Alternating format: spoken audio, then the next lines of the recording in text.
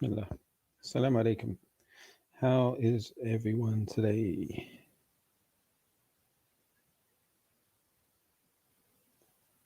Hope you're all well.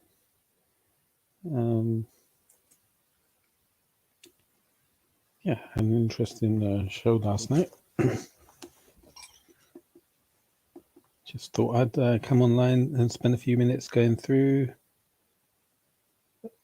I guess, the news and discussing other topics. So feel free to participate. You can type your questions in the chat or jump on the panel, whatever you like. If there's something you'd like me to review, as usual, just let me know. Alaikum salam wa rahmatullahi wa barakatuh. Yes, big up. Salam Jobaz. How you all doing? So, yeah, what should we start with? I think we haven't checked out this paper in a while, so we'll do that now. The Arab News, a popular English-speaking newspaper in Saudi Arabia. Iran allegedly smuggling weapons to Yemen. Allegedly. Is there any doubt about that? I mean, what's the point of like that being the front page headline story? Is it to justify the ongoing activities of the military campaign in Yemen? What's the reason for it? I'm not sure. Yemen troops prepared to seize key. So again, another story about Yemen, because the conflict, I believe, is still going on there, isn't it? So with the ongoing conflict, Yemen troops prepared to seize key province from Houthis. Look at the interesting use of language there. So Yemen troops prepared to seize key province from Houthis. So aren't Houthis Yemeni as well? So what they're really saying is that Houthis are backed by Iran, so they're not real Yemeni. Yes, wa alaikum salam, Fahim. Saudi Arabia prepares to welcome. So that's two stories about the ongoing conflict. Oh, look, and there's an advert right there on the page from our friend Harun Qureshi. Yeah, steps to becoming rich. Sign up to his program. Saudi Arabia prepares to welcome children back to schools. Okay, education, big deal. I mean, I suppose it's a little. Why might it be of interest to us? If you went around London just prior to New Year's, all the way up to New Year's, you would have seen lots of people from Saudi Arabia, and going to Winter Wonderland, etc., because they were on holiday. So now they're welcoming children back to school. Iraqi parliament holds first session, elects speaker. Okay, well, I suppose some people might be interested in that. Lebanon goes dark after bungling protesters disable key power plant. Oh, right. Oh, and they've got like a view count on each article, or click count. That's pretty good. Saudi Design Festival opens in Riyadh. Yes, Mark Smith, big up to you. Saudi Design Festival opens in Riyadh. They had like a film festival as well recently. I wonder what the design festival's about. One of the 3-week Saudi design, one aim of the 3-week Saudi design, so it's for 3 weeks, in the Jax district in Diriyah on Sunday, is to share design resources to encourage local designers. Presented by the Architecture and Design Commission, the festival will be a hub for collective dialogue, bringing design communities together to share their insights. A driving force behind the festival is Adlal, a platform set up to equip the future generations with the necessary design tools to build the future of the kingdom. Adlal, which means mentors or patrons in research in Arabic, is running deep dive discussions and design thinking workshops labs. During the first 2 weeks of the festival, it's published white papers that analyze the local design community for emerging designers to utilize their growth. Okay. Do you understand what's meant by design? When you hear that word design, what does that actually mean? Are they talking about design when it relates to like there's something called interior design? I mean, they did mention architecture, so they must be talking about buildings.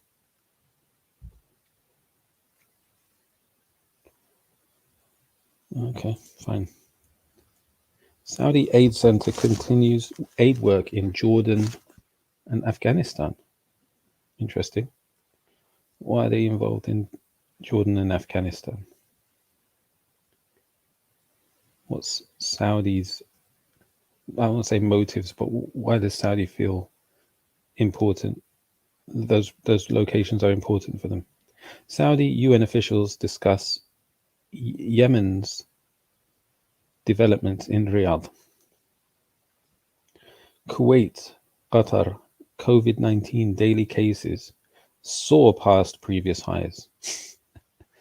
So these are countries that are like 100% vaccinated. And they're inundated with cases. So now the UK government is talking about forgetting vaccination, just live with it. Taliban foreign minister visits Iran for talks on trade, border, and refugees. Iran will. So, how many stories is that where Iran is mentioned on this? 1, 2, 3, 4. Severe consequences. What does severe consequences mean? If it attacks Americans, says the White House. 19 dead, including 9 children, in New York City apartment fire. So it sounds like the American version of Grenfell. The majority of victims were suffering from severe smoke inhalation. Hey, Sapit, how you doing? So, what happened there? The majority of victims were suffering from severe smoke inhalation. Some 200 firefighters helped put out the blaze in the 19th floor affordable housing development. Wow. How many people died in Grenfell?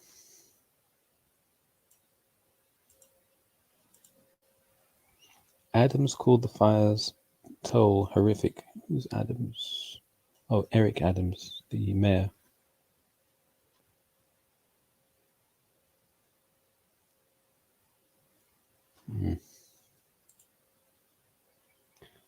Interesting.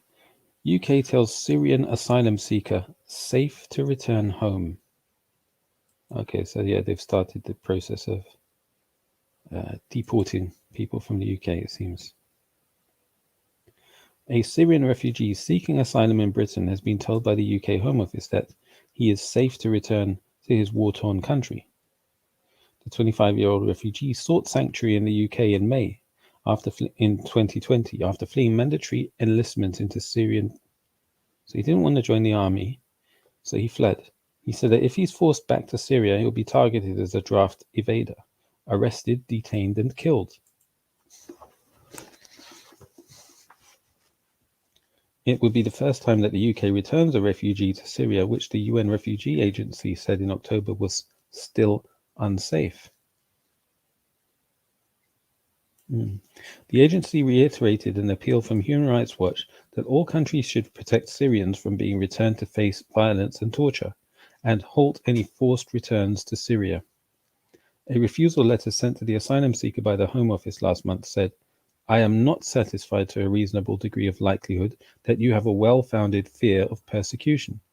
It is not accepted that you will face a risk of persecution or real risk of serious harm on return to the Syrian Arab Republic due to your imputed political opinion as a draft evader. His lawyers are now appealing the Home Office's unprecedented decision. The asylum seeker, who has not been named for his own protection, said, I escaped from Syria and I'm looking for safety. Yeah, Denmark. There was a report that Denmark did the same thing, or was doing the same thing a few months ago, yeah.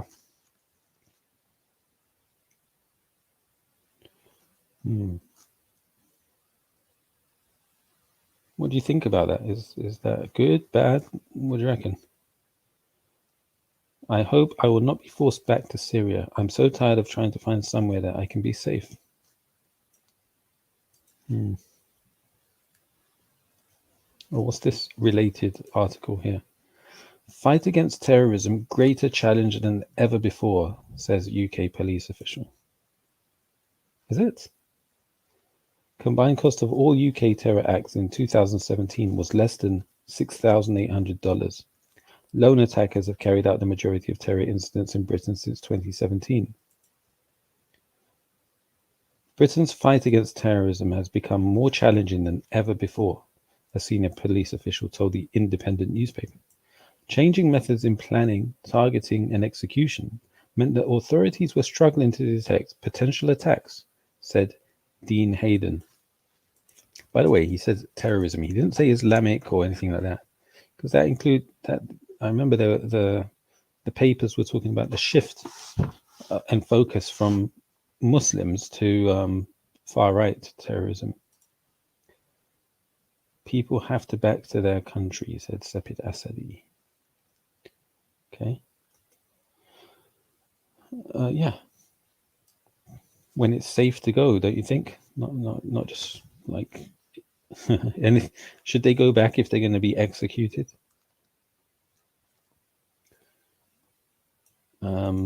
But I suppose they're saying they don't agree with his calculation that what's going to happen to him if he goes back. Although the majority of incidents, including failed attacks, are carried out by, there's the key word, Islamists. What is an Islamist? What does that even mean? A growth in the number of far-right terrorists has concerned police. Yeah, so this is now their issue, their focus. The main threat we currently see is from people within this country that are being self-radicalized. That's a new term. Self-radicalization. The timelines have been shortened. You can go out and buy a kitchen knife in the supermarket and decide, this afternoon I'm going to commit an attack in the name of whatever ideology, and it's a terrorist attack. Okay. Oh, okay, so the amount of knife crime we see in London, they call it knife crime, they don't call it terrorism, where teenagers are being like murdered, stabbed to death, maimed, etc. And nobody's calling it terrorism. Would we see that coming? That's really difficult to detect. Our collective challenge is far more difficult than it has ever been. The profile of a terrorist has completely changed. And that comes back to how the threat has changed. He said the radicalization leading up to an attack had altered significantly since the 1990s. Then it was terrorists typically allied with a single group or individual. But now radicals mix and match content from a range of sources, Hayden said. You've got no command and control, mostly, so you've got people in their head who have decided, after looking at material, that I'm going to go and commit an attack. They're not waiting for some kind of direction or approval from above. People can access literally anything online, where previously you had to go to a training camp in the desert somewhere. Now you just have to look online to make an IED. So he's forgetting about the days of the IRA. These changes, as well as the reduced costs of carrying out attacks, had made it more difficult for authorities to detect potential attacks. If you put all 5 of the 2017 attacks in Britain together, all of their planning, the weapon, they blah, blah, blah, blah, yes, $7,000. We do need parents, family members, we need the whole of the system to be flagging people that are a concern. The terrorism threat and a challenge that we all face trying to stop attacks has become ever more difficult. Yeah, all right. Hayden warned that the COVID-19 pandemic and associated lockdowns had added to the terror threat, creating a perfect storm of isolation and radicalization. Yeah. So he's just stating the obvious. I mean, what did we learn from that article? Nothing. Reactionary. Sinead O'Connor's son, aged 17, committed suicide. I never want to spend time with white people again. They're disgusting. Sinead wrote month after converting to Islam. What a clown. Yeah, we read about that suicide last night when we were going through the news.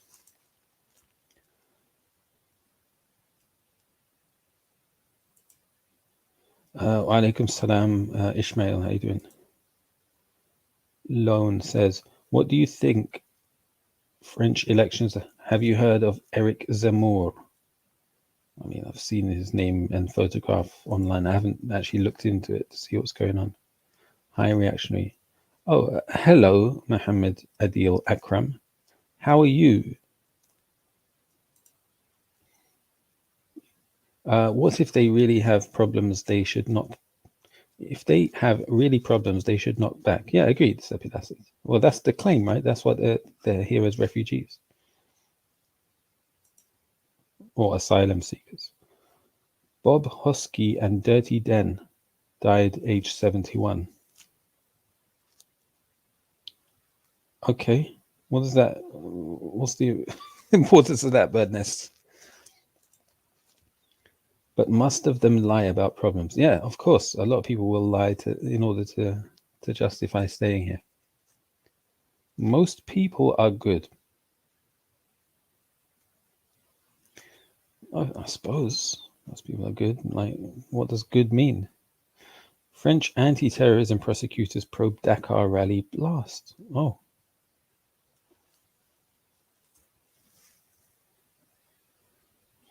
Baby lost in chaos of Afghanistan airlift found. Return to family. Okay. All right, so let's see that next related article. France. French anti-terrorism prosecutors probe Dakar rally blast. The race was formerly known as the Paris-Dakar Rally. Since 2020, it's been held in Saudi Arabia. Paris, the French National Anti-Terrorism Prosecutor's Office launched an investigation Tuesday into a car explosion last week ahead of the Dakar Rally in Saudi Arabia that left French driver Philippe Boutron seriously injured. Oh, wow. Wow, I never heard about this.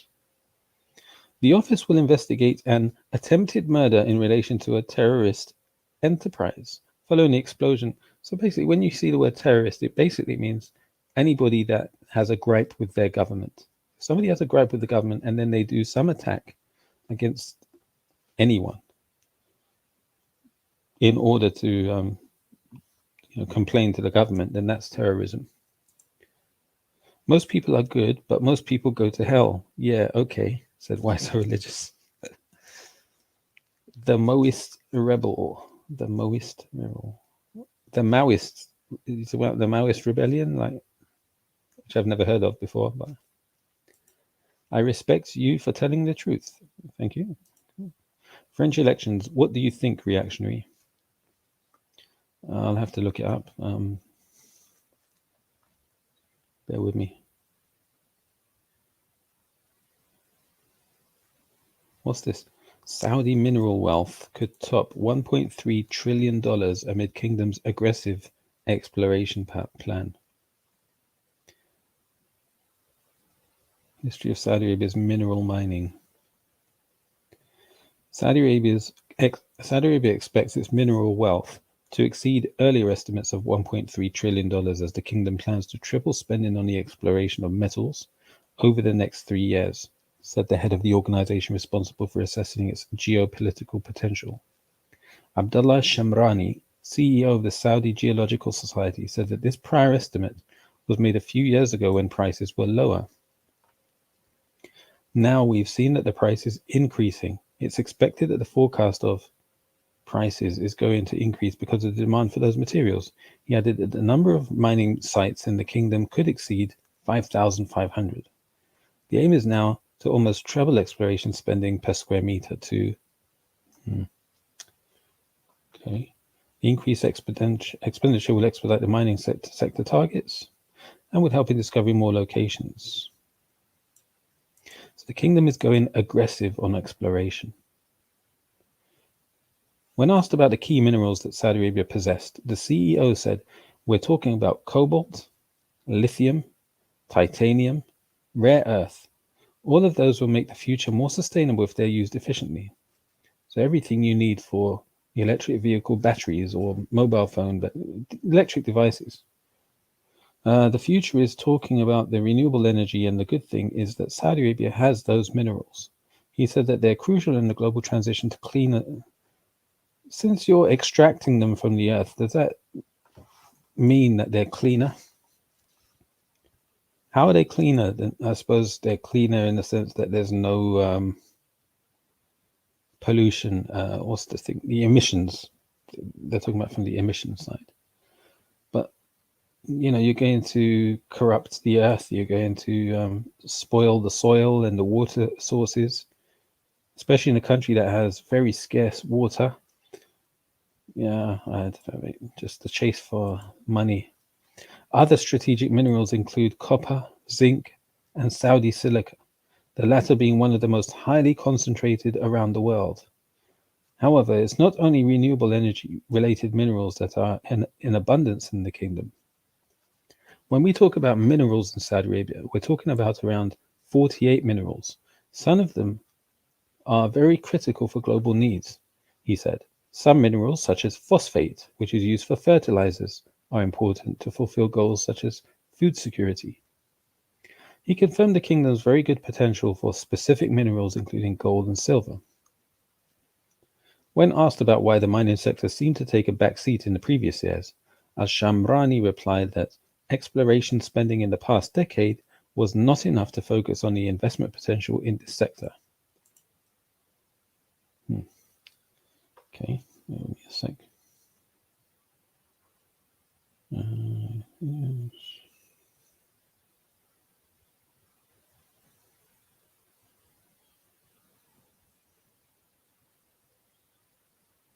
Bear with me a moment.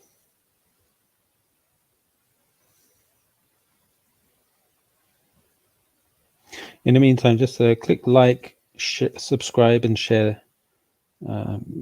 While I just send something. Okay. French elections. Yeah, I'll come back to the French elections in a moment, inshallah. They promise you heaven because they made hell on earth, says All Eyes on Me. By the way, that's a nice photograph in that staircase. I think Ralph posted that picture on one of his lives, didn't he? Salam all. Salam all to you as well, oneness. Why so religious? Are most of your family good or bad? Saudi Arabia promoting electric cars. Yeah, exactly. Well, yeah. They don't want to be left out when everybody else goes electric. So now they're looking at, instead of being the provider of fuel, now, well, the provider of oil, they now want to still provide the fuel by way of electricity or electric storage in batteries. Mark Smith, I wouldn't know. And do you have any friends? Oh dear. Mark Smith, you said yesterday, I have nothing to stand on, so keep it to yourself. All right, back to the stories here. So that's interesting. Like $1.3 trillion.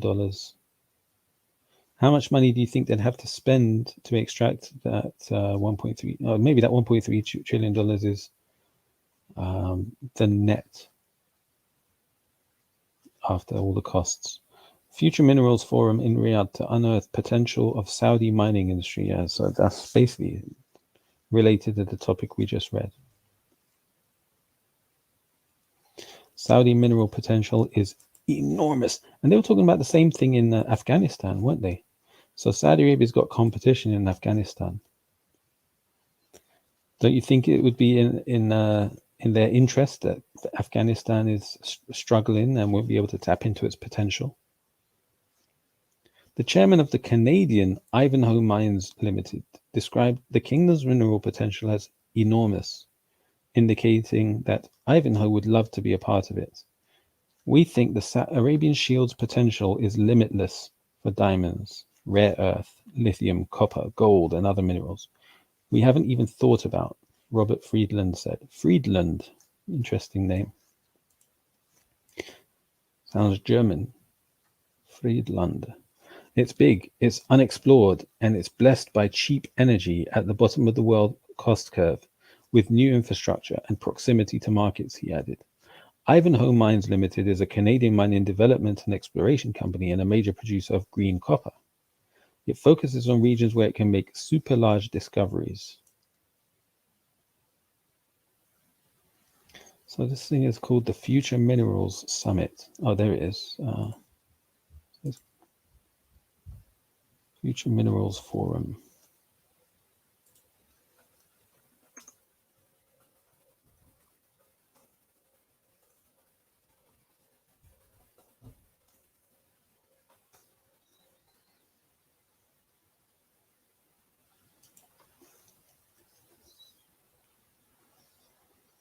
It starts in one day, on the 11th to the 13th of January.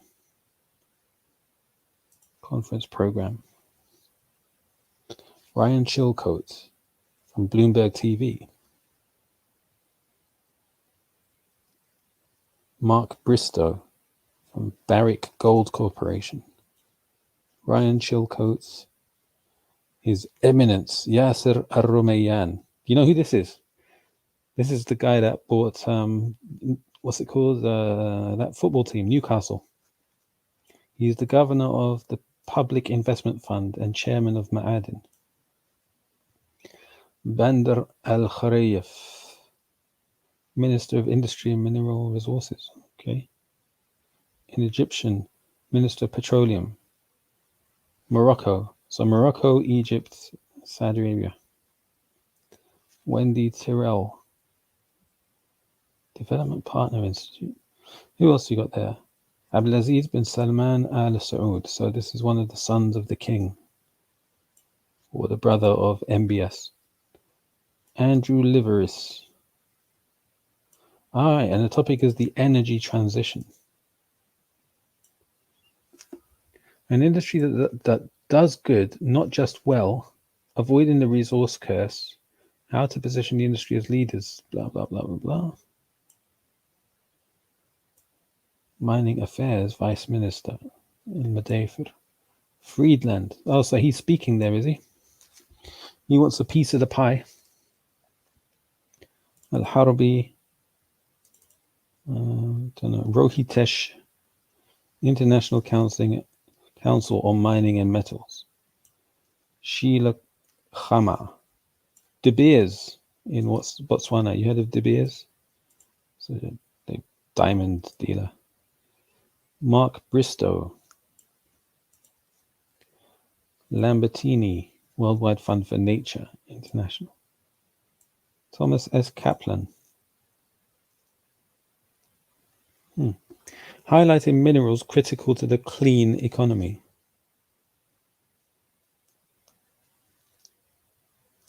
Critical minerals. CNN presenter is going to be there, John Defterios. Who else we got? Minister for Mineral Resources of South Africa.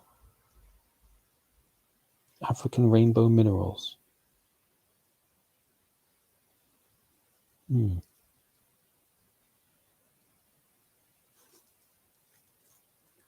Russo Asset Management. Christopher Ecclestone. Defterios, Roy Harvey. Ryan Chilcote.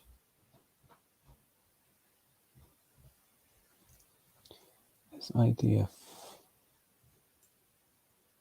Yeah, that's like an interest in what do you call it? Oh, the Minister of Investment, Khalid Al-Faleh. He was recently the Minister of Oil. What happened to him? He changed position.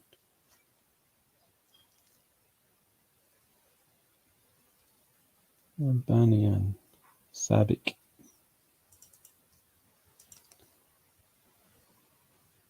Jock O'Rourke. Lucid Motors. It's going to be moderating the talk there. Why invest in Saudi Arabia? Developing the minerals value chain. Oh, they're not messing around. Anil Agarwal, Vedanta Resources. I don't know what that's about. Establishing a mining ecosystem.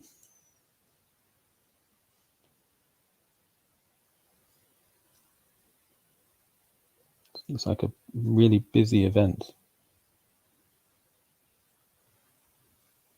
Al-Mazroor. National Industrial Development and Logistics Program. Wow.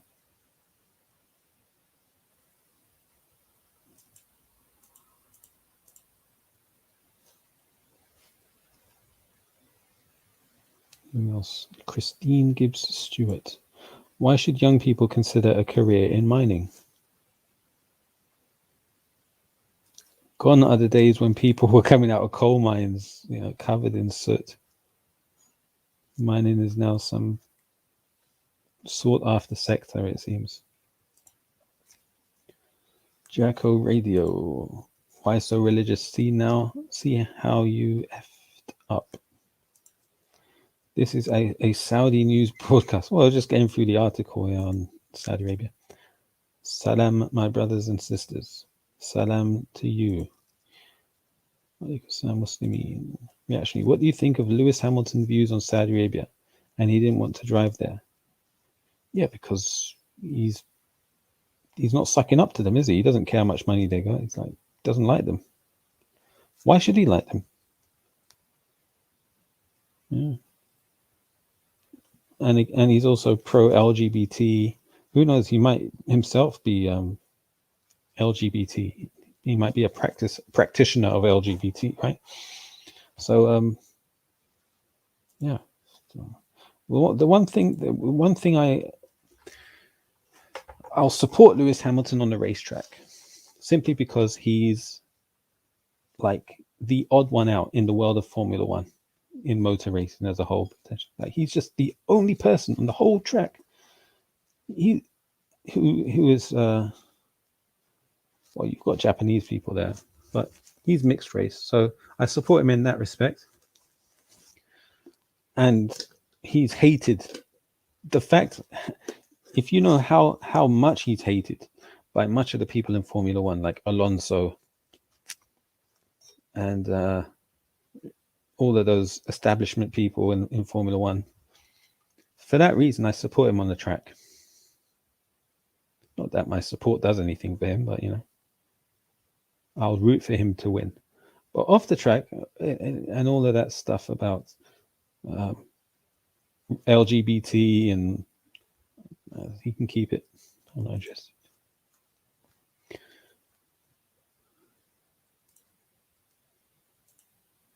Thatcher coal mine, yeah.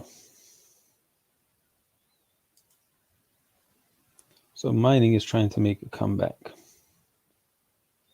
Copper is offering renewable energy opportunities. Is it really? In mineral-rich Kazakhstan, despite political turmoil.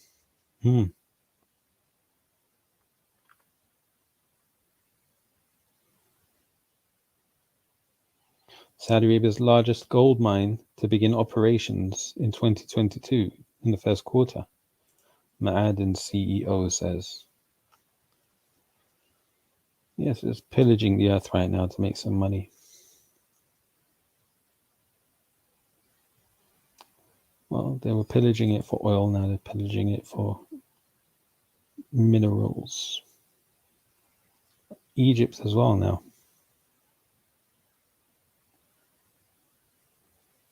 Wow.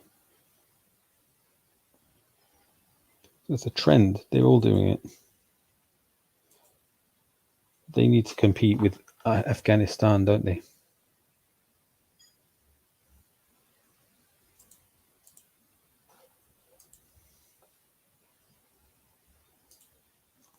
Okay, what else we got?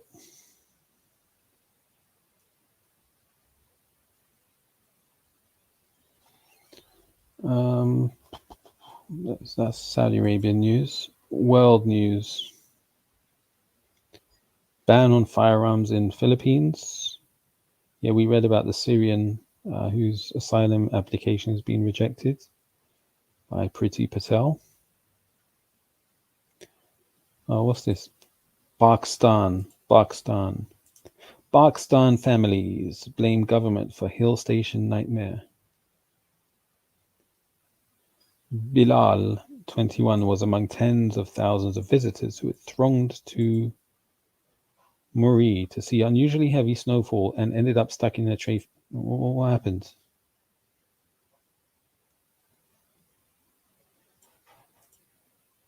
Oh, they died in snow, did they? Is that what happened?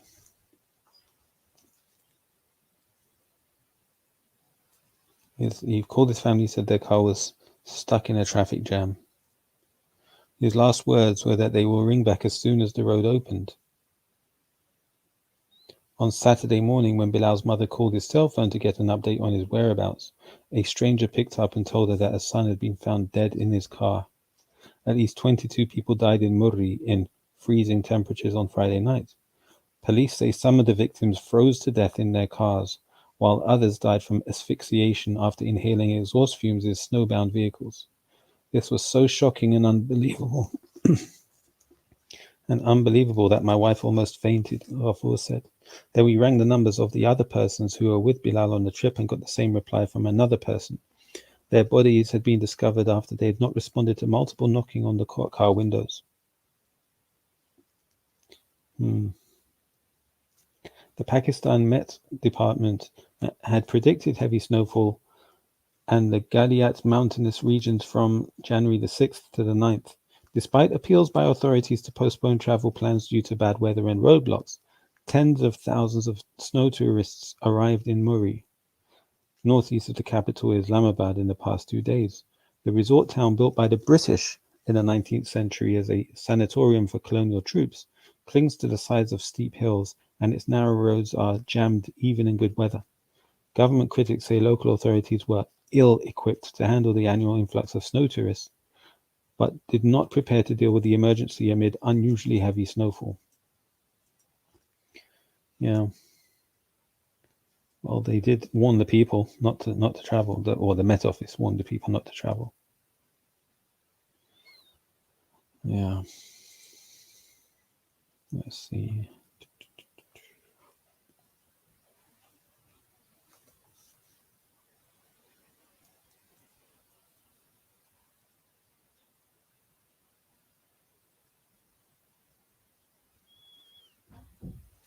The Taliban arrest popular Afghan professor critical of government. Cyprus foreign minister quits in presidential succession battle. Now, which part of Cyprus? Are they talking about the Turkish or the Greek? Christodoulides has long been viewed as harboring presidential ambitions. Sounds like a Christian name. This must be a Greek Cypriot.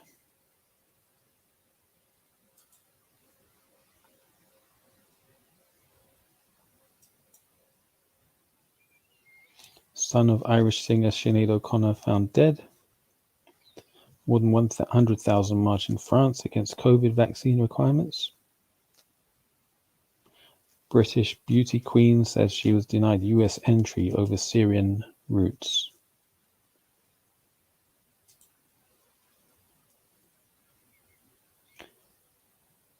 Her name is Lean Clive.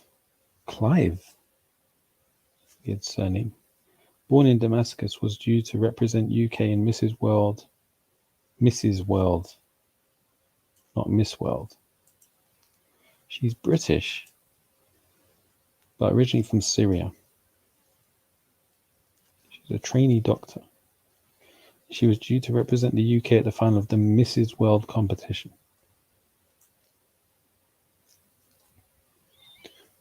I applied with a British passport, she says. I'm representing Britain and I'm a British citizen, so I had no idea I'd be banned from the US. My husband and my baby girl had their visas granted, but mine was refused. And the only difference is my place of birth. Visa records are confidential under US law, therefore we cannot discuss the details of individual visa cases.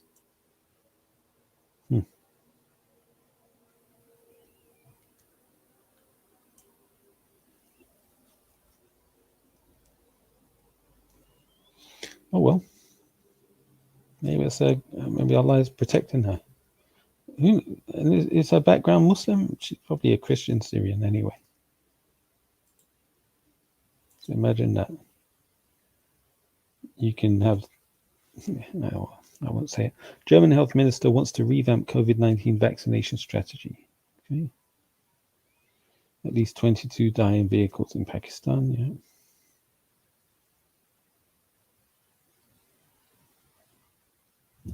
Kazakhstan detains former national security chief on suspicion of treason. Biden names Kosovo-Iraq war veteran as Central Command chief.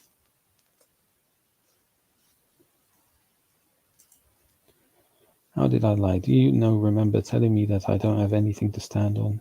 So my words, yeah, she's not English, said Sabit Ali.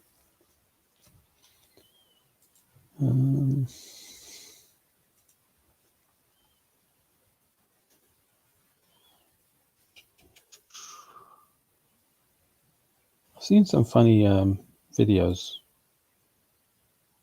Hold on, who's this? Why am I being recommended this video? I have no idea. Like all of these videos, I don't know why I'm being recommended, but let's try this one. Some guy's live. Let's see what he's about. مش 12 بكسل نص بكسل 2003 يا رجل كانوا يصورون بكاميرات الفيديو يعني انت تتوقع اوكي اليمن حبايبنا يمرون بظروف اقتصاديه وكذا بس على الاقل شيء تلقى مثلا واحد عنده ايفون 7 عادي يعني مش يقظة. So I guess woke or waking up. Okay. يا رجل ايفون 4 ما طلع ب 2003. He said iPhone 4 wasn't released till 2003. انه مش بكاميرا حتى جوده عاليه كاميرا ابو كلب مغبش. So we're live on YouTube watching another YouTuber live. What's he talking about? What's the topic? والجماعه سيعرفون موقعي وهذا يعني انا في اشخاص ثقات سلموني المقطع هذا وانا لا استطيع البوح بالاسرع. تشتيت تدفع $2 مليون.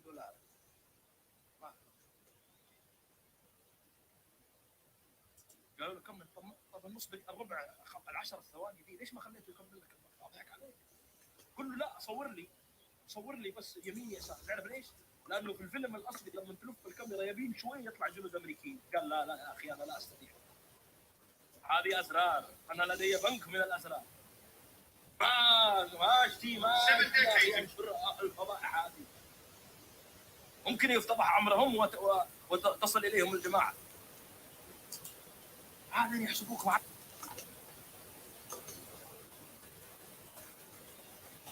Which video, why sir?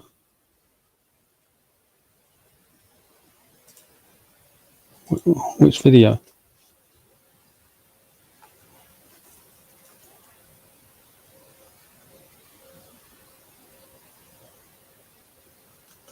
You know, he always removes his videos, like, well, not always, but most of the time. So which one are you talking about? Is it there or is it gone?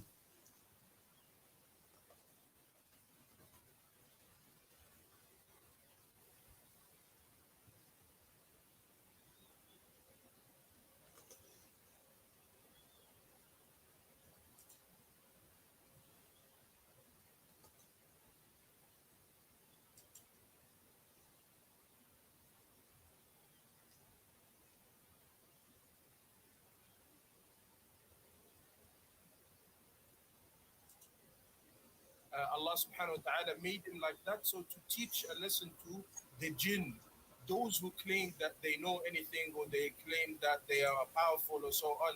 Allah subhanahu wa ta'ala wanted to teach them that you were so scared of Prophet Sulaiman, even though he has been dead for time, and you did not even notice that, and the jinns were working and they were doing their jobs as if Sulaiman alayhi salam was still alive.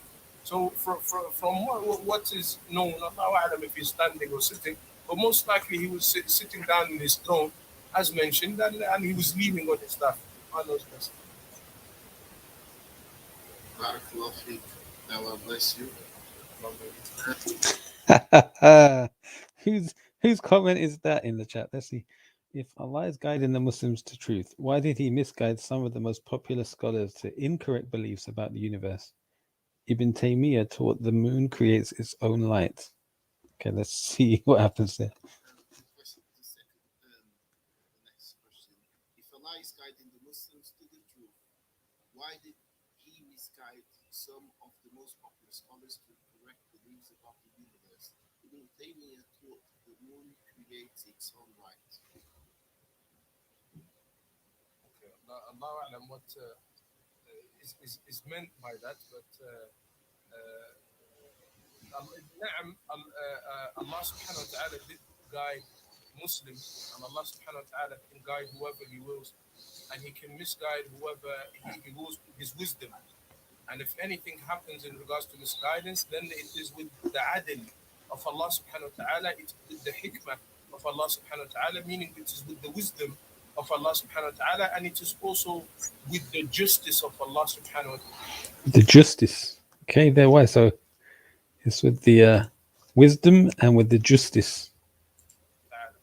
Okay, so Allah does certain matters that we don't know and we don't understand through His justice and through having wisdom as well. And that you will find many people that are misguided, that are at the level of scholarship or whatever, because it could be because sincerity of because of the sincerity, because they are following the wrong path, because so many different other things, because Allah subhanahu wa ta'ala wants to test them, Allah subhanahu wa ta'ala wants to test other believers with them. So there are various reasons that a person might know and a person might not know. But matter of guidance, the hidayah, is from Allah subhanahu wa ta'ala. Matter of misguidance is also from Allah subhanahu wa ta'ala through His wisdom and justice. And we cannot be from those who question that, because it's not something for us to question. It is something that Allah subhanahu wa ta'ala wills for it to happen. And as for the statement of Ibn Taymiyyah, taught that the moon creates its own light, then there is nothing about misguidance of that. Allahu A'lam if he did so. I haven't myself came past that statement, but even if he did, it doesn't mean that that's misguidance. If you're referring that Shaykh al-Islam Ibn Taymiyyah was misguided, rather Shaykh al-Islam Ibn Taymiyyah was the greatest scholars in Islam, and one of the most knowledgeable. Alhamdulillah, all of his written work indicates to his knowledge and indicates to his sincerity towards the deen. And Allah subhanahu wa ta'ala doesn't allow a person to have fame in a good way in regards to his knowledge and his works being spread in a good way, except that it shows the sincerity and ikhlas, as ulama say. If Allah subhanahu wa ta'ala allows for the books of Shaykh al-Islam Ibn Taymiyyah to be spread throughout the ages and the times and the land, and almost every Islamic library there is out there, it has at least one of the books and the works of Shaykh al-Islam Ibn Taymiyyah, then alhamdulillah, this means that with Allah subhanahu wa ta'ala's permission, he was doing something right in regards to his sincerity and in regards to his da'wah work. Allah knows best. Have you heard of this statement, Sheikh? Well, I'm not familiar with that. But it sounds, it appears, looking at the name of the channel or the person behind this question, it shows a lot in order for us to understand. Yes, definitely. I realize that as well. Yeah. So I'm not sure Allah knows best about their intention, but if it's somebody that is trying to cause distraction or doubt or anything like that, alhamdulillah, we know our religion, and with Allah's permission, we know Shaykh al-Islam Ibn Taymiyyah. If you have any works or proofs, then bring us the dalil, because I can prove to you, even without knowing this statement directly, I can prove to you that you understood Shaykh al-Islam Ibn Taymiyyah's matter wrong, because there are no alim that ever said that in regards to this, and everybody knows that alhamdulillah, the moon, Allah subhanahu wa ta'ala creates its light. All of these matters is from Allah subhanahu wa ta'ala. Nobody would say that. So if it is exactly the same as the Sufis and those who celebrate the Mawlid of the Prophet ﷺ, when they bring the statement of Shaykh al-Islam Ibn Taymiyyah and manipulate it, and they say Shaykh al-Islam Ibn Taymiyyah said it's okay to celebrate the Mawlid of the Prophet ﷺ. It's saying, you have to say to them two things. First of all, you don't understand the Arabic language, because you didn't understand the statement that Shaykh al-Islam understood through advanced level of Arabic that you don't have. And you're not from the levels that are at the level of Shaykh al-Islam Ibn Taymiyyah to understand it. Like saying that I can interpretate the statement of Shakespeare. I can interpretate. So he's telling you that you don't speak Arabic, but then in English, he's saying you can interpretate. Anyway, a small mistake there. I'll pick up the brother anyway. And Shakespeare, maybe he intended something different with advanced English. I can't compare my level of English to Shakespeare's English. It's exactly the same thing when it comes to ulama that high. Yes, I agree. You cannot compare your English to Shakespeare's. High caliber, and Allah knows best. But he said there's two things. He said two reasons. He only gave the first. And the first was that you don't understand Arabic. What was the second point? Because he didn't mention it. Bless you. Allah. Second question. Can a Salaf be from other... No, sorry. What is taqleed? So is that it? Why so? Is that the end of the segment? There is none that have said this. Read my comments. I gave an advanced level of Arabic scholar response. Who is Ibn Taymiyyah? Taymiyyah. That's not how you spell Taymiyyah. It's with a ta. Okay? Ibn Taymiyyah. And it also has a ta marbuta at the end of the name. Taqleed is following. Now, can somebody explain why is the brother sitting in front of a world map? Well, not one world map, but two world maps. Why are you sitting in front of two world maps? That should be a question people in the that you should have asked. Why so religious? Excuse me, sir. Why are you sitting in front of two world maps? Blind following a certain way. Taqleed is blind following a certain way, and it is not something that is advised when it comes. Something. He's got a Birmingham accent as well, hasn't he? The brother has a Birmingham accent. Oh yeah, there was something else I wanted to watch. What's this guy talking about now? Oh, he's finished his show. Okay. So let's say Shamsi.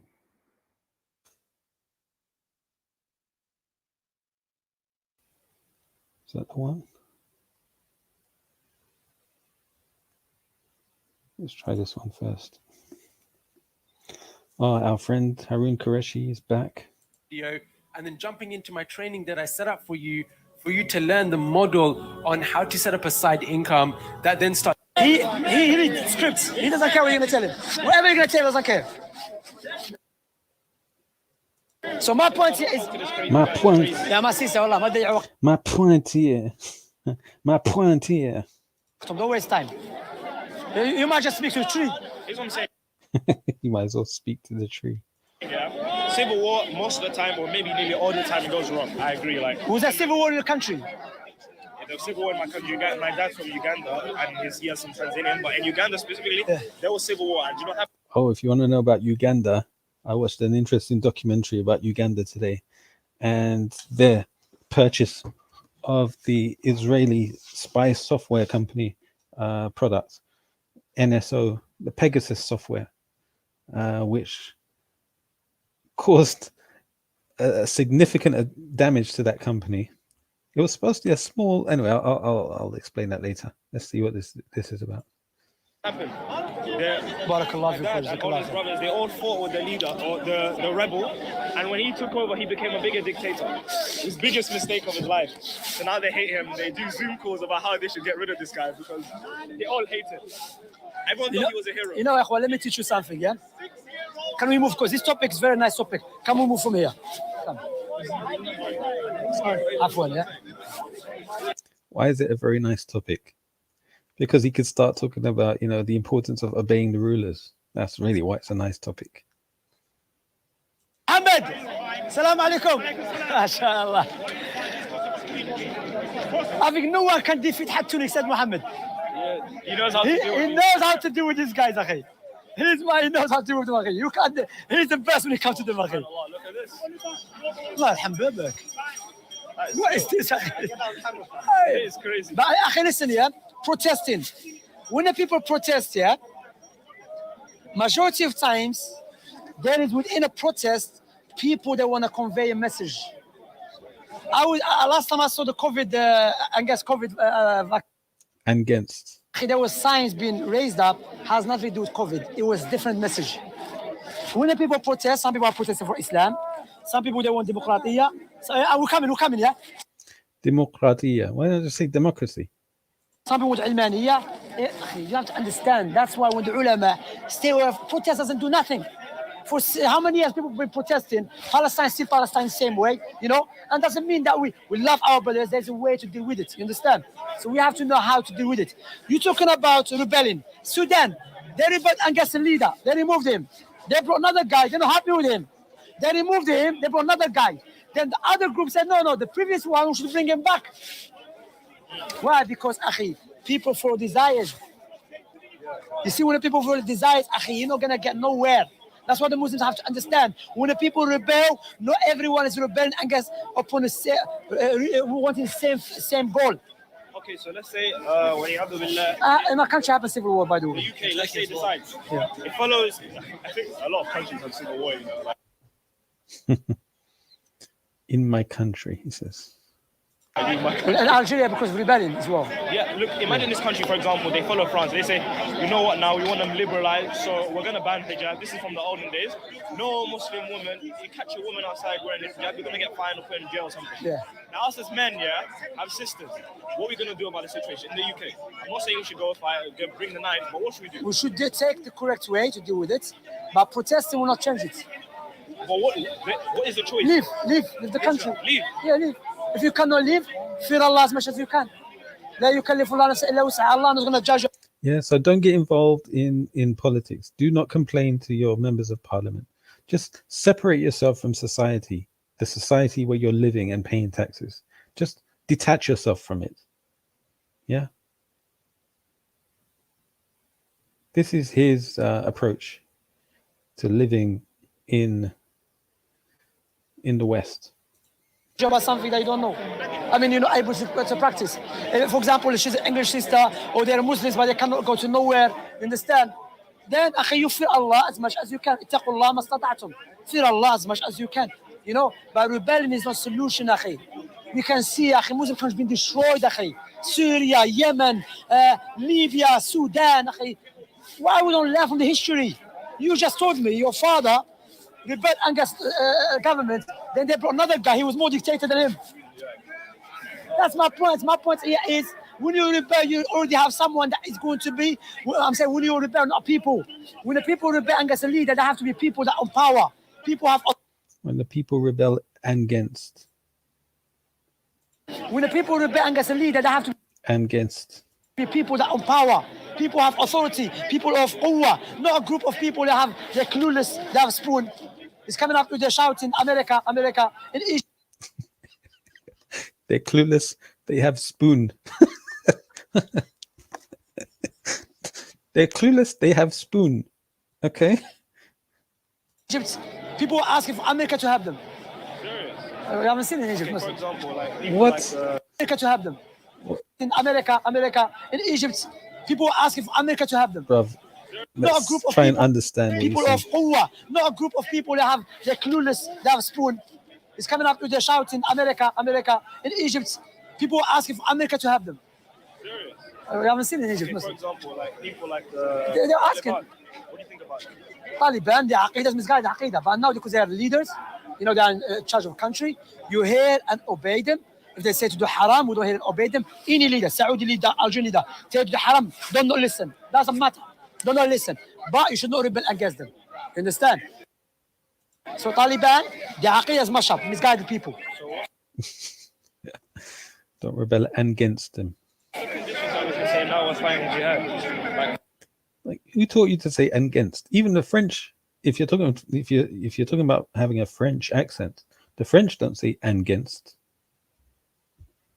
Where do you get against from? For example, when the Americans came, of course they're going to fight jihad because these guys are invading your country. Yeah. What are the conditions that we can say now we're going to take guns and we're going to defend ourselves from these people? They're coming in our country, they're going to take it over. So, no, jihad difa. It's called self-defense, yeah? Jihad difa. If they come, you protect yourself. But now, if they come with a big army and they're going to invade it now, in the time of Salah ad-Din Ayyubi for Al-Aqsa, it was invaded. Yeah, it was before him, of course. Some Muslims, they had to stay They couldn't fight back. Because if you fight back, they're going to kill everyone. That's not haram for you to just be like, fine, because they're too strong. They're too strong. So you do what? So you prepare yourself, teach. And Algeria, French came to our country once in 2 years. They couldn't fight back. When they start teaching Aqidah, Sheikh Hamid bin Badis, Allahu Akbar, this person, you know, the woman that cursed him, she died because she even asked her to know. The woman that cursed him, she died long time ago. He wasn't talking for like 30 minutes, he was screaming. Some guy calmed him down.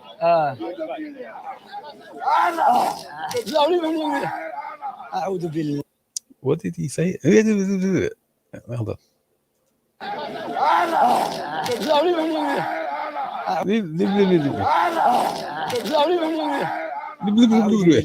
Calmed him down.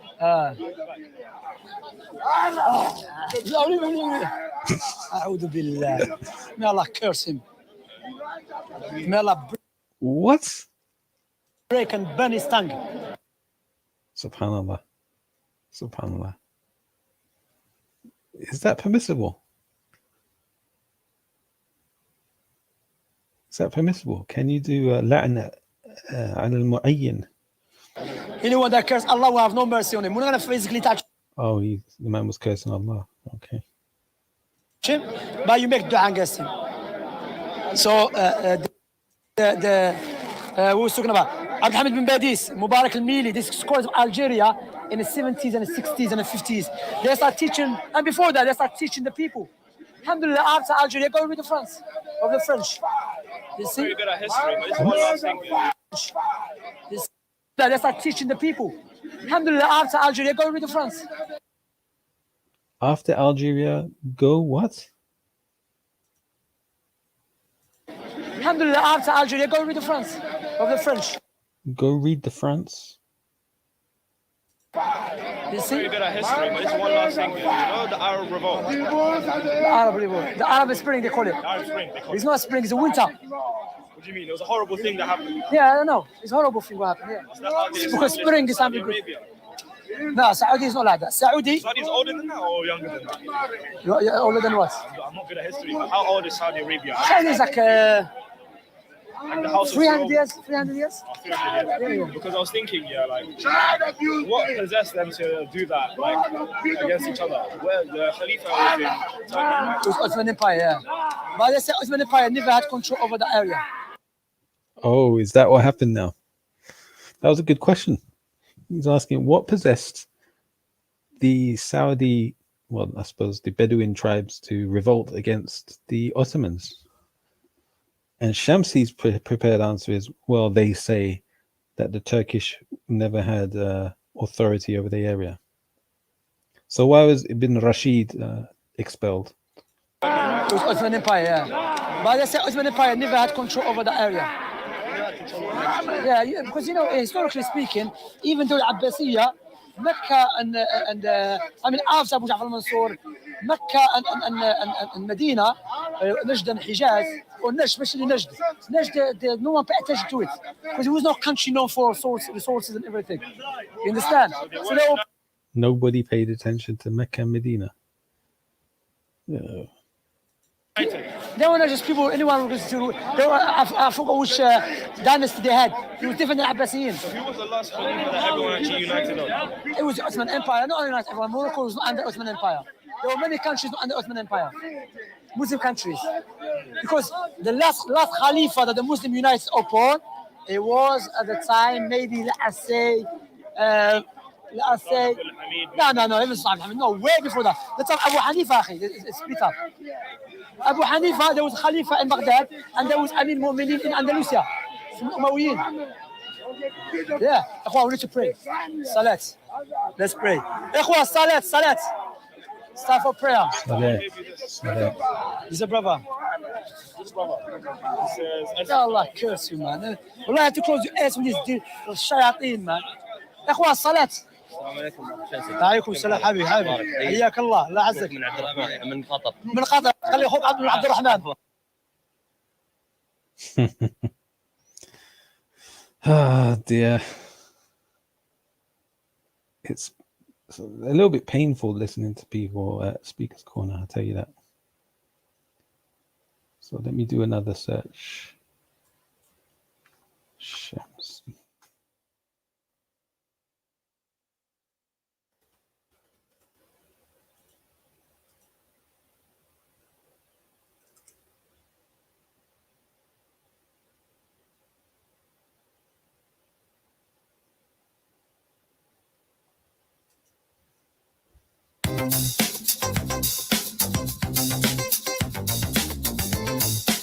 Prophet Muhammad.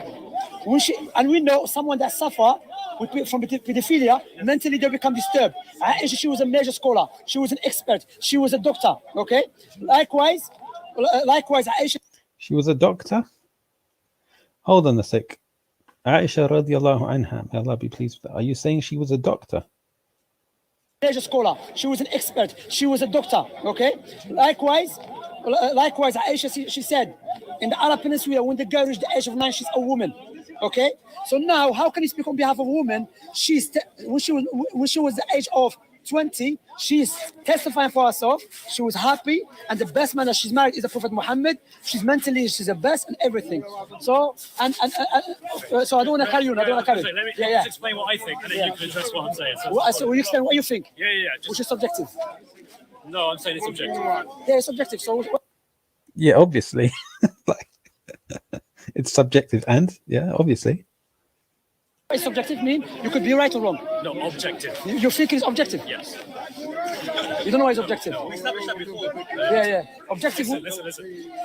Where does morality come from? From God. Yes. And it's objective, yes?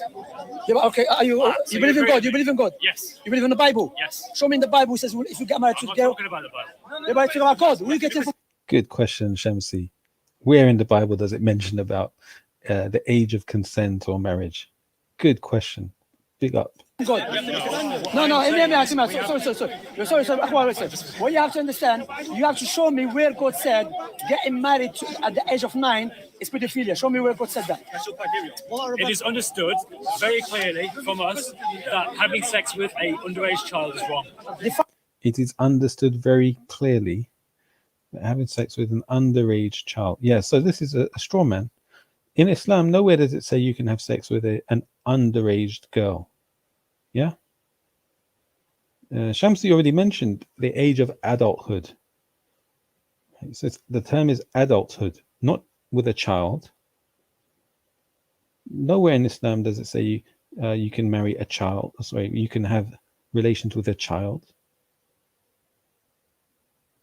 An adult. Find what is firstly, I ask you that. We have to be careful to the terms. Terms is very impact on people, yeah? You said underage. Underage. Exactly. Shamsi caught him out there. Underage, that's the key word. Is it something universal agreed, or is it depends? Someone who has not yet gone through puberty. Okay, who said at the age? Scientific. Okay, which age goes the age puberty? It varies. At the age of 8, my daughter, she's 9 years old. She told me her friends. Age goes puberty. Okay, who said at the age? Scientific. Okay, which age goes the age puberty? Terms is very impact on people, yeah? You said underage. Underage, is it something universal agreed, or is it depends? Someone who has not yet gone through puberty. So now this Christian is saying that puberty is the determining factor. All right. Okay, who said at the age? Scientific. Okay. He's saying the scientific view is puberty is the dividing line. Which age goes the age puberty? It varies. At the age of 8, my daughter, she's 9 years old. She told me her friend she got puberty. Yeah. Okay. Yeah. And these days that's normal, but back then it would have been later because you didn't have as good nutrition. No. Okay, let's see. No. Back then, no. Okay, let me give you an example. There is a historian, okay? There's many historians speak about this issue, yeah? They mentioned in Britain. In Britain was worldwide the age of marriage at the age of 7. King, what's his name? Richard II.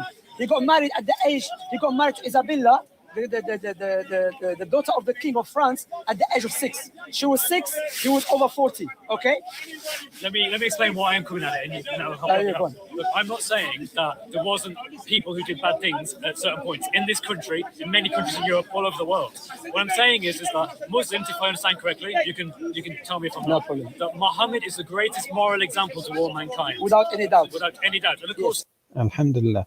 you can't doubt Sallallahu alayhi wasallam. it, because if you doubt Muhammad, then you're destined for the hellfire. Yeah, you can't doubt his messengership, yeah. So because Muhammad is the greatest moral example, and because I understand from Sayyid Bukhari, Sahih Muslim, that he consummated the marriage with Aisha at the age of 9, he would have been about 54-ish. He was 53.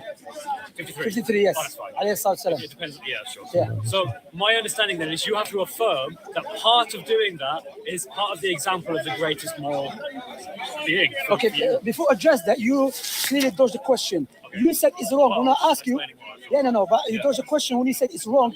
I said, we get is it objective? You said that's my thinking. Yeah.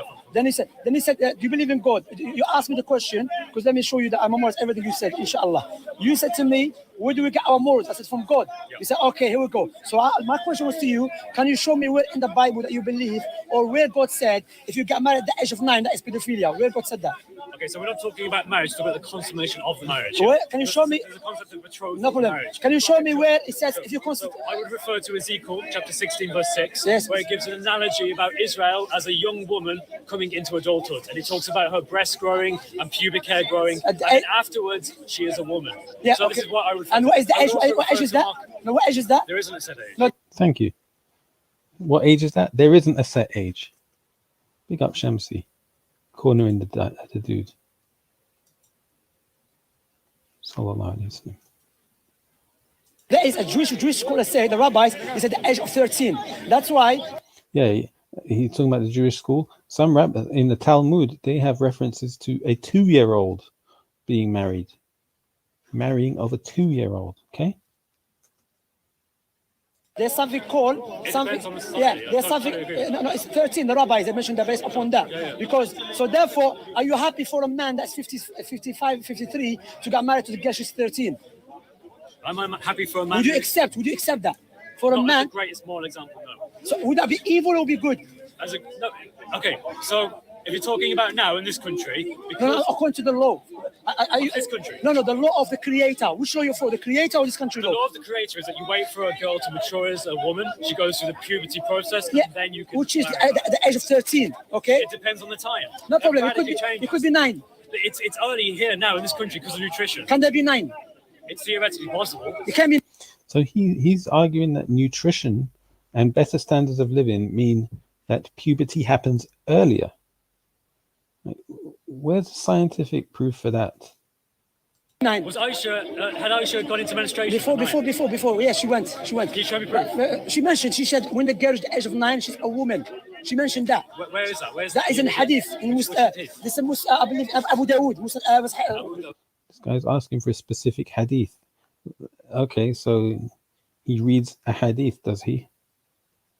Sunan Abi Dawood. Are you referring to 4933? Sunan Dawood. I can't remember exactly the numbers. That's where it says that she menstruated, but no. She said عندما.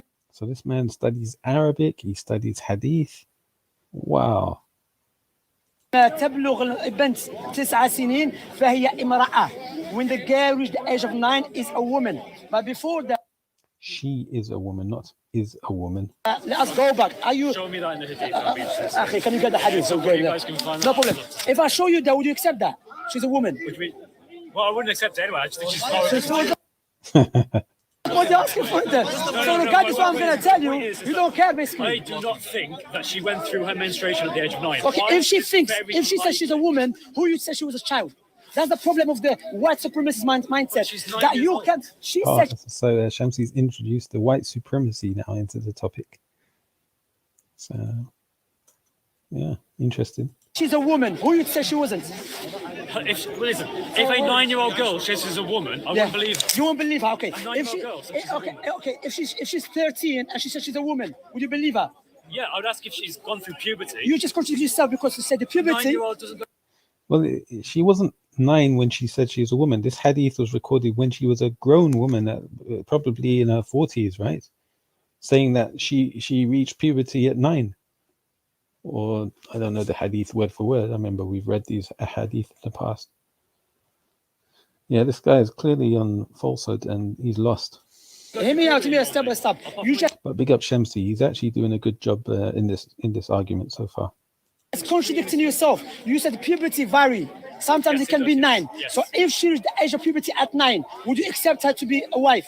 No, not you have to go through puberty and go through the menstrual cycle. There are two separate things, yes? No, it's not. Puberty It's not. and menstruation No. are different. No, when a girl reaches the age of puberty, either by wet dream, pubic hair, or when she have her menses. Right, and those so are you the mix. stages No, you of mixing. puberty, When you mixing, it's not conditional because some girls they are 15 and they The guy's what's the word?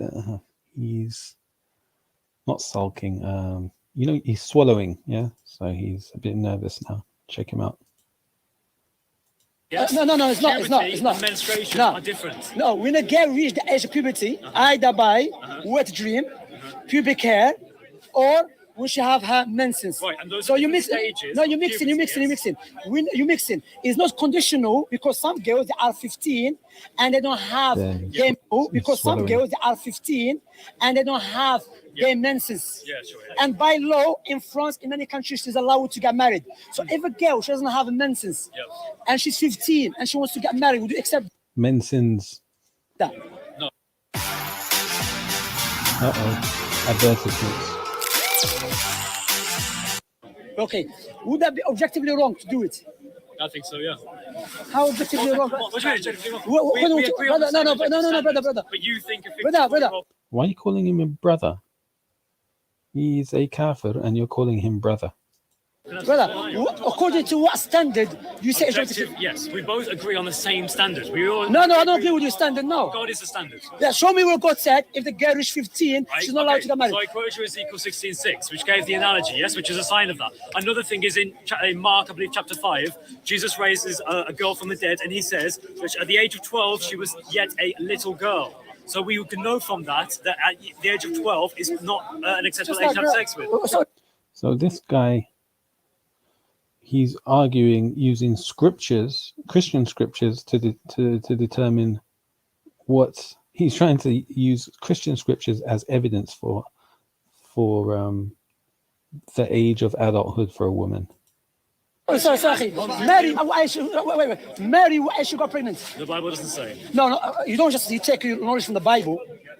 You take it from the other history sources too. Okay, These are sources. Okay. No, wait. What's this? Yeah. Watch this. Yeah. So watch this. These guys gonna look at the Watch NHS this. website. Please watch this. In the Bible said Moses, he said, kill every woman that stepped to the man. What's and that kill. got to do with this? I'll tell you what. He said, You're changing topic. No, I'm not changing. I'm showing you. You haven't finished. You don't even let me finish. Okay. All right. Brother, look. I'll be polite. Okay. You don't care what I'm going to say. The brother told me already. But I want to say to you, you cannot tell us objectively the age of marriage of Aisha is wrong.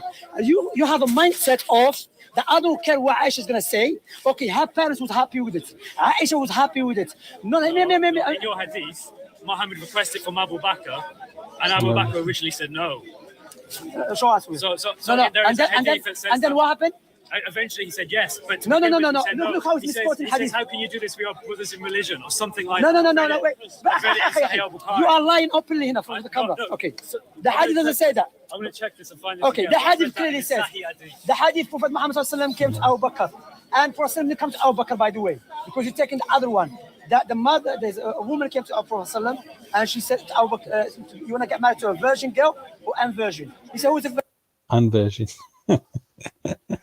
virgin? She said, Aisha. So he said, speak to her father. Prophet ﷺ, when the Abu Bakr came to him, he said, she's already engaged. So that show us what? That was a practice was done amongst everyone. Understand? Now, hear me out. We're gonna finish. I'm gonna come to that. Okay. Now, when the Prophet Muhammad ﷺ, he's the best example. Okay, to follow. Let me deal with this. You keep repeating it. Okay. Prophet got married to a woman that she's 45 and he was 25 years old. But he never told us to follow that. So the scholars mentioned clearly there is some actions that Prophet Muhammad did. It was specific to his environment, specific to his culture. It was not a sunnah to follow. For example,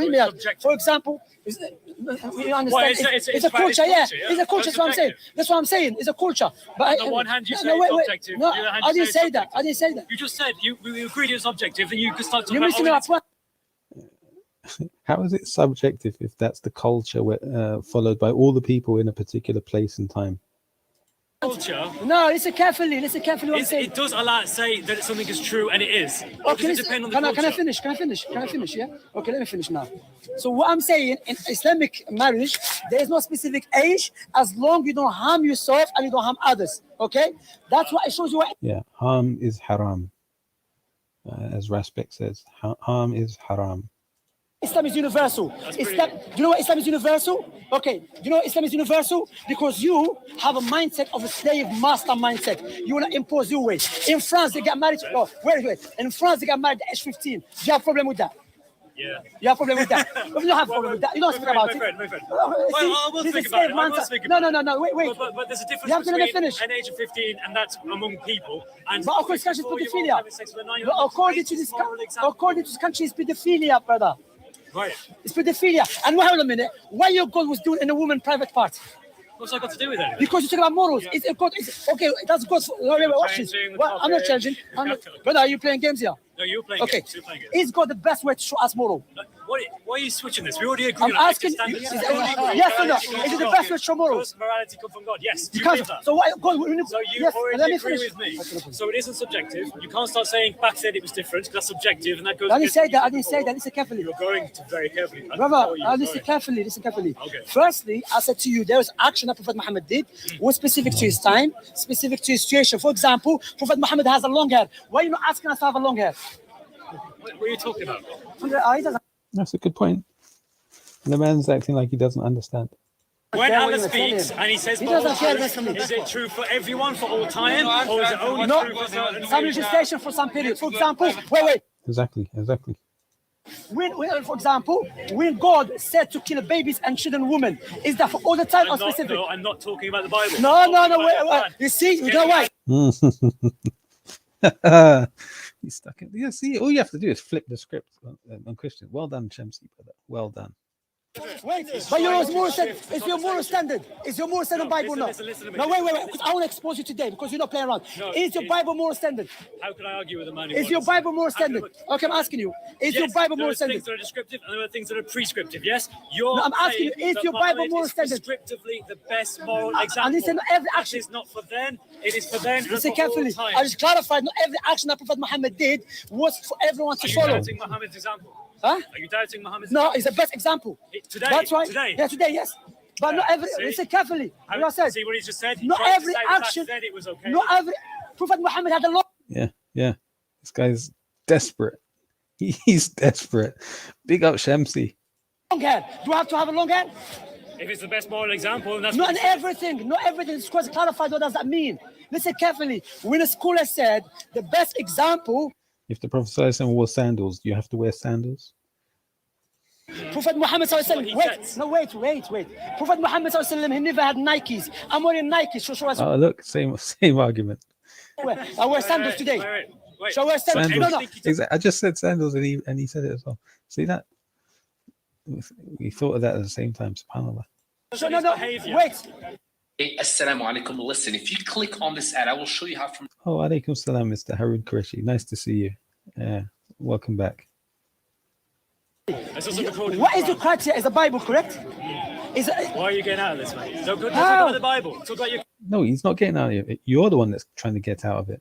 Quran. I'm not talking about that. Quran. Yes, but you are judging Are you Prophet Muhammad. asking? Yes. Okay, you're judging Prophet Muhammad. By our objective standards that you agree Which is with. I don't agree with that. I don't agree with the Well, it Bible. depends whether or not. I don't agree with that. You don't agree with an objective standard. The Bible is not. I don't agree with the Bible. God is the objective standard. Did God speak What to I'm you? saying No. to you- Wait. Did God speak to you?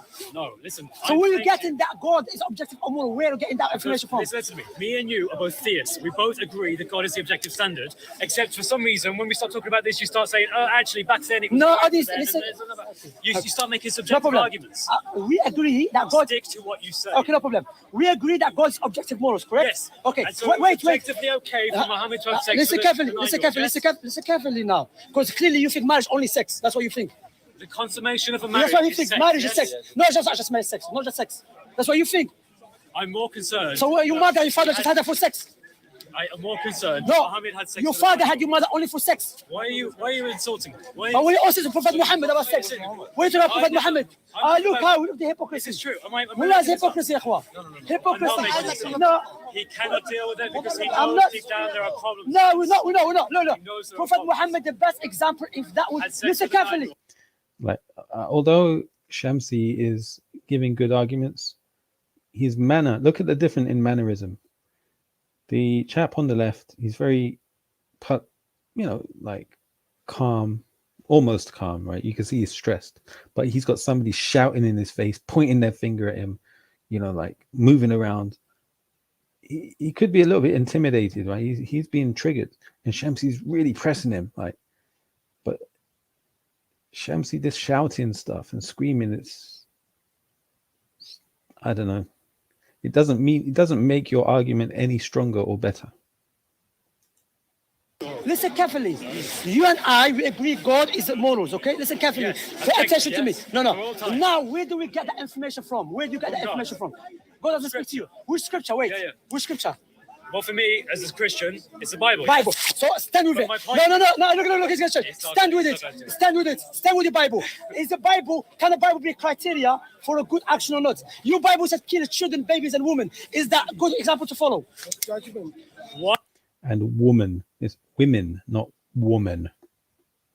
Why are you changing Look, the topic? I'm not. I'm dealing with the point. No. I'm dealing with the foundation. No. Straight to Bible. No, Straight you know to what I'm Bible. doing? What I'm doing? Because he Do you know what I'm cannot doing? answer this Do you know what I'm Muslim. doing? He doesn't have an No, answer. wait. Okay, do you know what I'm doing? He knows full well that this isn't acceptable. Listen Look, my carefully. friend, if Do you know what I'm doing? deal Do with you know what I'm doing? Look. You're going to my Bible. Are you educated But I'm person? not talking about the Bible. But you are using the Bible to judge Prophet Muhammad. No, I'm using the objective standard for me. Oh, You both you, agree. no. Wait. Ikhwa. Let me ask Brothers. Can a Did you cut? 54-year-old Is that have you? sex with an Brother. No. He says no. Nobody is saying they weren't saying that a 54-year-old can have sex with a 9-year-old. The Muslim argument is that the age of marriage is determined, the age of adulthood is determined by, or was, and first of all, the age of marriage differs from time to time and place to place. This is something that Shamsi said. Secondly, the age of marriage at that time and place was determined by adulthood, and adulthood differs from time to time and place to place. At that time, Aisha radiallahu anha attained adulthood and was in a state acceptable to consummate marriage at the age of 9. Okay, nobody is saying that this ruling of 9 years old applies to all people in all times. Brother. Did he quote exactly you? What are you talking? Exactly the Bible or not? No, wait. You quote exactly you for a criteria. Do you know what the Quran is? Are you drunk, by the way? No, I'm talking about the Quran. Did you quote? No, okay. When I said, listen carefully, yeah? Muslim. Okay, listen carefully to me. You said the reason that women at the age of 9 cannot get married because the criteria exactly you says. Did you not say that exactly you? Is it the camera? I gave an example. Is that criteria? Okay, you accept that as a criteria. Is that your criteria? I believe that's a good indication of. Is that your criteria? Yes or no? Yes. Are you going to stand with it? Compare this to the Quranic criteria, which is Surah 65, Ayah 4, that says that you can have sex with those who have not menstruated. Yeah, because it can be 15 years old. That can be 15. No, before you change, is the Bible criteria or not?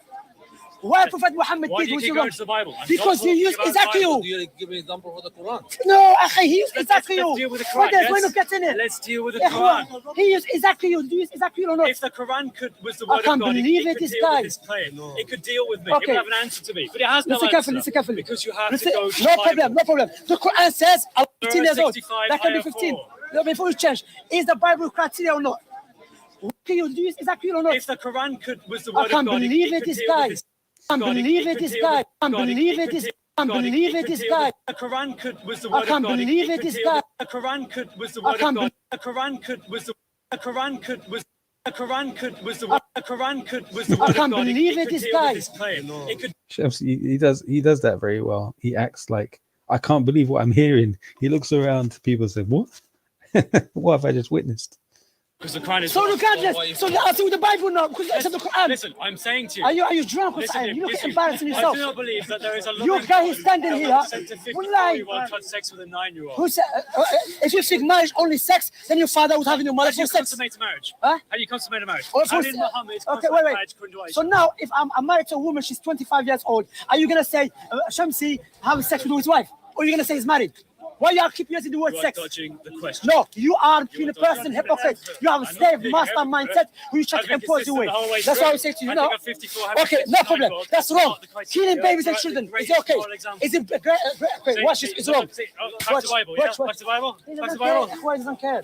No, He doesn't it's care. because you're not engaging with me. Okay, let's try and engage with you. Is there any Muslim who would engage No, don't with listen me to on him. this? Don't listen to him at all. Don't listen to him. Surah Don't listen to him. 65 ayah 4. Okay, okay. Anyone wants to talk to me about Okay. it? I'll gladly talk with them. Okay, You want to talk about okay. it? Talk to you. You just put If you the. talk to the Bible, I No ain't problem. that's the- So do you know why? Because he's scared of his Bible. He's sharing his Bible. no. You're embarrassed of your Bible, have you? Isn't it? You're embarrassed. Why you don't talk about I Bible? think you should be Are you embarrassed embarrassed? of the Quran. I'm not talking about the I'm Quran. talking about the Quran. You're If you're listen, proud listen. of it, then talk about it. Khalas, okay, no problem. But no he problem. keeps talking about the Bible. No problem, okay. He's like, oh no, let's talk about the My Bible. brothers, Let's my talk about brothers, it. let me one speak. Look.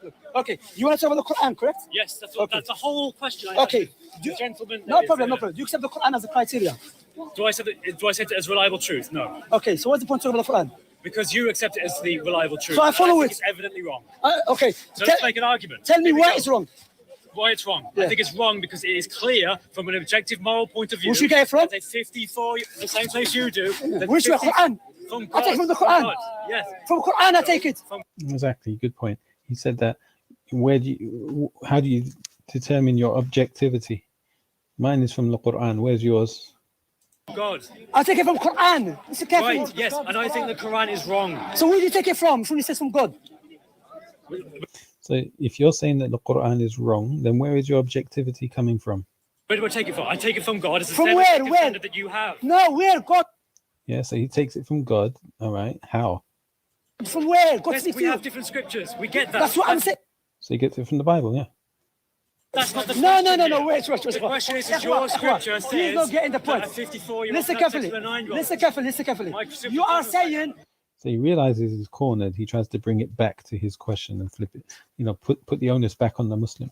you're getting it from God correctly.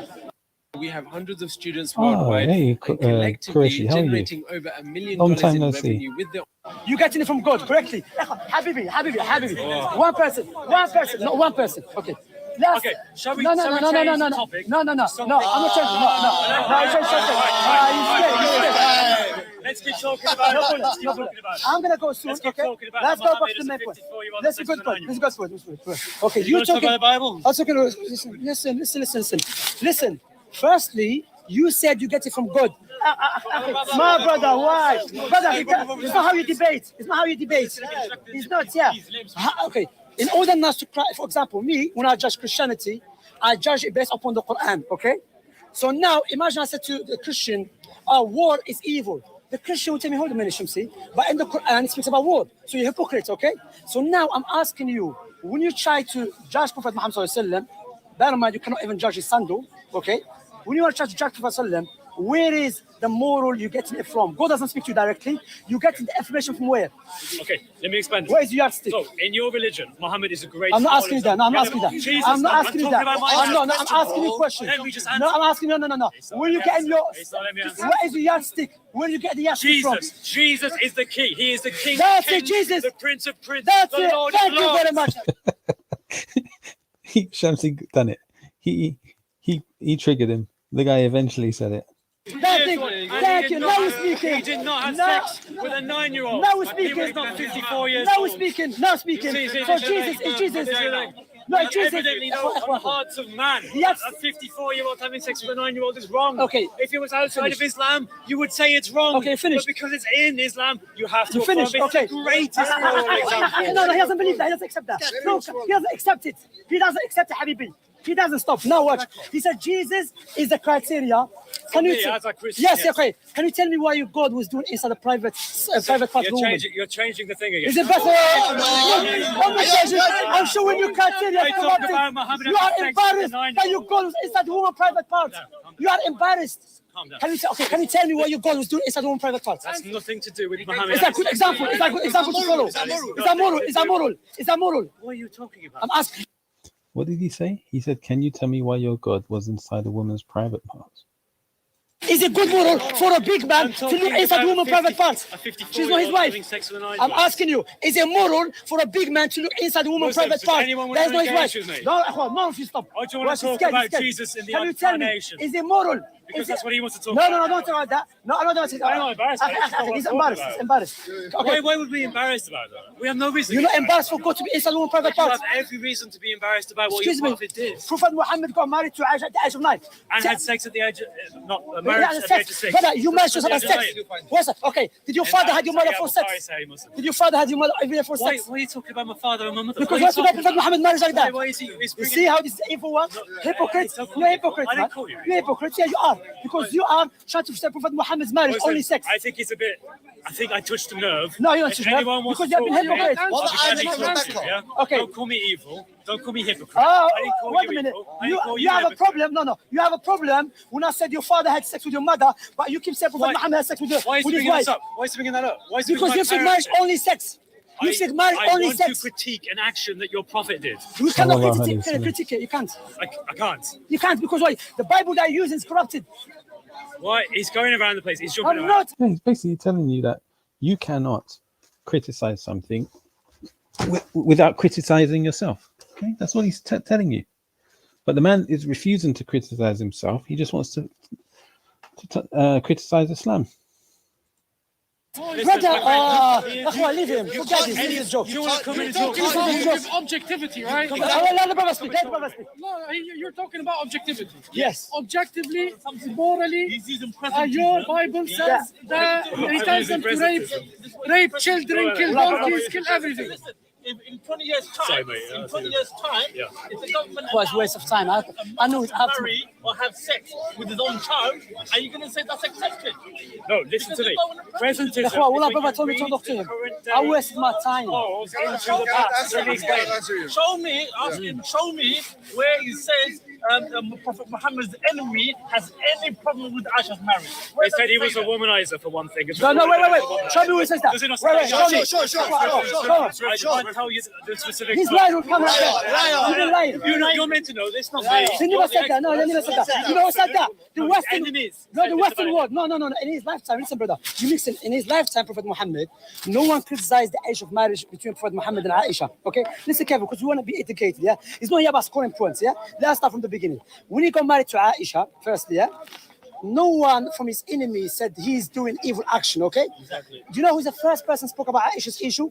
It was a British historian in the 19th century in Egypt. When Britain and America changed the law of marriage, now they thought, okay, that's the Western world mentality. When they change something, they want everyone to change. Otherwise, they are backwards. That's a slave, this is a slave master mindset. That's why you invade Africa and you force your law upon them. So what happened? 19th century. So for 1,300 years, from the Christian scholars, Jewish scholars, Hindu scholars that criticize Islam, they never mentioned the issue of Aisha getting married to Prophet Muhammad sallallahu alaihi wasallam. Wait. So what you have to, let me finish, yeah?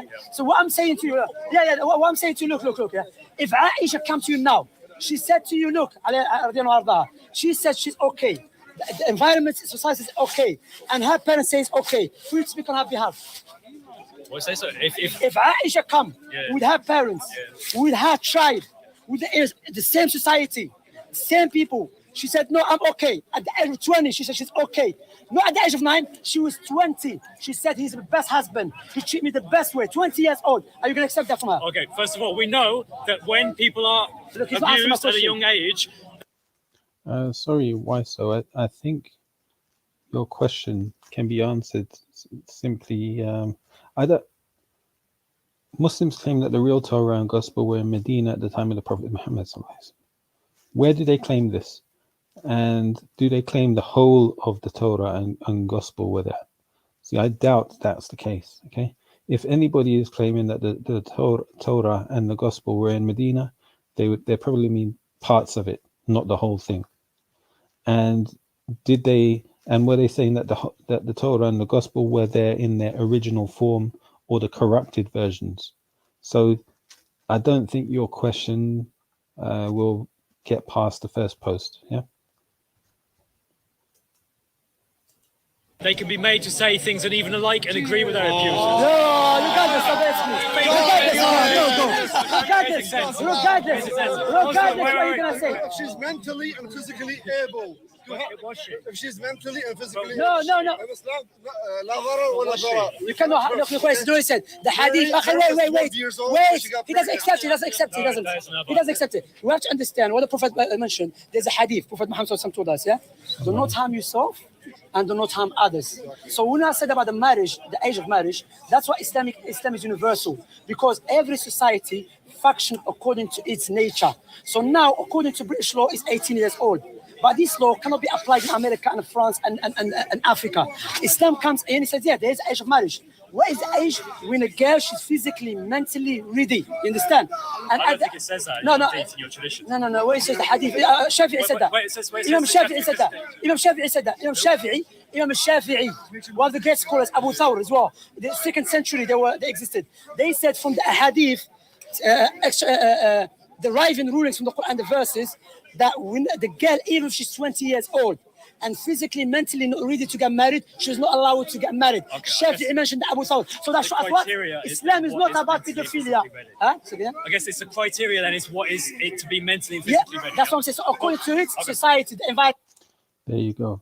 Big up Shamsi, brother. You're doing a good job, mashallah. Very good job. And the environment. That's fine. The environment Alhamdulillah, we go somewhere. We agree. Alhamdulillah, we go somewhere. We agree that the environment changes over time, yes? Alhamdulillah. But he can't make an argument from the... If there's a woman that's 90 years old. Don't touch the man. Why is the guy touching his shoulder? Like? Time, yes? Alhamdulillah. But he can't make an argument from the... If there's a woman that's 90 years old, she's physically unable to have sex. If she's 90 years old, can she get married? Okay, if she's not physically ready. He said he agreed. So what's the problem with the 90 years old that physically can't marry? No. You just agreed. No, he changed. You agreed, then he changed. If she was physically and mentally ready, but I don't believe that was the case. Okay, so why? You want you to say that? Okay, brother, look. MashaAllah. Allah reward Brother Shamsi. He done well in that discussion. Let's see. Well, there's a part 2 apparently as well. What's 3? Oh, it was uploaded 3 hours ago. Let's see how long is it. If she was physically and mentally ready, but I don't believe that was the case. Okay, so why? You want you to say that? Okay, brother, look. No, he's listening. He's listening now. Imagine now. She said she's ready. She's 25 years old, okay? She said she's ready. Yeah. She said she's ready. Environment says ready, yeah? And remember, Aisha, she was able to run away. You know why? Prophet Muhammad came to her and he said, Aisha, I'm a poor person. If you want this life, go ask your parents. If you want to stay or leave, I will let you go, yeah? She said, no, I want to stay with you, Prophet Muhammad. When did the Prophet say that I am a poor person? I've never heard this hadith. Yeah, that's firstly. Secondly, you just agreed with us physically. So what are you doing, bro? Yeah, you have to be honest. What are you doing? Because you can see we are making logical sense to you. And what are you doing? You are just rejecting anything. Now, in this country. Listen. In this country, when we talk about Prophet Muhammad, the best example, you have to understand what is the meaning of that. Prophet Muhammad got married to a woman, she was older than him. She was 25, he was 40 years old, yeah? That shows you that's not the nature of pedophile. Okay. Now, what is it? Now, no scholars from the time of Prophet Muhammad, our time, says you have to do that because Prophet Muhammad did it. No, these scholars, there's certain things Prophet Muhammad do is personal choice. Majority of his wife, they had children. No one says every Muslim got married to a woman, had children because Prophet Muhammad did it. Wait, you're missing a point. Simple. It's not that Stop misusing it. Let me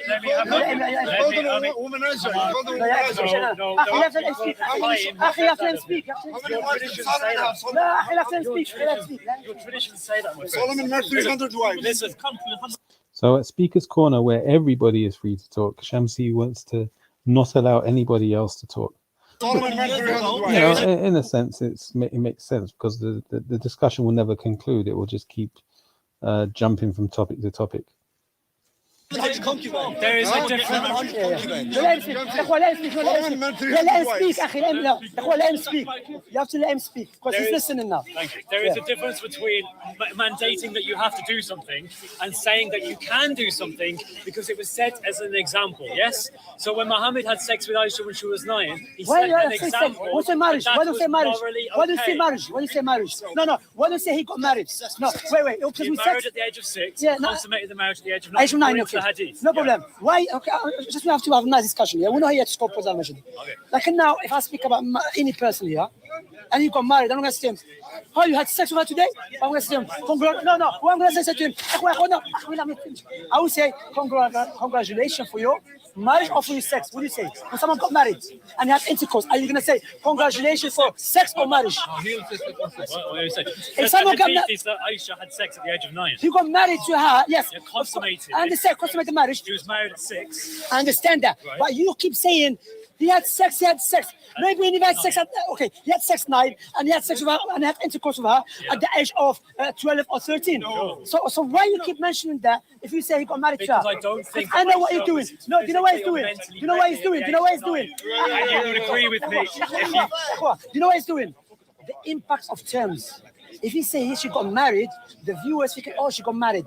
But when he used the word sex, because people start picturing an old man with no teeth, a little girl, and that was not the case, Prophet Muhammad. That's how the Europeans do. You understand? That's why they come to our country. Let's see what I say. No, you can't. No. What is it?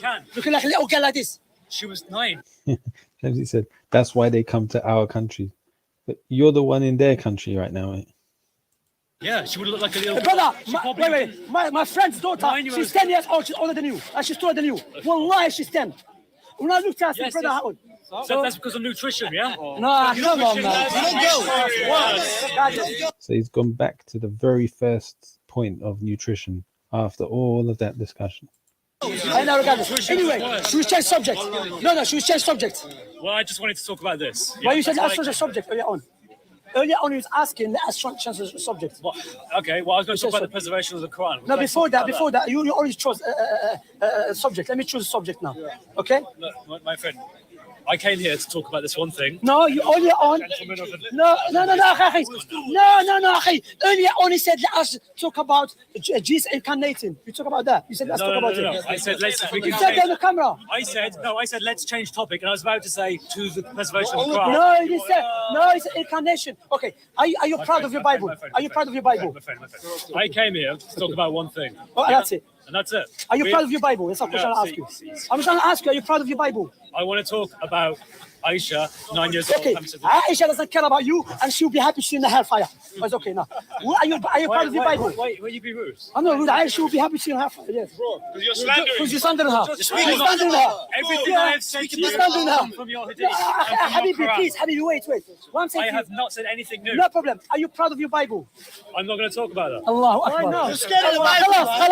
The man is not proud of his Bible. He wants to talk about Muhammad sallallahu alaihi wasallam. I am proud of my Bible. Your Bible. When he said kill babies and children. Hold on a minute. Allah, he's scared. He's scared of his Bible. He's so scared. To Jesus, the perfect one, the one who did not sleep with a 9-year-old, the one who was greater than Muhammad. God direct the woman. God direct the woman. Surely Jesus is the example to all of us. God direct the woman.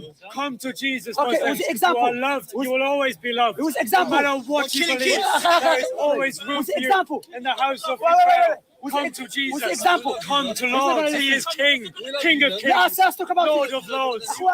You see, now this is the Christian behaving as a Christian right now. It's blind faith. Right? He's realized the logical argument is going to work. Now he's falling back to the position of what's it called when their da'wah? I forgot what it's preaching. Yeah, now he's preaching, which fair play. If that's what you want to do, if that's what you believe in, and you want to preach, and you think that's going to save you, that's fine. But all of that, and this is why attempting to debate with Christians using reasoning and rationality, it gets you so far. Hopefully, he'll go and consider what you've been discussing in the past. But it's not just the rationality and logic that you need to overcome. It's because once you've knocked down those obstacles, then you've got the other obstacle of blind faith, which is now evident. How are you going to give da'wah to this part of him? Yeah. You cannot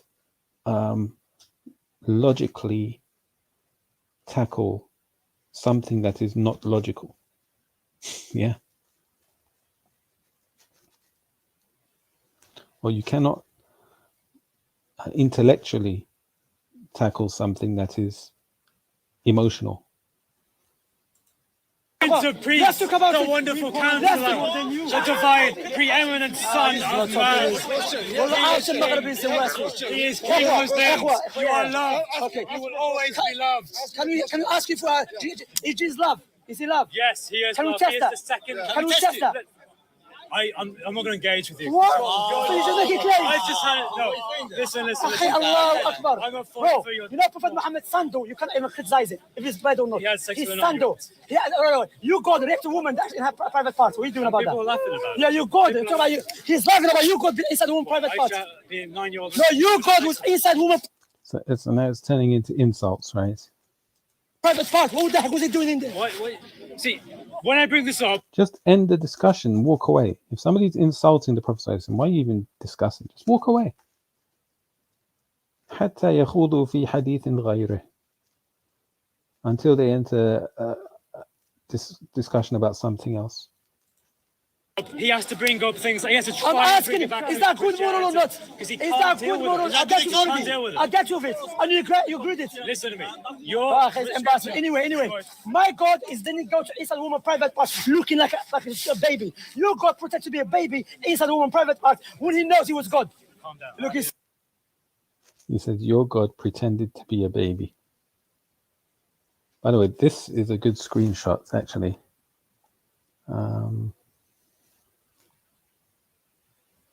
Let me see, print screen. There we go. Oh, it's gone. Wrong button. You know this is true. Stick to that. It affirms Jesus. Yes, Come stick back to that. Jesus. What was he doing? Come back to Jesus. No problem. Do not follow this. Is it good? Okay. It is not Is true. it a good example to follow? Jesus, Yeah. yes. So what was he doing in the woman's private part? As Why a do God. you want to keep talking about it? Okay, I'm a lion against you. I'm a lion.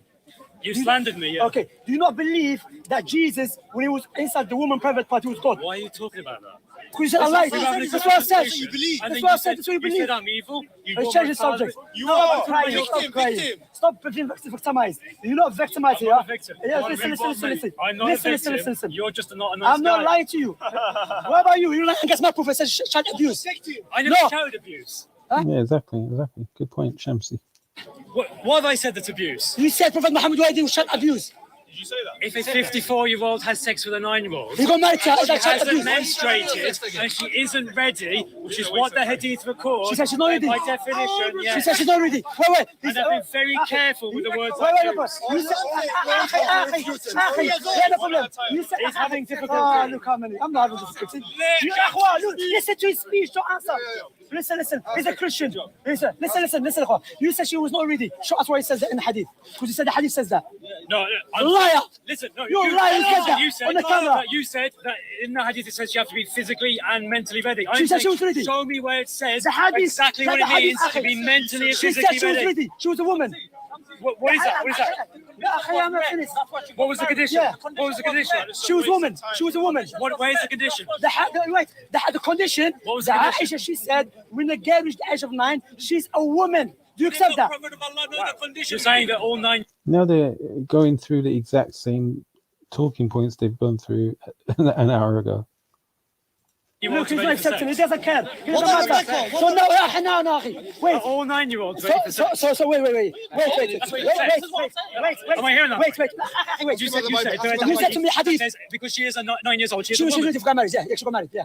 So all 9-year-olds are women. No, all the time. So that doesn't describe anything. You just agreed to violence as well. What I'm saying is, He questioned himself. He said, very changed. You are physically and You mentally. don't care. You don't care what we're going to say to you. Even if Show me why. Show me menstruation by the age of 9. Aisha, she said, okay, what differentiates between a child and a woman?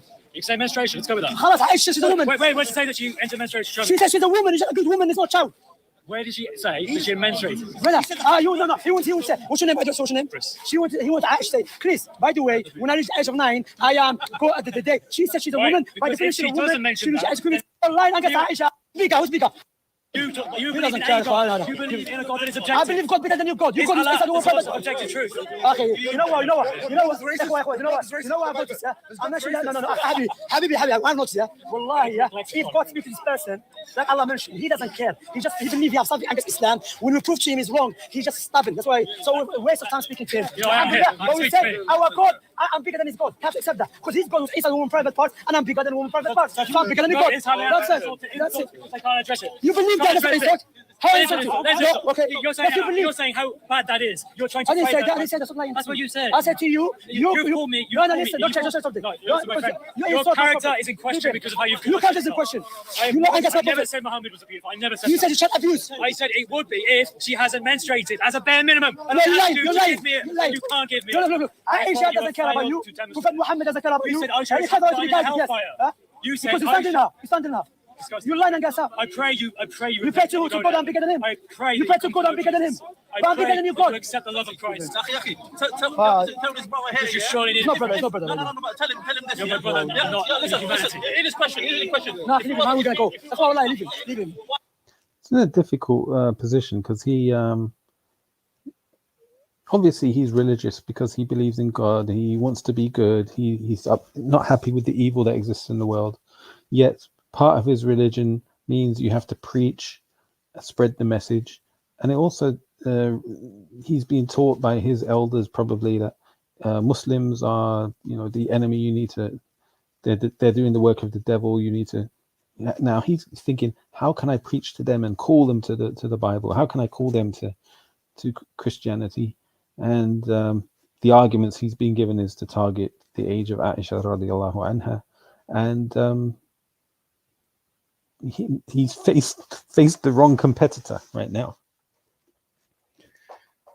He comes across as somewhat sincere in his devotion to God, right? And he's being made aware by Shamsi that the way you're posing some of your arguments are quite insulting. I think he's accepting that. And obviously he doesn't want to capitulate on camera in front of people and just completely admit that he's lost the argument. He will have failed in he's facing a sort of conflict internally. That's what I see happening here. Don't speak to him. I should listen to the guy, man. And that conflict is really why he's behaving in this, as Shamsi describes, in a stubborn way. The truth has been presented. He's not. He's repeating the same arguments that they've gone through, or recycling arguments that have already been defeated. And it's all on camera. So it's a big L right now. The one good thing is that he's been well-mannered, quite respectful. Well, when I say respectful, he has been quite insulting towards the Prophet Muhammad sallallahu alaihi wasallam. Although he does it in a polite way, it's still an insult. Alhamdulillah, this is a waste of time. Come back. Wallahi, I have to go. Wallahi, okay, no problem. The only problem with Islam is Aisha. Listen to this. His only problem with Islam is Aisha. Wait, you know what, Chris, yeah? You just told us the hadith says he got he 6 and he had intercourse at 9. The brother said to you, if Prophet Muhammad had sex, he should have had sex at the age of 6. But he had sex with her, had marriage with her, had intercourse with her at the age of 9. Therefore, Prophet Muhammad doesn't have mentality of a dirty, disgusting old man that is after little children. Clearly, he was getting married to a woman. And your argument was his argument was, show me in the hadith says he didn't have nothing. Clearly, the hadith says he had intercourse at the age. So the hadith clearly says he got married at the age. He doesn't care. I've noticed that. Alhamdulillah. I've noticed that. Look, he's only I said he changed now. And you want Wait, I'll tell you why, yeah? Because the hadith clearly says, brother.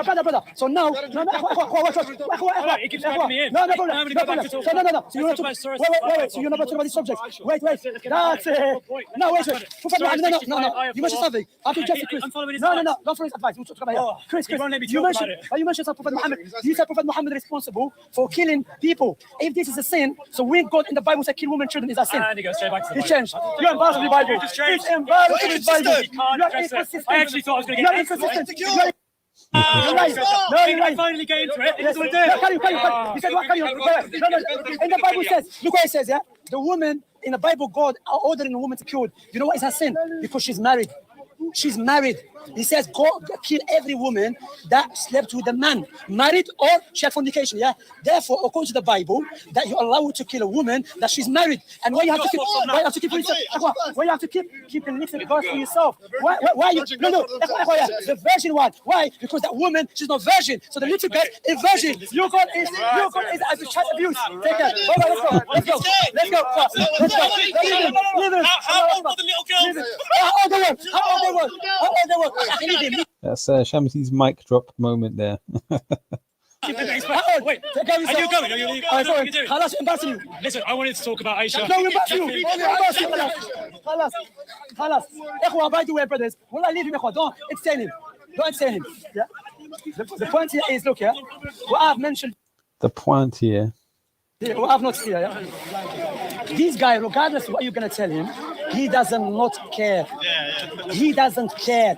Literally, if you bring Aisha right now, she's 25. She said, I'm mentally good. I'm in Britain. Prophet Muhammad's different place, and I'm happy with him. He will say, you're not happy. The age of my. When I'm telling him the criteria you are utilizing, they have the sword as long as you don't. So that's one thing. So the other thing, then they will come to something that the Muslim do. All right, so yeah, that was a nice video by a nice discussion with Shamsi and Chris.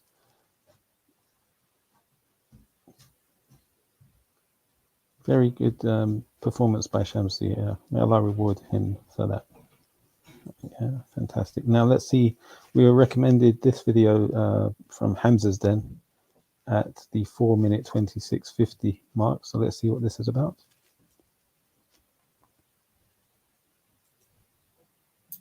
Hamza's Den, Ahi, you mentioned other day that England is known as land of the B word. Have you or can you do show exploring this history? Well, I said England's a bastard nation. It is a bastard nation. It's been raided by the Celts and the Vikings, the Normans. Everyone's had a piece of us. We don't know who's who's descended from who. So you can't say I'm English because you don't know who raped who in reality.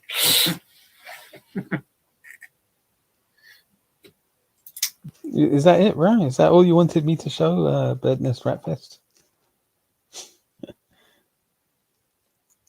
Which country has never been invaded? Which country has never had mixing of different tribes or wars, etc.?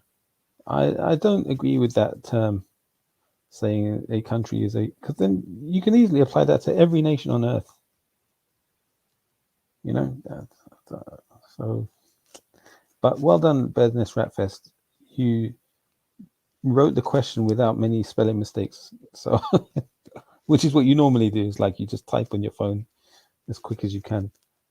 In that case, it seems like you took your time to write it properly.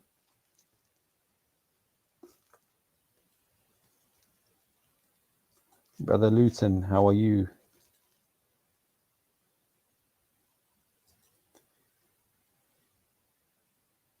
Why is that a lie, Iris said? How is that a lie? Oh, is there more to come, Bird Nest Rat Fest? Okay, hold on. The 3 originals of Aqidah. Okay. Funny enough, this is the one moment I tuned into the video and I typed something in the chat. Look, there's a comment from me. Because, yeah, people were recommending the books of Aqidah. Someone said Usul al-Thalatha, and the brother's never heard of Usul al-Thalatha. Like, how can you have never read Usul al-Thalatha?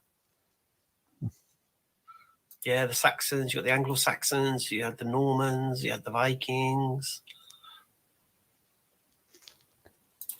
Hamza, this is Isa, who was live on his TikTok. Thank you for being live with me today on my live. I've been watching you for years, so it's a great pleasure talking to you face to face. You're always welcome, my brother. Salam. Walaikum salam, brother. Thanks for having me. Sorry if I kind of brought an arena style vibe because I could see you're a bit more cooler than that, but you know, it is what it is. Gabriel, Hamza, oh, okay, you're speaking to. There's no EF Dawah tonight. Come on, Birdnest. What's the timestamp? Which bit is coming up? A Perfect Storm's next week. They missed it because basically when there's a French game and they ruin the English language, maybe who knows? Because obviously the closest white people is Russia, and so they assume you're Russian. I was like, well, why do you keep asking am I Russian? But then I realized that I was in a different part of the world, and near to them is Russia. There is a miracle in Quran as they're climbing. Ah, this bit was good. Yeah, the TikTok bit. So yeah, let's examine this. Where is it though? I can never find it. I actually saw this. I tuned in and I actually watched this. I can't believe it. Where is she, that Big up, annoying brother lady? Hamza. I hated the way I looked on that TikTok though. It was horrible. Big fat egg. Here we go. Bismillah. Hello, Hamza. How are you? Oh, is that why people were posting egg emojis? Is that the origin of the egg emoji? Alhamdulillah, how are you? I'm good. So I have a question for you. Now I used to be a Muslim and I left Islam. Oh, you left Islam? Of course, for sure. May Allah protect us. If someone is speaking Arabic and he reads Quran, for 100%, he will leave it. So what she's saying,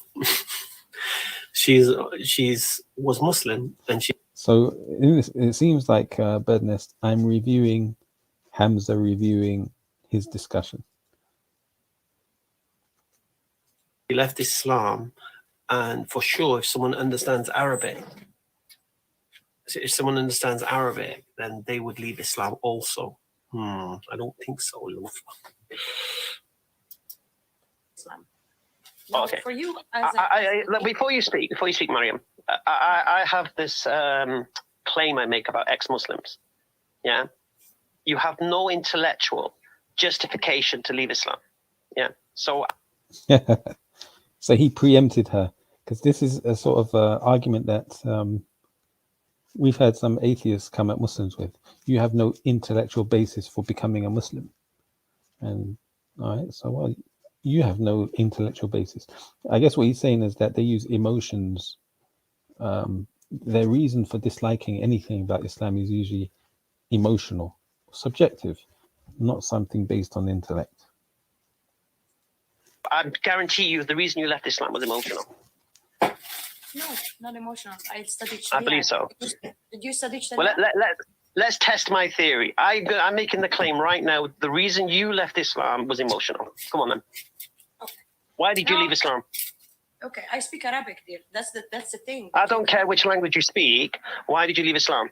How can you read Quran in English and you do understand it if it was the I don't Quran? care which language you speak. Just tell me why you left Islam. I studied Sharia. I answered you because I studied. What? Okay. What? Well, let her finish the sentence, right? She's giving you sort of the preamble. She's saying that she studied the Sharia, and I expect she will next say, and what I found in the Sharia, it says the A, B, and C. Okay, that's what I expect. And he's not even allowing her to get to that. He sees what she's going to do, and he's preventing it. So for your studying of Sharia convinced you that Islam is intellectually wrong? Okay, good. So he's now put her in the spot that she wanted to get to in the first place. Oh, okay. Let's start one. Does Go on, give us your best shot. Best shot. Does Islam have in Quran? Did you find anything scientifically proven that it was? What do you? Are you an atheist? Did you? Yeah. So this is a question that Stop Spamming asked us on Muslim Matters once. Is there anything in the Quran that is scientifically proven? Yeah, let's repeat what she said. Emotional. Come on then. Why did you leave Islam? Okay, I speak Arabic, dear. That's the thing. I don't care which language you speak. Why did you leave Islam? How can you read Quran in English and you do understand it if it was the I don't Quran? care which language you speak. Just tell me why you left Islam. I studied Sharia. I answered you because I studied. Well, what? Okay. What for your studying of Sharia convinced you that Islam is intellectually wrong? Oh, okay. Let's start one. Does Go on, give us your best shot. Best shot. Does Islam in Quran? Did you find anything scientifically proven that it was? What do you? Are you an atheist right now? Yeah, he's heard this argument before as well. He's heard it from atheists too. Can you show me something that's scientifically proven in the Quran? No, irreligious. Atheist? No, it's a big word. I believe in a creator. I believe there is Okay, God. so you're like a deist at the moment. Oh, she believes in a God. She's not an atheist. She believes in a God. Yes. All right, fair enough. Okay, go on then. So if there is a miracle in Quran, as they're claiming in Muslim says, oh, Quran has miracles. It was proven. Now, scientifically proven, is Quran did the right thing on the, like, for example, the moon. Is the Quran did. What? Is the moon and the sun going around of the earth? Is the moon and the sun going around of the earth? All right, I'm not going to be too picky on her accent. She doesn't live in the UK like Shamsi, so maybe she has an excuse. And the earth is standing and it's flat. Is it true? Okay, first you tell me why you left Islam. Look, it's a very simple question, right? Why did you leave Islam? Asking me questions about the Quran, if you want to say the Quran's got errors in it or something like that, and you don't believe it's the word of God, the problem you've got then is then you're going to believe that Muhammad made it up, then you're going to claim he's a liar, and you can see where you're going to go. So I hate it when someone says something, and then I said, okay, show me, and then they start asking me questions. Yeah, you're right. There are Shia in Saudi Arabia, in the eastern province, and in the very south of the country. So she could be one of them, but her accent doesn't sound like it, to be honest. Her accent sounds more not of the Shia population. Do you get me? And I'm like, well, anyway. Hamza, I'm answering you because I studied Sharia, and when you study Okay. Sharia, okay. Studying Sharia has nothing to do with the Quran talking about the sun and the moon. a lot of things. First of all, Okay, Mariam, just tell us why you left Islam. What convinced you Islam wasn't true? I'm answering, my dear. I'm telling you. You're asking me questions. No. You're asking. You, Quran, it failed in proving in science. It was claiming it has science, but it's failed. Where does the Quran claim? Okay, where does? No, she's messed up now because she gave me something to bite on. And what she said, the Quran is claiming to be a book of science. Now, we all know the Quran doesn't claim to be a book of science. So now I begin to torture her. Does the Quran claim it had science? Is Earth flat? It's not.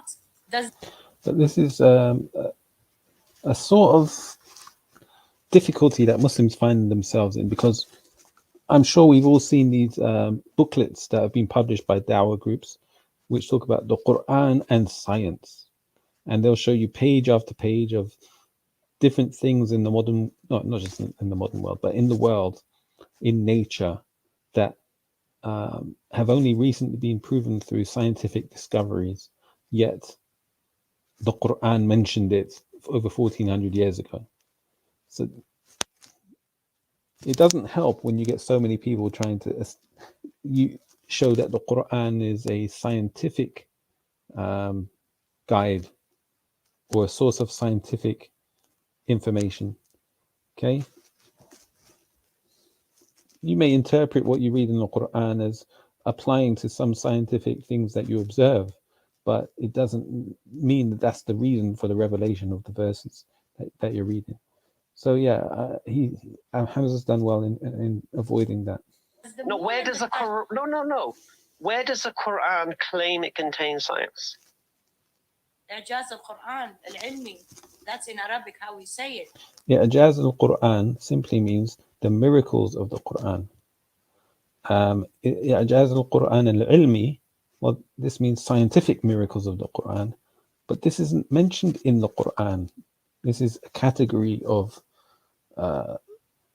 studies of the Quran by like scholars.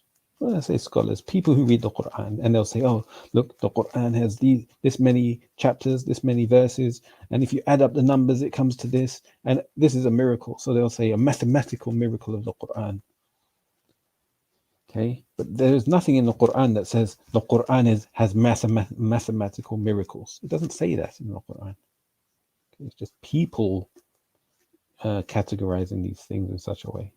So she's misrepresenting with that comment. Where does the Quran make the claim this is a book of science? Okay, good. He's repeating the question. Really? Al-Ijaz al-Ilmi, have you heard this word before? Okay, Maryam. Yeah. So Ijaz al-Ilmi, she's using Arabic. He already told her that he doesn't understand Arabic. Does the Quran, you just said the Quran says it's a book of science. Where does the Quran make such a claim? I'm telling you, Muslims claiming. I'm not interested in what Muslims I'm not interested in Muslims. Exactly. Good answer. You said the Quran claims it's a book of science. So I'm asking you to show me in the Quran, because you're Arab, show me any surah of the Quran that makes the claim that this Quran is a book of science. Didn't it speaks about earth? Not interested in what it speaks about. You said the Quran makes the claim is a book of science. Do you want to take that claim back? I don't mind. Can I ask you this question? Because you know very well what I'm talking about. Do you want to take your claim back? No. Do you want to take your claim back? I'm answering you, and you go back again to ask me the same question. No. Tell you. Maryam, you came on here thinking you had something to say. Okay. You know over here, because your people was coming to our. I'm interested. Yeah, your people. You're here. Was coming. Hamza is the greatest man to answer your questions. I have questions. Yeah, your questions are stupid. Look at the difference. Look at the style of this. Hamza, it's a little bit rude, isn't it? Calling people stupid, but yeah, good. Who cares? Based upon false premises. Okay, this is the answer mostly, which I found in college when I was asking. But you keep asking stupid questions. I'm not surprised. When I'm asking, this is why you get answers you can't comprehend. Is Earth is flat? Is Earth is flat as the Quran says? Does the Quran? No. Let's go back to your claim. Now you may notice I'm ignoring her claim, but the Earth being flat. And we know the Quran doesn't make such a claim. But I'm not going to bite on that red herring. We're establishing principles here. Let's deal with the premise. Do you still claim the Quran says it's a book of science? Maybe you have the answers that I couldn't find it with my own. Well, Maryam, I'm asking you. Maybe you need to think about your questions. Just answer yes or no. Okay, maybe you need to research your questions a little bit better. Now, you came on with the claim that the Quran is a book of science, makes the claim it's a book of science. Yeah? Right. But all I'm asking you to do, you came on, you're Arab, you can read the Quran in its language, so give me the verse of the Quran that the Quran claims to be a book of science. That's all you need to do.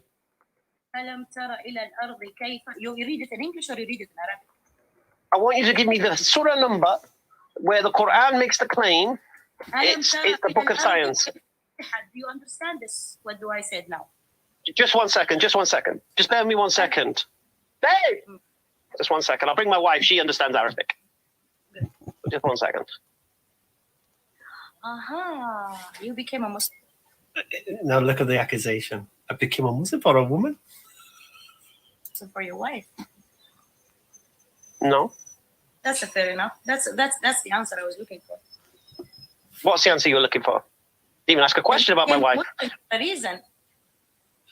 Do me a favor, babe. Just quickly. this ex-Muslim lady, she's Arab, yeah, and she's boasting that she speaks Arabic. And I've asked her to give me the verse in the Quran where the Quran makes the claim it's a book of science. Okay. Just one second. Right, go on. Open Surah Al-Ghashiyah. Surah Al-Ghashiyah. Do me a favor, give me my clear Quran. I'll do it easy way. Go on. Al-Ghashiyah, verse number 20. Okay. One second.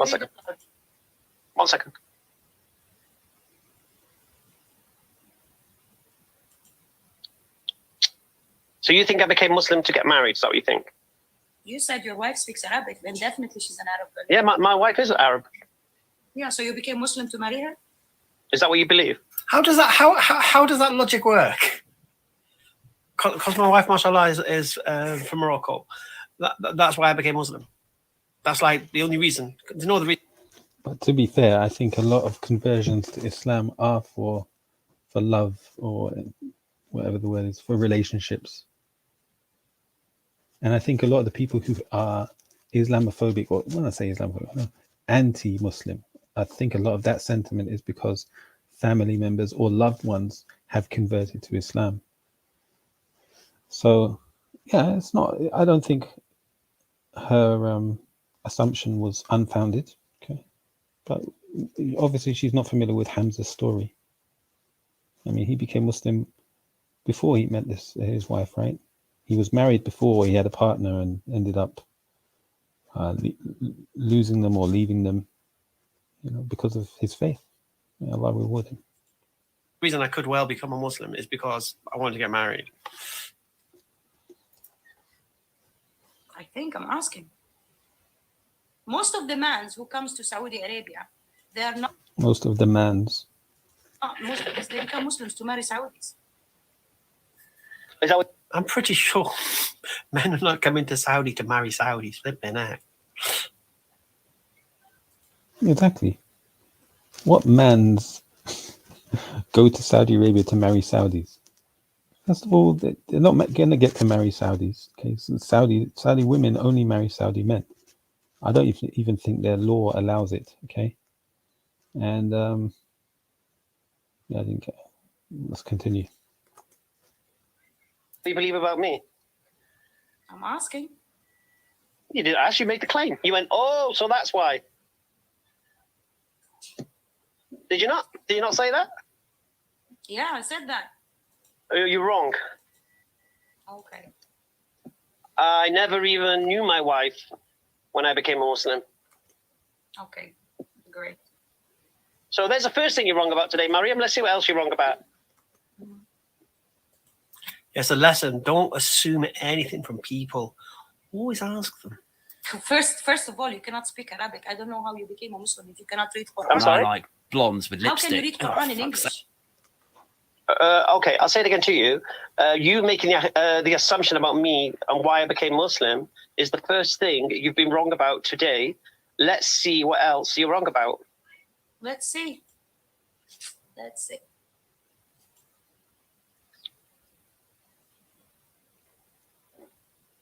Al-Ghashiyah, verses 20. Verse 20. So you're telling me this One verse of is your going to say, people's name. is the Quran making the claim it's a book of science, yeah? Okay, 1 second.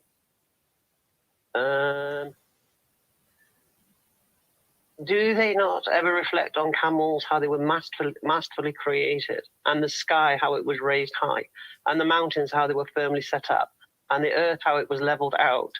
So continue to remind them, O Prophet, for your duty is only to remind. Okay, where did that say the Quran makes the claim it's the book of science? So now in these, isn't he talking about the earth and the mountains and how it's been created? No. Where's the claim? You said the Quran claims to be a book of science. I'm not letting her off that one. In Quran itself? A warning to any atheists or Christians, if you want to debate me, be very careful what you say. I'm going to hold you to it. I'm going to hold your feet to the fire. Right? Where does the Quran make the claim it's a book of science? The verses in, what do you call this when he talks about earth and moons and sun? What do you call it? In your own okay, I'll say it again to you. You said the Quran claim. You said the Quran claims to be a book of science. Where does the Quran make that claim? With these verses in Quran. By the way, who is the person he's debating here? Does anybody know do they have a YouTube channel? Like, what's their name? And it talks about earth. Now it's part. Or you're saying the Quran talks. All right. So let me just understand something. What you mean. So here's what you said, and here's what you mean. The Quran claims to be a book of science, is what you said. What you meant was the Quran contains things explaining natural phenomena. Yeah. Now, because maybe you don't know what's the meaning of al-i'jaz al-ilmi. No. It's two different claims. Does the Quran speak? So does the Quran speak about mountains and the sun and the moon and the sea? Yeah, it does. Does it speak about the embryo? Yeah, it does. Does it claim to be a book of science? No, it don't. I'm asking you a question. Can you read back again this verses when it says وَإِلَى الْأَرْضِ كَيْفَ سُطِحَتْ? You just read it on 20, Al-Ghashiyah 20. Can you read it? Yeah, and the earth, how it was leveled out. Is it leveled out? What does that mean? Is it earth leveled out? What does that mean? Flat? It's flat. That's what it claimed in Quran. Is that her argument for why she thinks the Quran says the earth is flat? Come on, mate. You can have something round, but it's made smooth, right? Well, I don't know what it started as. Is what? I don't know what it started. Flat doesn't mean straight. I don't know what the earth started as. So you don't know how it's earth? Is it round or is it flat? The earth?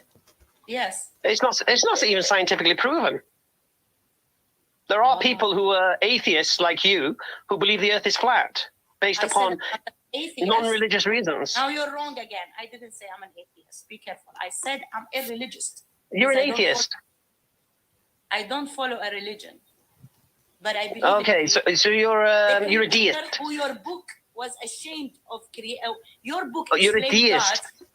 As just tell us why you left Islam. He is standing. Just tell us why you left Islam. All I'm hearing is emotion. I am not. You listen. I'm asking you questions. You're not answering none of my questions. No. I'll tell you what. No. I'm asking you again. Is Earth is flat? I don't know. You said. Is Earth is flat? It's not proven. It's not scientific. It's not. It's not. And I'll be honest with you. Is the Earth flat? I don't know. Do I believe it's round? Yeah, probably. More likely leaning towards. Do you know? Do you have definitive proof? You don't. All of this, it's proven. It's not. And it's so funny how people got from this that Hamza's a flat earther. Like, no. You can't comprehend basic principle building. And the argument. Why is the argument weak? Why is the argument weak? The earth being flat or round, yeah. Forget the Quran now. You're trying to say flat or round. Okay, I'll give you one of. So that flat Earth discussion went on for quite a bit, it seems. The other part is still in dark. Okay, it's a very easy answer to that, right? Just go on Google and go to flat earthers, and you'll have all your answers. So the rest of the discussion was all about the Earth being flat. All right, so let's see the next link that we've been asked to review. It's something about Majid Nawaz. Let's see. Like, have you got anything in common? Anything that we can start from? Majid Nawaz, the ex-Brelvi, or whatever he is. Yes, whoever you are, I don't know what you want. Unmute your mic. Hello. Yeah, I can't hear you, so I can't add you on. Do either of you want to be Theresa May's friend? Fucking no. Let's start from there, guys. Nawaz got let go or didn't have his contract renewed by LBC, and oh, he's not on LBC anymore. Oh gosh, what happened? LBC put out a tweet saying that from immediate effect he'd be gone. And I can't imagine this isn't related to his kind of weird stances on vaccines and lockdowns, and like he did a few shows, and I only listened to him sparingly, but even I caught a few of his comments and monologues where he was talking about like questioning the sense of lockdown, and I forget if I've heard him really rip into vaccines or question vaccines or anything, but I gather, or at least my understanding is that he is or has expressed vaccine skeptic views and stuff. And I can't imagine that him being let go or falling out with LBC isn't in some way related to it. And I don't think his feeling, like his questioning of lockdowns or his supposed skepticism of vaccines is that weird. I don't think it's that abnormal anymore, Like, it feels a bit weird because he's a broadcaster and he's seen, excuse me, at least historically, as a sort of, he was a Liberal Democrat candidate back in the day. And so he's seen as a sort of progressive, left-leaning voice. And so for somebody like him to kind of align himself with something that was traditionally found on the American right, in terms of like the anti-vax movement, it's, it's strange to see him go down that road, isn't it?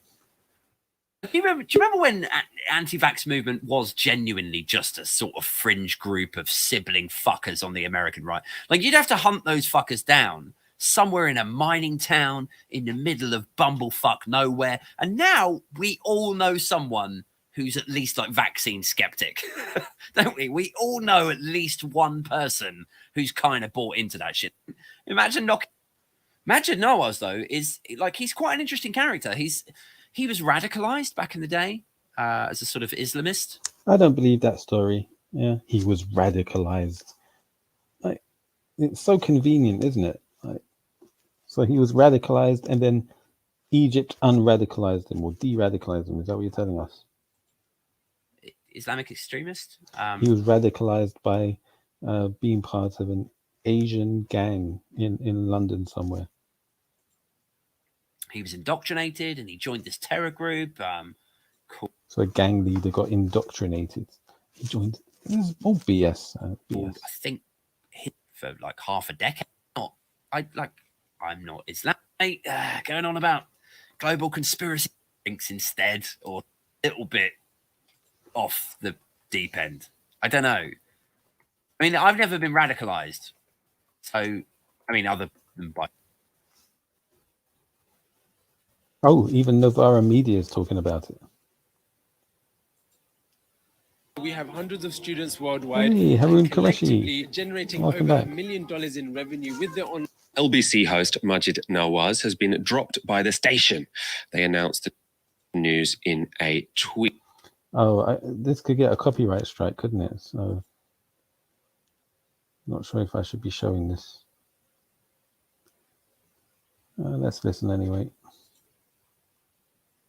Majid Nawaz's contract with LBC is up very shortly, and following discussions with him, Majid will no longer present a show on LBC with immediate effect. We thank Majid for the contribution he's made to LBC and wish him well. He has made to LBC and wish him well. The breakup comes in the wake of interesting tweets and interventions from Nawaz over the past few months. Here he is on COVID. It's time we all spelt it out plainly, my friend. We are witnessing a global palace coup that suspends our rights under the guise of an emergency that has been proven to be manipulated by a network of fascists who seek a new world order governed by technocratic corporatism. Yeah, okay. Isn't that a fact? It's an accurate statement. So, yeah, he's been let go. He's no longer useful to the corporate masters. We've also got one on state psyops and vaccines. So on that topic, he said, please pay close attention to my timeline. I'm trying to show you in real time how you're being targeted by state psyops and manipulative behavioral psychology. I see it from afar. I'm showing you with evidence in every post, more evidence than my detractors. Now, this channel, Novara Media, I bet you they're pro-vaccine. Yeah, they must be completely pro vaccine. Post combined, and then with quite an out of place. Let's see what they say. Love heart.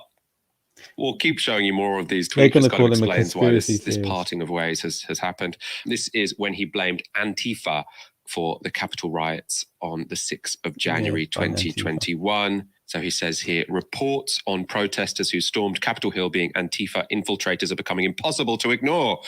Supporters further viewing this civil strife for spotting early that this would become impossible. Are we ready for this discussion, folks? Orders 2 + 2 = 5. For this discussion, folks, orders 2 + 2. A lot of nonsense, and a lot of nonsense about vaccines and COVID-19 for a long period of time, which is a very dangerous. Yeah, they're calling it nonsense, and he's going to say it's dangerous. Dangerous thing to be platforming. Are you dangerous nonsense? So anything that questions the government narrative is dangerous nonsense. It's an exaggeration. Many of the things that you just highlighted there in those tweets, resemble the kinds of rhetoric and vocabulary you see from QAnon. Yeah, okay. So just paintbrush it all as nonsense. Yeah. These people are so into their left-right paradigm that like they claim to be anti-government, but they're just repeating what the government wants, the government programming. They're fake opposition. These Novara Media people, these lefties, they're fake, these Owen Joneses. They're established or establishment puppets. They're false opposition. They're not real. They're pretending. They make you think that they're against the status quo. They're not. They're 100% for it. They just want the left to be in power, not the right. That's all it is. So bun you, Novara Media. Yeah, bun Owen Jones as well. And even Majid, Nawaz, may Allah guide you. Well, may Allah guide all of them. Okay. Is there anything else? Anything else you want us to review, people?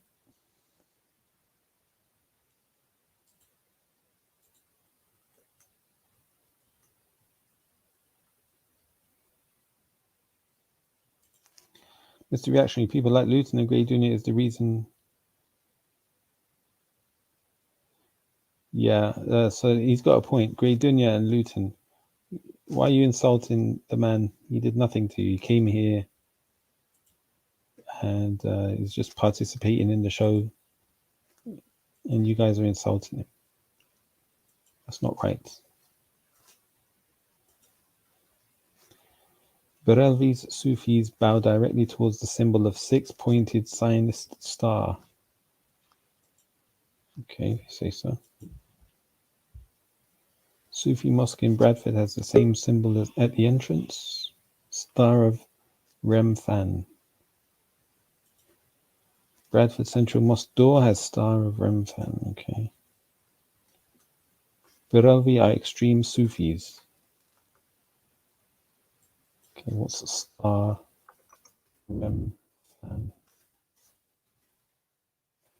That's not a Muslim star. That's the Jewish Star of David, isn't it?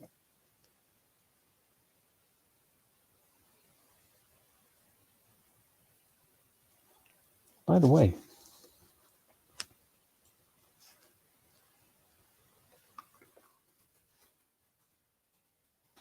I just realized. So I was going to search for Black Eyes. You know that music group called the Black Eyed Peas? That is like hidden in plain sight. When they're talking about Black Eyes, they're talking about the Masonic. Let's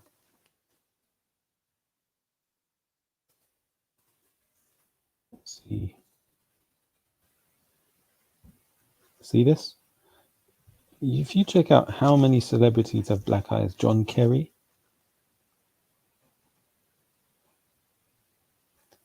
Jimmy Carter.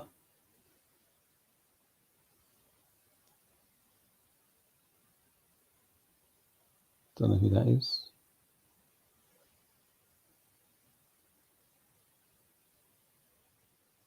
So instead of Mason, I'll put Illuminati.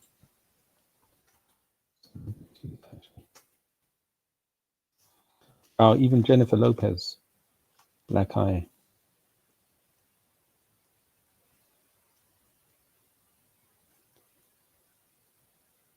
Ah, look at this. Conspiracy theory. You want suggests answers, insights.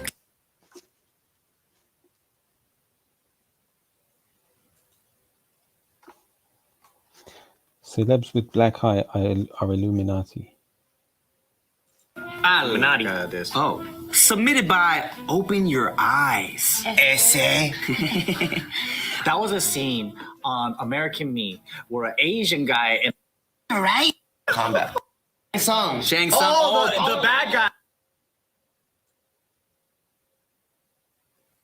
So they're not going to show any. All right. It's okay if I use your like.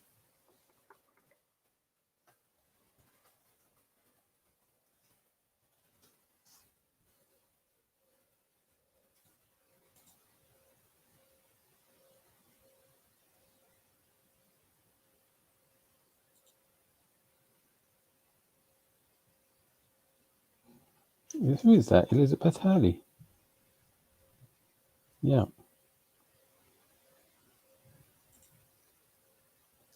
Boy George. The Pope. Robert Downey Jr. Adam Sandler. David Bowie. Prince Philip. Are you kidding? Prince Andrew. George W. Harry Reid. Paris Hilton. Bro, are you telling me there's nothing behind this black eye thing?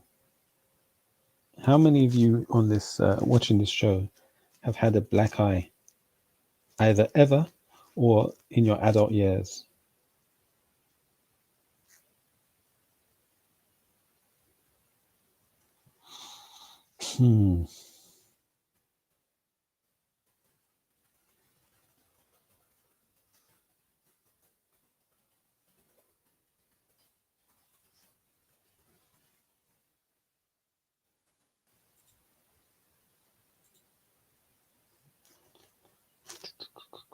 How was a seemingly straightforward image, an eye set within a triangle, become a lightning rod for conspiracy theorists?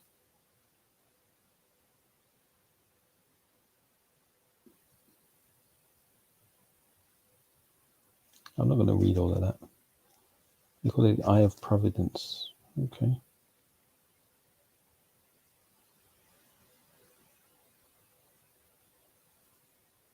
The Black Eye Club. What is that?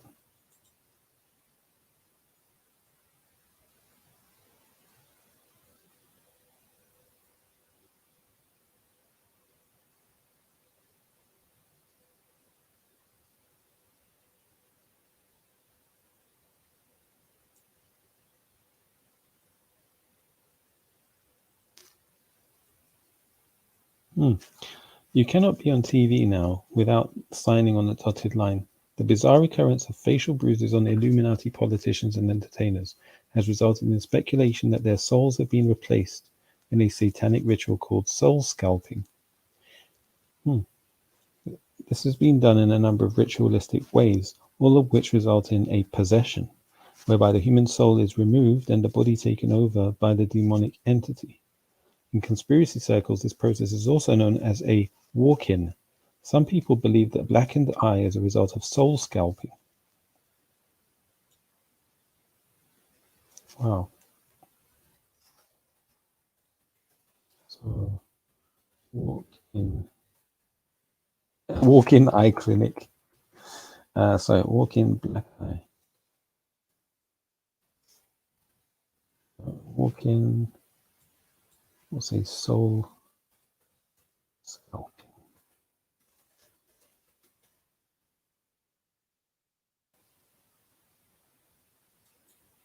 Wow, look at that. So, walk-in is a new age concept of a person whose original soul has departed their body and has been replaced with a new, different soul. Ruth Montgomery popularized the concept in her 1979 book, Strangers Among Us. Okay. Is that a movie as well? Who wrote that book? Ruth Montgomery. I'll read up about her in a moment. Believers maintain that it's possible for the original soul of a human to leave a person's body and for another soul to walk in. In Montgomery's work, souls are said to walk in during a period of intense personal problems on the part of the departing soul, or during or because of an accident or trauma. Some other walk-ins describe their entry as occurring based on prior agreement and when the previous soul was complete. The walk-in, being individual, retains the memories of the original personality but does not have emotions associated with the memories. As they integrate, they bring their own mental emotion. Sounds like a sort of rebirth, right? A person has had enough of their life at that point. They want a renewal, so they're detaching themselves from their emotions and what's occurred in their life up to that point, and they're restarting. So they're like doing Hajj, basically. Because Hajj is like a wipe away of your previous sins. It's a renewal. That's what they're doing. Incarnating into a fully grown body allows the walk-in soul to engage, but they're doing it through I think they're inviting a jinn to enter their body. That's probably what they're doing.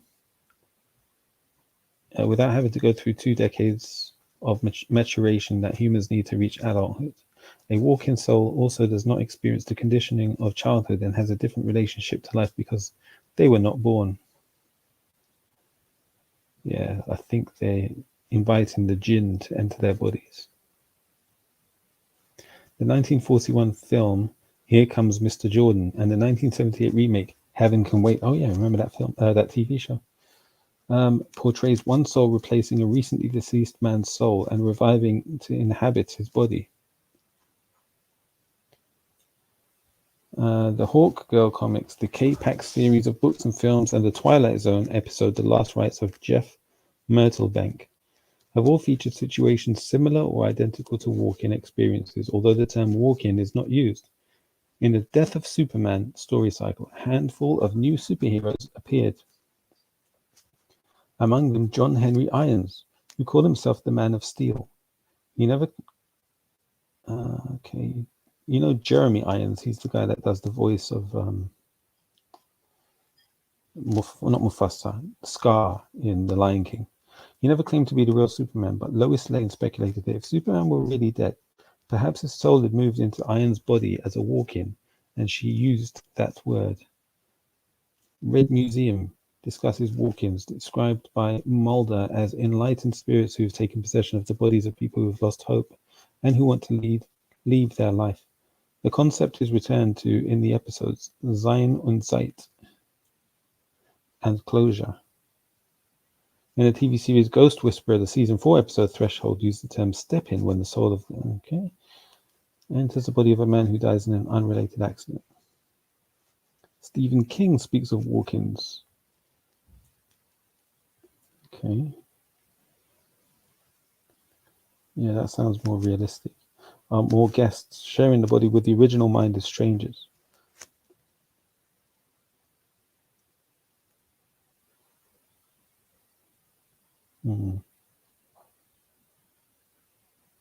This is madness, bro. So who's Ruth Montgomery? From 1912 to 2001, she was a journalist with a long and distinguished career as a reporter, correspondent, syndicated columnist. She transitioned to a career as a psychic and authored a number of books on metaphysical and New Age subjects. The polar shift of the 21st century was among many predictions, whatever you say. She was a biographer of paranormal medium Jean Dixon and a protege of Arthur Ford, who was an American psychic, who claimed that he, like Ed, could access the Soon after meeting celebrity medium Arthur Ford, Montgomery began automatic writing, first with a pencil and later with a typewriter, and said she was able to communicate with Ford after his passing. She became a regular on the morning talk show circuit. Montgomery, whose prolific New Age writings earned her a loyal and enthusiastic following, believed her mission on Earth was to educate the public regarding her views on life after death. She studied reincarnation and came to believe that mental and physical illnesses often have their origins in past lives. She called these birthmarks.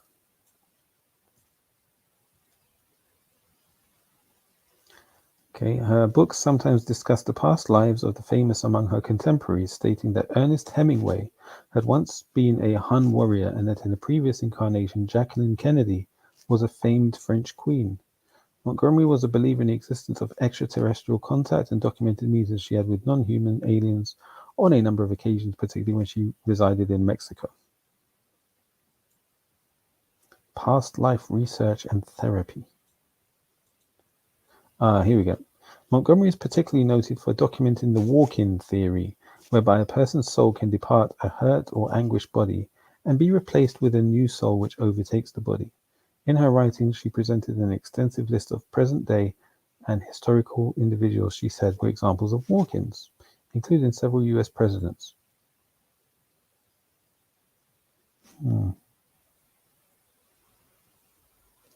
A World Beyond. In her book, she revealed that in the past incarnation, she had been alive during the time of Christ. Oh, okay. Aliens Among Us. There was a Van Halen song called Love Walk-ins. Look, the book's account of benevolent aliens residing on Earth in human form for the purpose of assisting humanity during a critical time is the template for speculation in ufology. So this is basically jinn. They're talking about the jinn.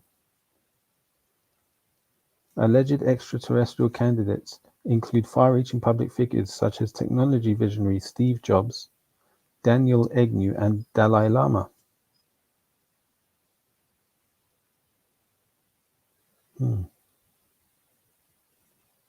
Interesting. This is like fascinating stuff. I've never heard of this before, by the way.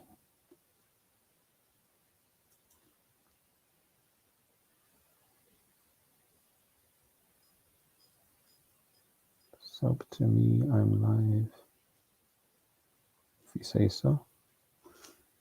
Okay. So I'm not sure if anybody's still watching or if anybody's here. Let me know if you are. Otherwise, I'll probably end the show soon. I'm a little bit tired. Don't mind resting right now.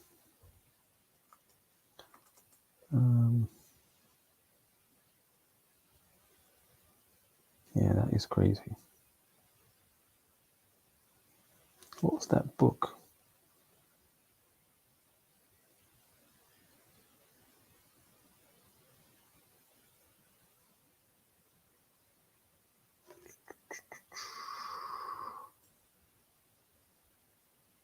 Strangers Among Us. Yeah.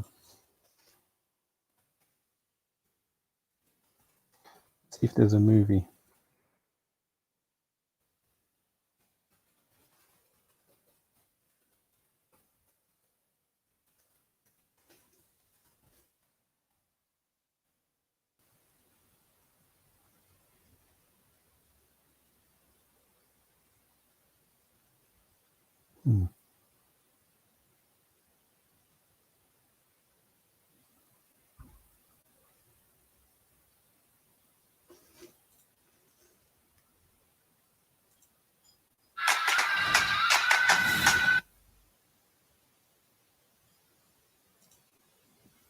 التلفزيون السعودي قنبلة من العيار الثقيل زلزلت أركان نظام ولي العهد السعودي محمد بن سلمان ومخططاته التي ينوي من خلالها السيطرة على المملكة العربية السعودية. وقال التلفزيون السعودي في خبر عاجل ومهم عن بيان صادر من الديوان الملكي عن سلمان بن عبد العزيز شخصيا.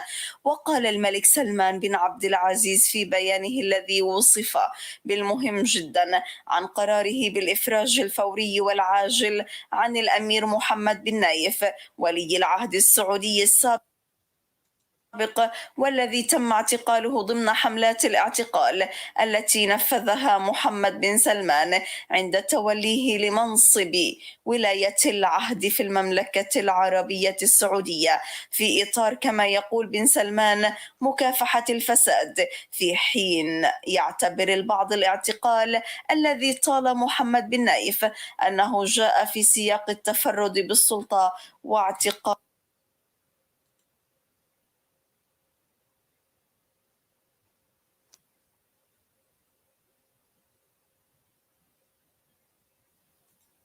السلام عليكم ورحمة الله وبركاته. عليكم السلام. السلام. أحسن الله إليك والدنا فضيلة الشيخ صالح الفوزان. تفضل. السؤال الأول. So somebody's calling in and said, Assalamu alaikum wa rahmatullahi wa barakatuh. May Allah bless you or give you the best, basically, Sheikh Salih al-Fawzan.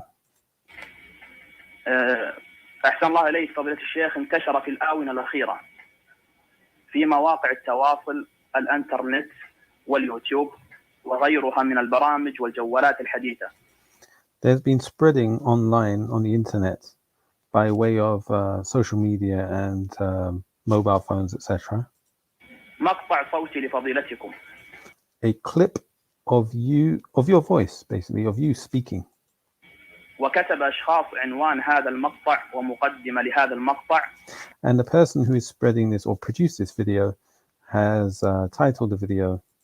قالوا فضيلة الشيخ صالح بن فوزان الفوزان يرد على الشيخ محمد العريفي وأنه صاحب هوى. Yeah, they've titled the video Sheikh Salih al-Fawzan refutes Muhammad Arifi and labels him a person of desires. فما نصيحتكم لمثل هؤلاء الذين يحذرون من المشايخ والدعاء؟ So, Sheikh Fawzan, what would be your advice to such people who are warning against the du'at, the people who give da'wah, and the mashayikh? ويشهرون بهم ويكتبون مثل هذه العبارات على بعض الدعاة. شكرا. طيب. And give such negative types of connotations to people who give da'wah. وقالوا عن بعض الدعاة الذين حسبهم الله حسيبهم ولا نزكيهم على الله مما جعلوا جل أوقاتهم لخدمة هذا الدين العظيم. قالوا بأن الشيخ فلان والشيخ الفلان بأنه صوفي والشيخ الفلان بأنه. طيب. واضح السؤال. شكرا. So the question is clear. يا أخي، نحن وغيرنا من أهل العلم يردون على المخالف ويبينون الخطأ ولا يقصدون شخصه أو التقليل من شأنه. All right, so Sheikh al-Fawzan says, my brother, يقصدون شخصه أو التقليل يردون على المخالف. يا أخي، نحن وغيرنا من أهل العلم يردون. Us, he's saying us, and other than us, from the people of knowledge, we على المخالف. We refute the people who are deviating. ويبينون الخطأ ولا يقصدون. And we make clear their mistakes. يقصدون شخصه أو التقليل من شأن. And we don't do that intending to assassinate their character, sort of thing, or to reduce their rank or status. I mean, in other words, it's not personal. أو النيل من شخصيته، لا يقصدون هذا، عياذا بالله من هذا. إنما we seek refuge in Allah from that. That's not the reason why we do that. We simply refute. يقصدون بيان الحق. We make clear the truth. That's basically what we do. we make the truth clear. فإذا أخطأ الإنسان فلا مانع أنه يبين خطأه. So if a person's making mistakes, then there's nothing wrong with clarifying their mistakes. وليس ذلك بناقص من قدره. And by correcting people's mistakes, that shouldn't be interpreted as we're taking away from their status. بل هو تنبيه له وتعاون معه للرجوع للحق. Rather, it's I say warning them. It's kind of reminding them, and it's encouraging them to come back to the haqq. ويستفيد هو ويستفيد القارئ والسامع ولا يترك الخطأ يروج على الناس ولا Hold on. Who's that in the chat? Would you like to speak? Switch your mic on. Hello. Hello. I can't hear you.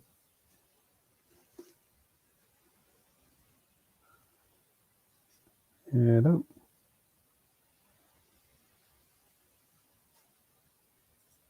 Hello.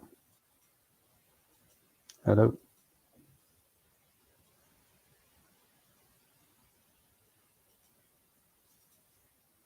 Yeah, speak please, because I can't hear you. Or type something in the chat.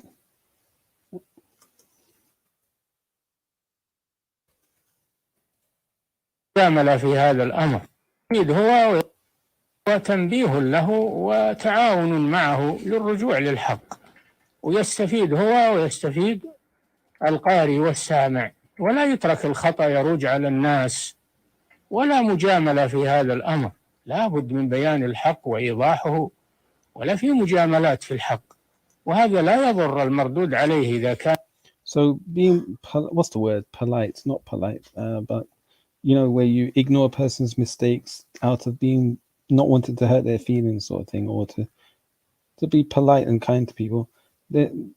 This doesn't take precedence over correcting or clarifying the truth, right? Clarifying the truth is the priority. أنا من المنصفين الذين يطلبون الحق. أما إذا كان لا يريد الحق ويريد الانتصار لهواه فهذا ليس لنا به حيلة. نعم. And so we do this with people, hoping that they'll come back to the haqq. And as for those who don't return to the truth, then what can you do? Yes, hello. Those who don't return to the truth. Hello, can you hear me? Yeah, who's that? Yes. I don't like to reveal my name to anybody. Oh, okay, no problem. How you doing? I'm fine. How come you're streaming so late? No particular reason. Just Okay. Yeah. Do you watch any? Did you watch Speaker's Corner today? Yeah, I watched a couple of videos. Somebody asked me to review Shamsi. Yeah. He was talking to a Christian. So we reviewed that video. Yeah. How about you? Yeah. I mean, to be honest, it doesn't seem as interesting. I don't know why. Speaker's Corner. It used to be. I don't know. There used to be a lot of good debates. And now it just seems to have declined a bit. So I don't know. Muhammad Hijab doesn't come on anymore.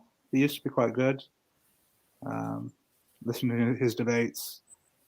Yeah, it's not as interesting. So what do you think? I think you mentioned something about Saudi Arabia.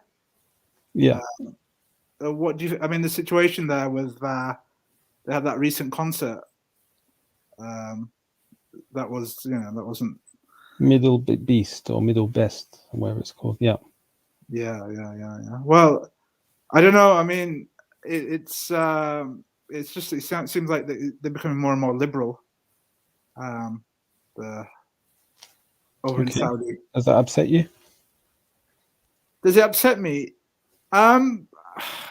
I don't really know how to react. Really, I just I think it's a bit hypocritical. I mean, on one side, you can't be Muslim and then at the same time like advocate dancing and like worshipping these pop stars and so on, and having free mixing, and you can't. It's like quite contradictory.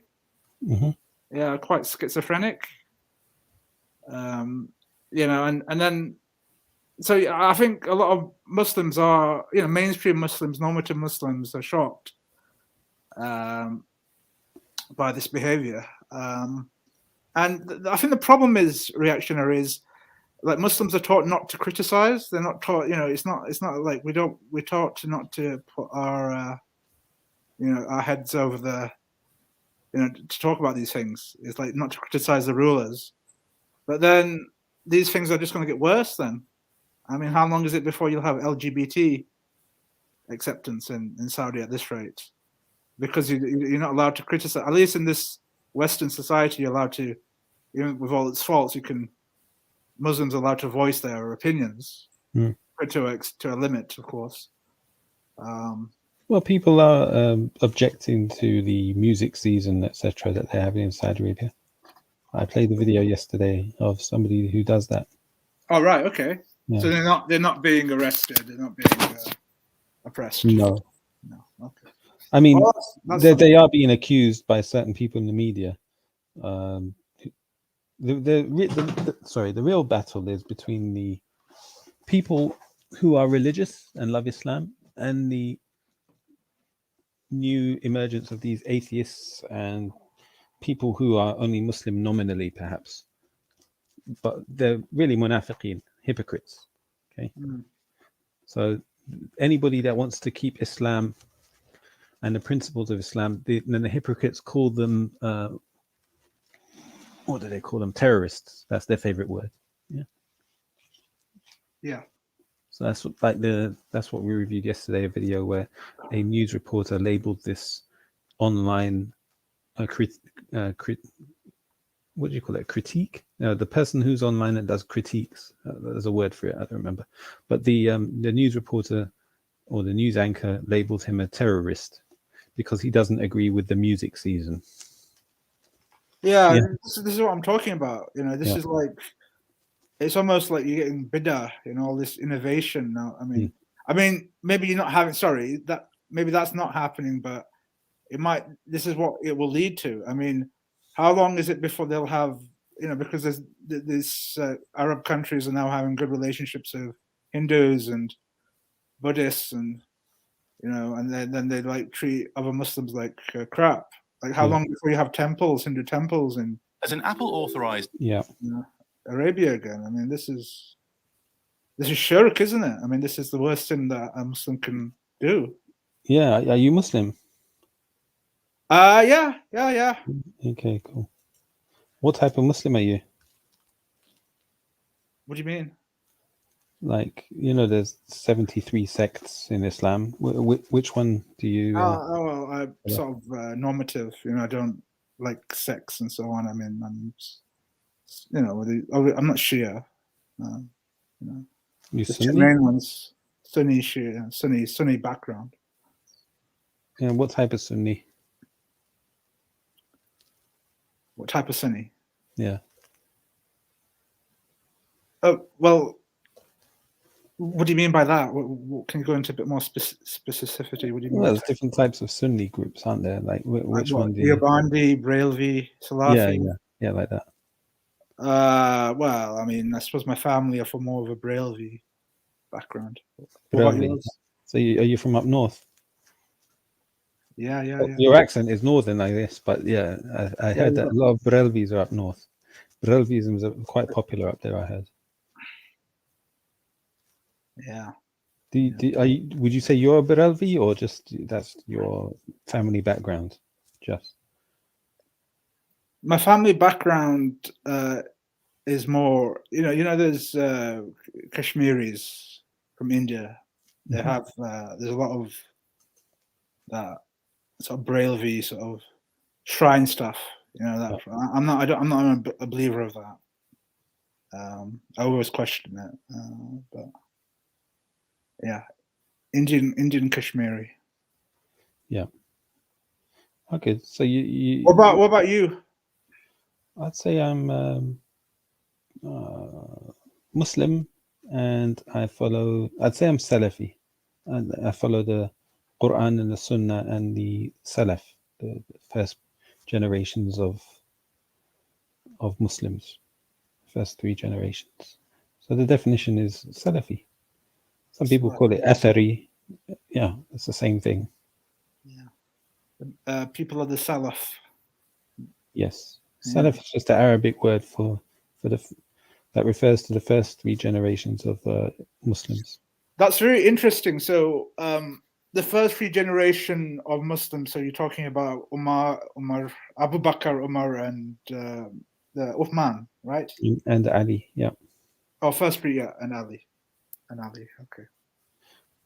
Well, they were the first. They were the Sahaba, right? And then after them, you had the Tabi'in, and after them, you had the Atba' Tabi'in. Tell me about the Tabi'in. I don't know much about that. Can you explain it? It's the generation that came after the Sahaba. Okay. So you're talking about so after Ali wasn't the reason we refer to those 3 generations because there's a hadith of the Prophet ﷺ which said ثم الذين يلونهم ثم الذين يلونهم. So he told us that عليكم بسنتي وسنة الخلفاء الراشدين المهديين من بعدي عضوا عليها بالنواجذ. Let me just find the actual text in Arabic. ثم الذين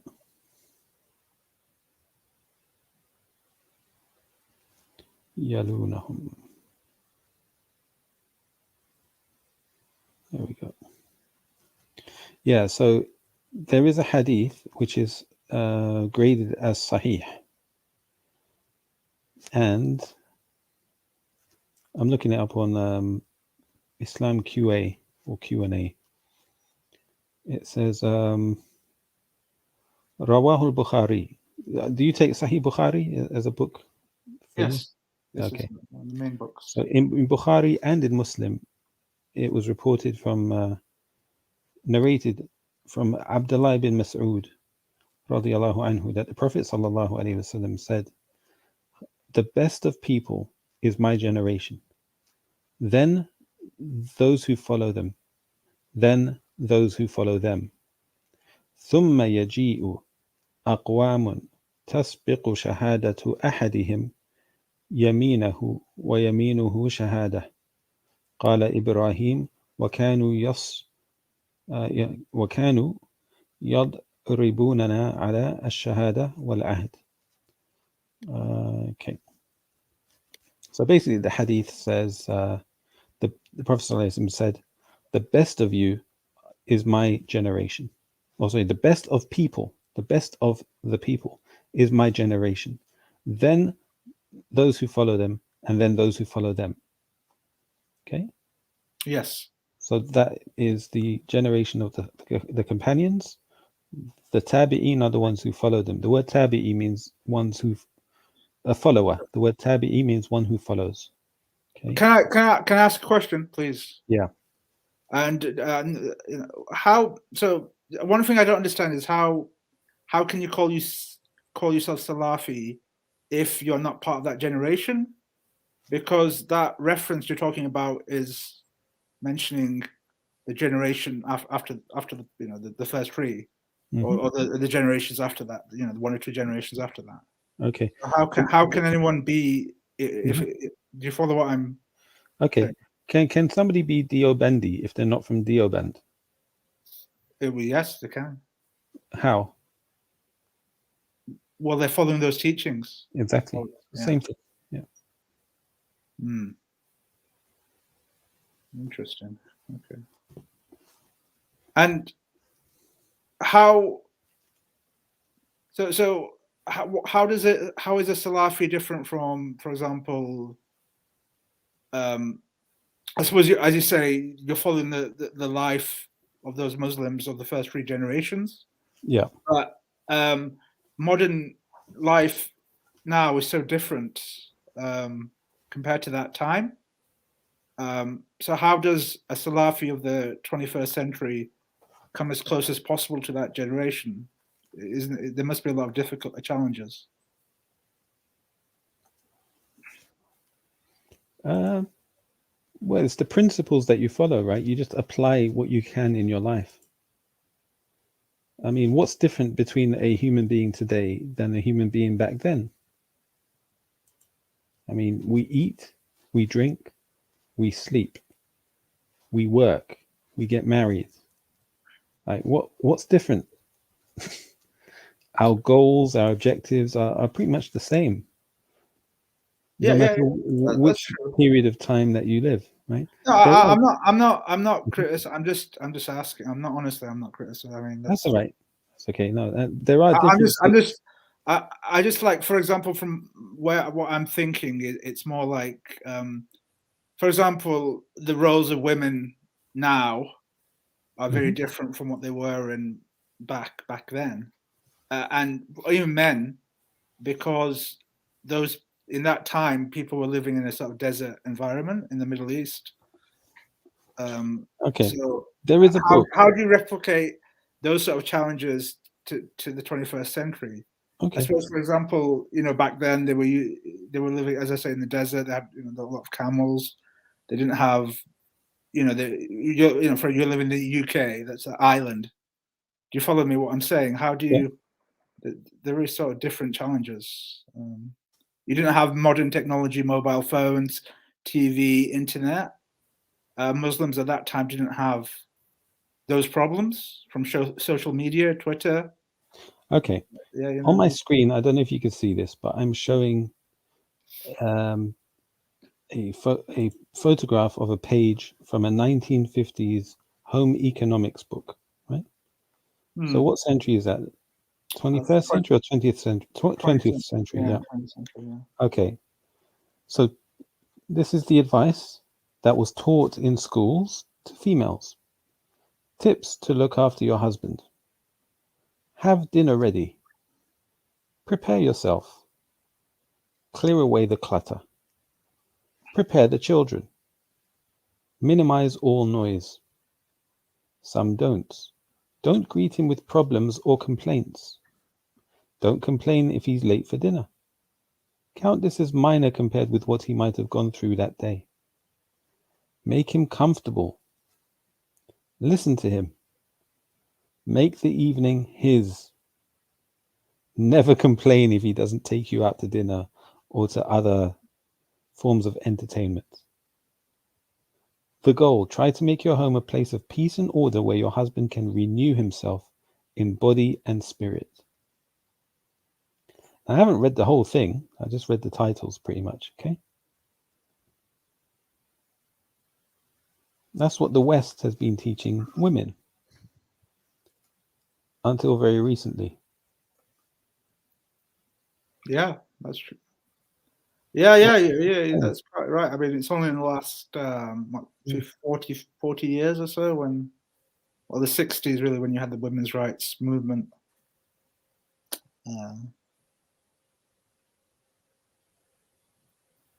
So, yeah, I mean, but as I've been mentioning, look what's happening in Saudi Arabia now. You've got a lot of this behavior with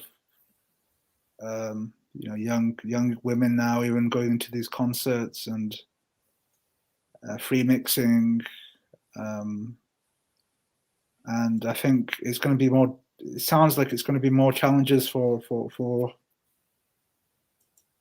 people trying to imitate the generation of the earlier generations. Yeah. But I mean, to be honest, there's always been challenges for Muslims, so I'm sure they will overcome that as well. I'm not really criticizing. I just find it. I suppose I can even admire, because it takes a lot of effort nowadays with all the distractions for proper, to still follow that generations, to still admire those first few generations of Muslims, and try to emulate them. I mean, I have to give props to that, because with social media, with pornography, with all these new things. I mean, is life harder now compared to back then? I mean, it sounds to me life was simpler You know, it was easier in the sense because there was nothing like this, none of these attractions. You know, these dopamine, clicking on Twitter and just getting those dopamine shots from retweeting things.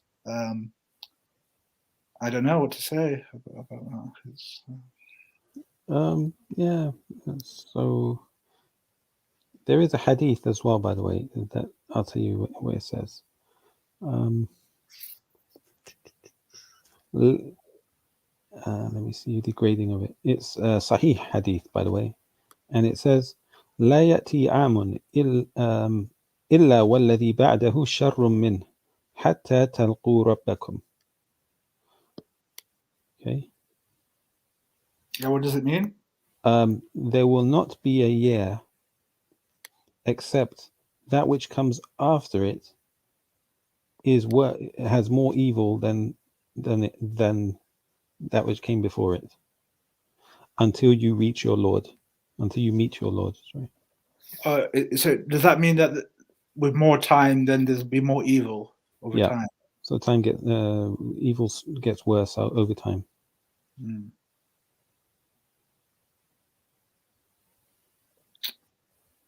That's quite sad. It's quite pessimistic, really. Yeah. But I don't know. I mean, don't you think that Muslims nowadays, they're in a better position than they were, even 30 years ago? There seem to be a lot more knowledgeable Muslims out there who defend the faith. Because of there's a lot of evils from the internet, but Islam it can be used for good. But I mean, there's also a lot of oppression going on as well. I don't know what to say. Yeah, well. So what's stopping you be Salafi?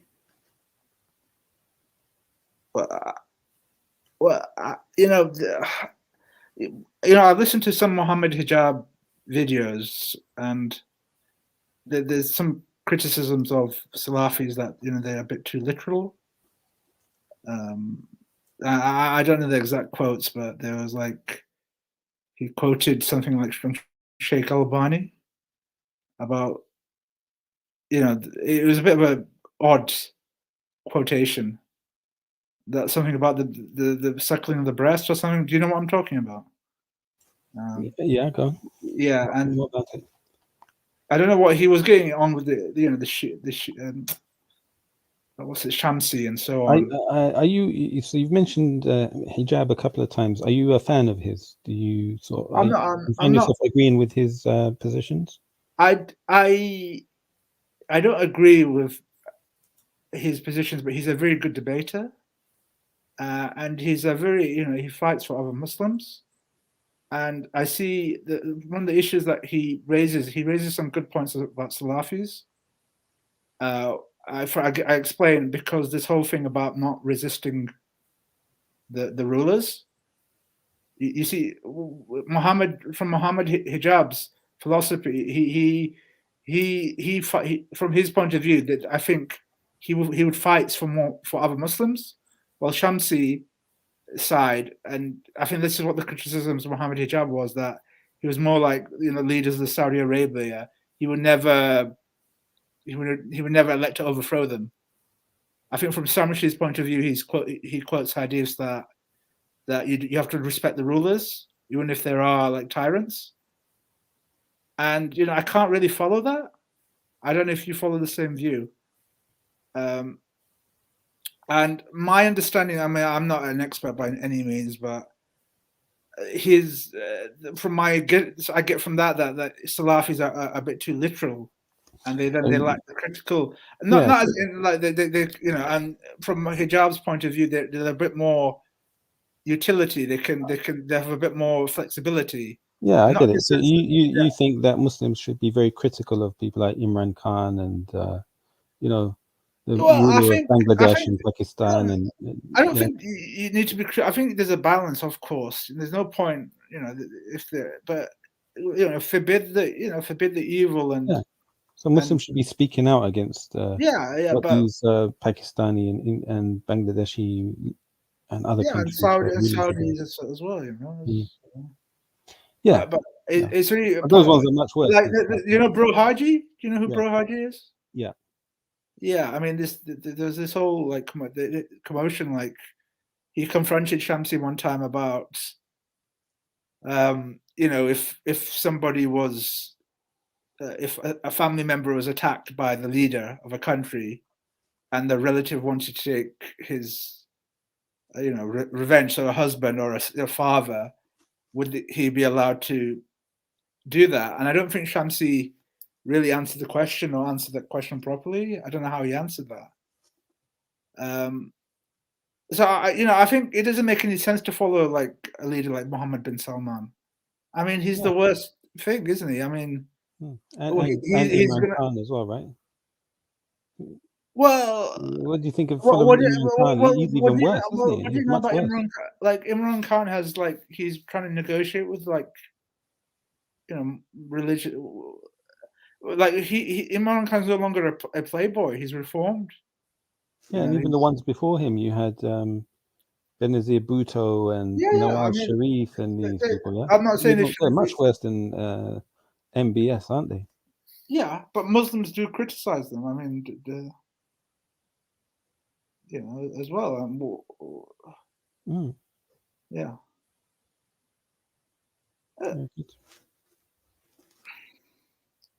I mean, what's your thoughts on that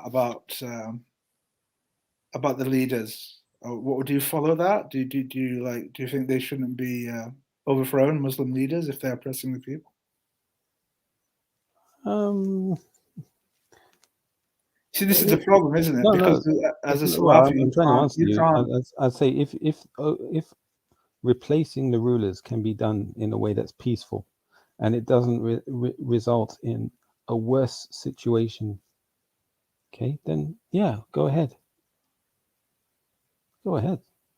But if it's going to result in a much worse situation and more fitna, then obviously don't do it. Ishmael has said something. I mean, I don't. It's been a while since I watched that video, so maybe I was wrong. I don't want to criticize Shamsi or just put a false statement to him or anything. I apologize if I have done that. Yeah, and people like Bro Haji, nobody knows what he is. What type of Muslim is he? I think he's a Deobandi, doesn't he? He comes from up north. Oh, we don't know. Oh, I don't know. He's not clear. He comes from Birmingham. He's from Birmingham, isn't he? There's no Barelvis in Birmingham. No, there's loads of Barelvis there. Yeah.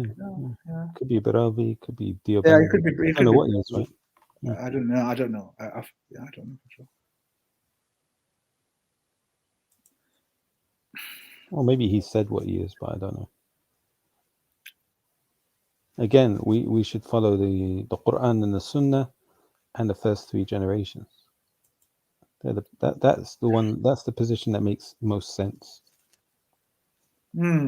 I suppose it does in a way. I mean, it's all about getting to Jannah, isn't it? And trying to maximize your chances. Yeah. And I don't know. I don't see how you can go wrong by following the first three generations. I mean, would you, if you could, would you move to, if you had like all that money, forget jobs and everything. If you had the money and the ability, would you live in Mecca or Medina? Would that be of course. Like, best position for a Salafi Muslim to be? Yeah, if my circumstances allowed me to do so, why wouldn't I? Exactly. Who wouldn't? What Muslim wouldn't do that?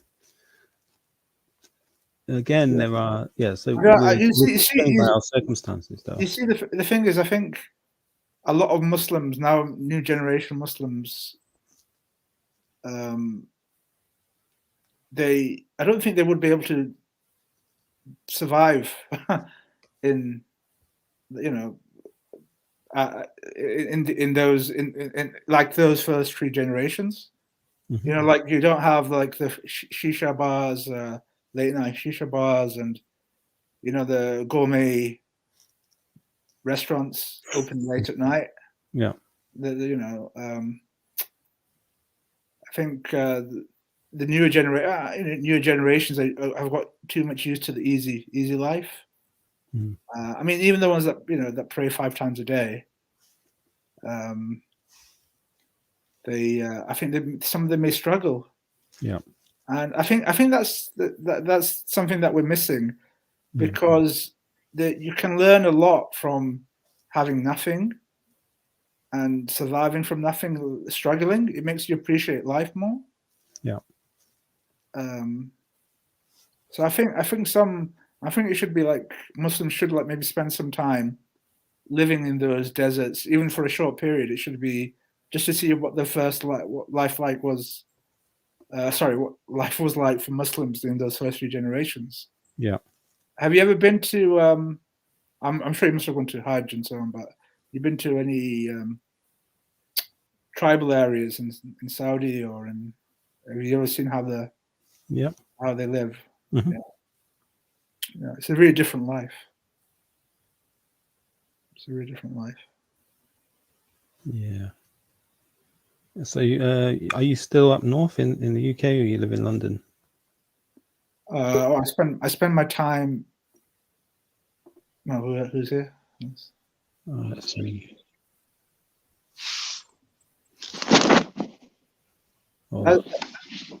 I spend my time in London and up north as well.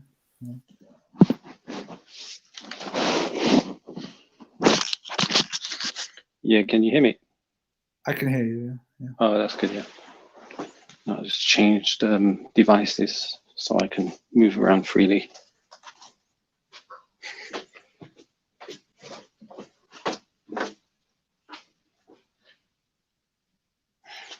Yeah. Let's see.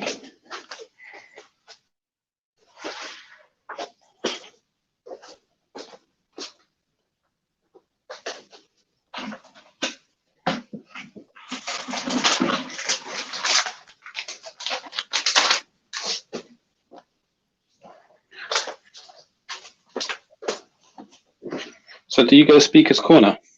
I have, yes. I've been a fair few times. Yeah, it's nice when you. I don't know what's happened to it. I mean, 5 years ago it was really interesting. You had all sorts of debates all the time. Now it's just, I don't know. It just seems boring. I don't know. Yeah. Do you remember Content Over Everything? Yeah. Yeah. Mr. X and yeah. All those, they're all gone now. So. Alhamdulillah. Do they still have channels of their own? Do they still go live? No, I don't think Mr. X goes live anymore. Content doesn't post anything. It's probably moved on, isn't it? Yeah. Maybe they were asked to move on.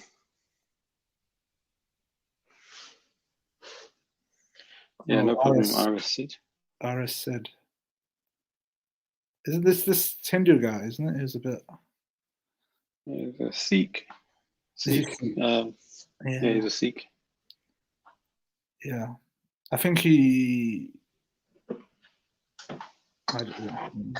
Do you know much about Sikhi? I always want to get interested in it, but all I know is that we boiled one of the gurus, Muslims did, in India. And a lot of Sikhs resent Muslims for that. But I also know Sikhs are also very. I don't know. From my understanding, my very basic understanding, it's a mixture of Islam and Hinduism. But yeah, and they have this book, what the Guru Granth Sahib or something, whatever that is. What's your knowledge of Sikhism? Do you know much? Well, I started a course on Sikhism, but yeah, I know a little bit about it. And what are your thoughts on it? Is it? I mean, of course, you can't compare it to Islam, but I mean, in terms of a philosophy, is it what? Is it some? How is it? Is it like they have a what? They have a guru, right? So is he a god? What is he? Is he a prophet? What No, they have 10 or 11 gurus. In fact, there's a difference of opinion. So you know how in Islam you have different sects. You also have different sects in Sikhi. Okay.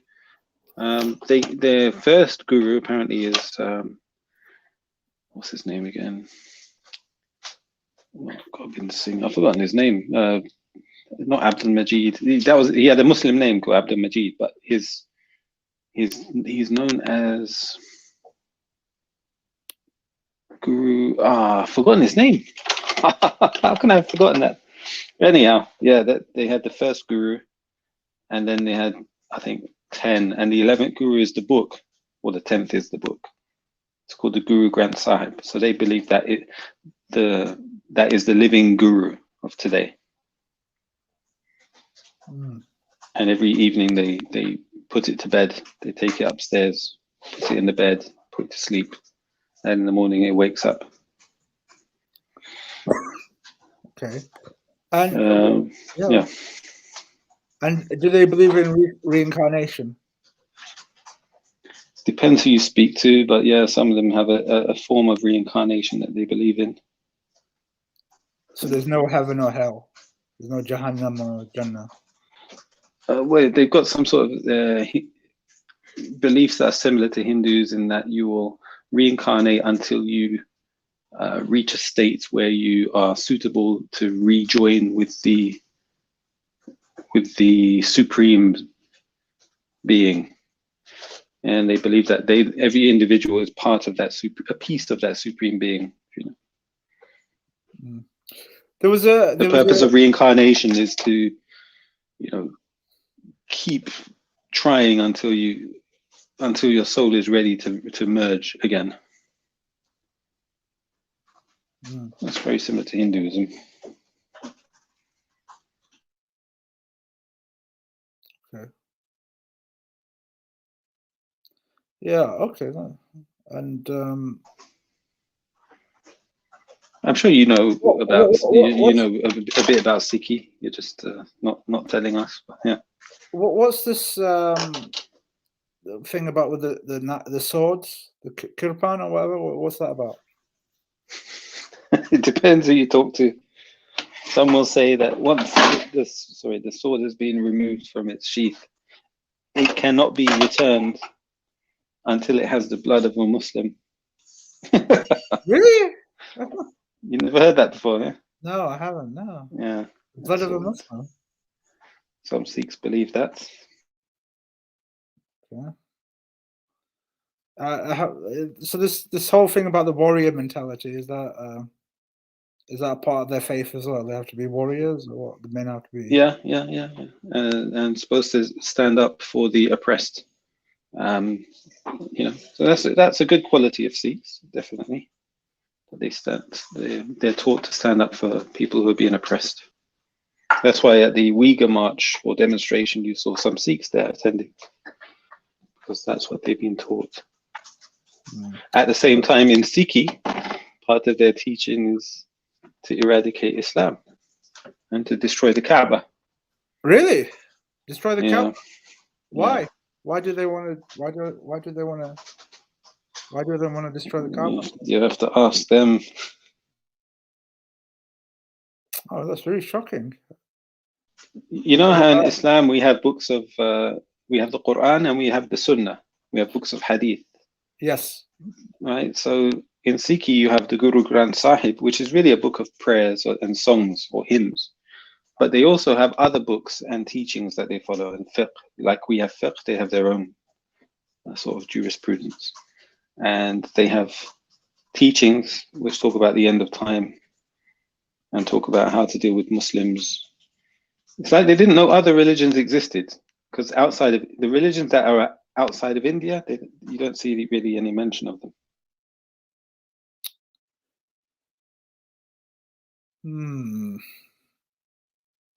So it's very Indo-centric. It's almost an ethno type of religion. ethno type of, because I do hear like they're certain sects, well, racial sort of. Yeah, an ethno they were, like, religion for Punjabis only.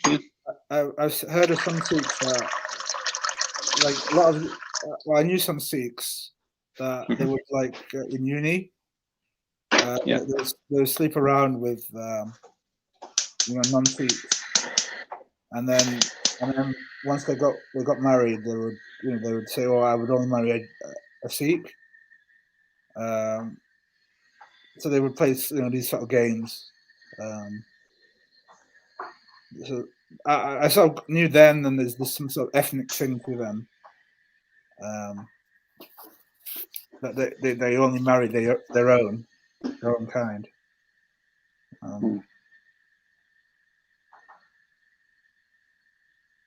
Yeah, but lots of people practice that type of thing, only marrying their own kind, don't they? That's true, yeah. Will Brelvis allow their daughters to marry? Yeah, but I don't know, non-Brelvis. Yeah, but no, they won't. Yeah, but they would never do it in the first place, would they? They wouldn't sleep around with non-Brelvis and then say, "Oh, we only marry Brelvis." They're honest from the start. What do you mean they wouldn't sleep around? No, this is what I'm trying to say. Like when I went to university, there were some Sikhs, male Sikhs, that would sleep around with non-Sikhs, and then they would once they got married, or they would just change their tune and say, "Oh, I only marry Sikhs, or I marry from a certain caste or whatever." Well, a Muslim will, from the start, they would say no, that's wrong. That sort of behavior is wrong. That we only marry other Muslims. Do you follow what I'm saying?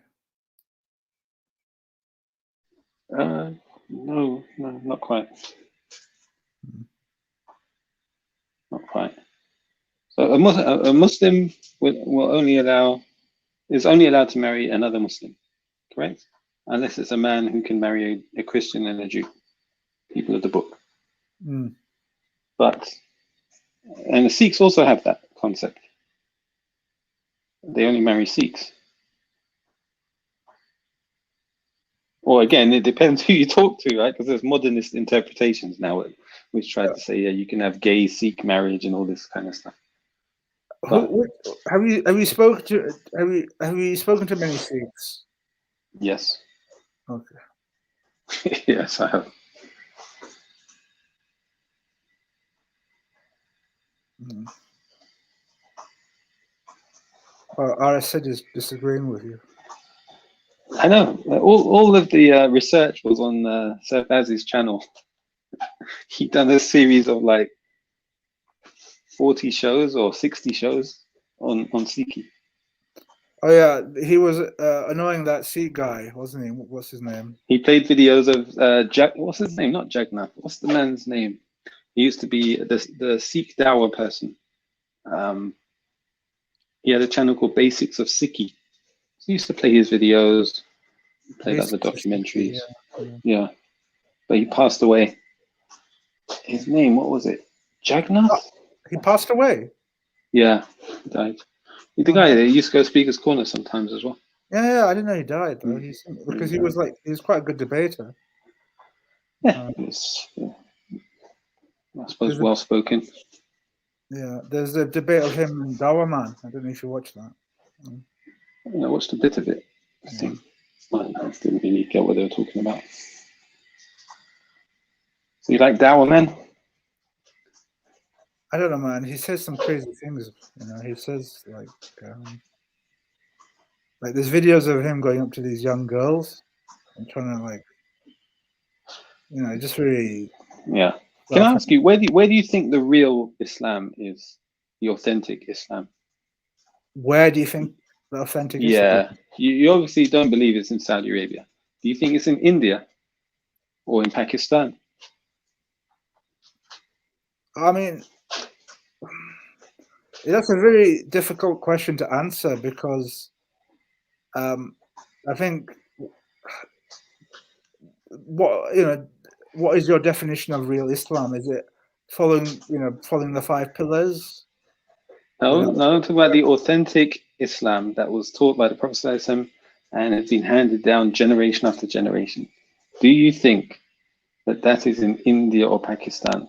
Or do you think it's in Egypt, or do you think it's in Saudi Arabia? Where is it today? Where is it practiced today? I would say that I think your question is probably where is it practiced the most? Yeah, where can you find people who are on the correct Islam?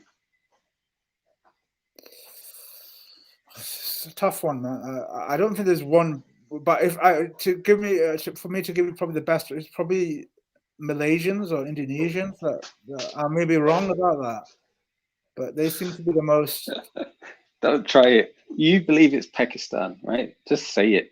Or India. 1 second, I'm just getting a call. Okay.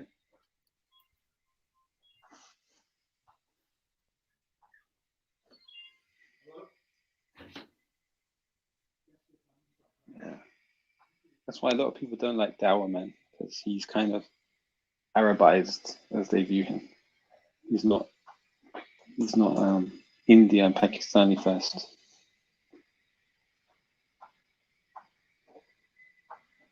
Well, nationalism, bro. Islam has become nationalism.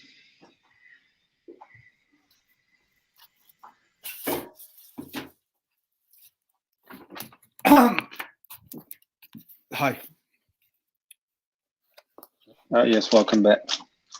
Yes. So, why do you think I think it's Pakistan? Either Pakistan or India.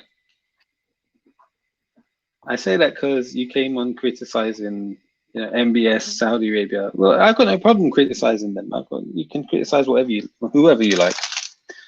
But I know there's a strong sense of nationalism amongst the people from the Indo subcontinent, and I've heard it several times where they say that the true Islam was passed down to Abu Bakr radiallahu anhu in the cave, and it was secretly transmitted, to one person after another, and that secret knowledge eventually found its way to Pakistan, to India, right? India, which is now, and probably now in Pakistan. And what's practiced in Saudi Arabia is a fake Islam. It's not correct. It's Wahhabism or whatever, right? So, is that something you've never been taught?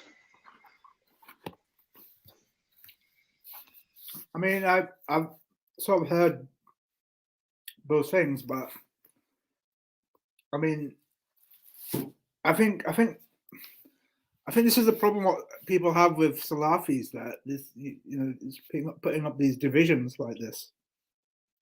I mean, a Muslim, as long as you follow the basic tenets of Islam, you pray, you look out for your fellow Muslims. I mean, that's sort of good enough for me. I mean, what's this? This whole point of making divisions like that. It's Muslims need to be united. We've got a lot of challenges out there. Well, this is a teaching that is predominantly from the Indo type of continent. It's them who are saying that they have the original Islam, not the Salafis. I mean, do you think it's acceptable that Saudi banned Tablighi Jamaat, which is a peaceful movement? These people who are just trying to peacefully show a side of spiritual Islam. You really think that's what was the point of that? These guys aren't terrorists. I mean, that was pretty bad, don't you agree? They're just peaceful Muslims. What happened with Tablighi Jamaat? So you know who Tablighi Jamaat are, man? Come on, you must know. They're a worldwide Dawah organization. They don't believe in violence. They preach other Muslims.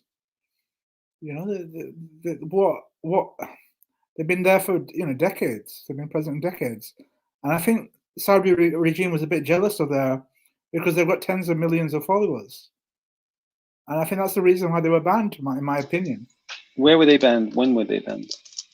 Recently, just last month or so, they've been banned. Banned where?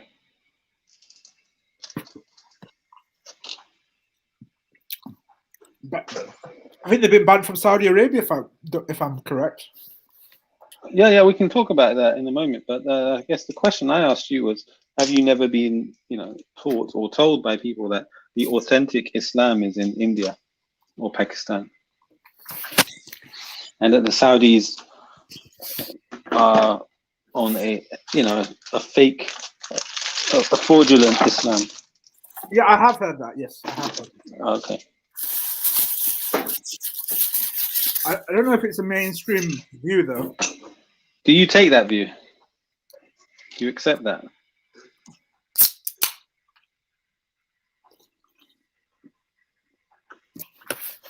I think there's a problem with Saudis that they think because they follow they're the same race as the Prophet, that they have exclusivity to Islam. They have to be the head. I don't think that's right. You think the Turkish are on the correct Islam?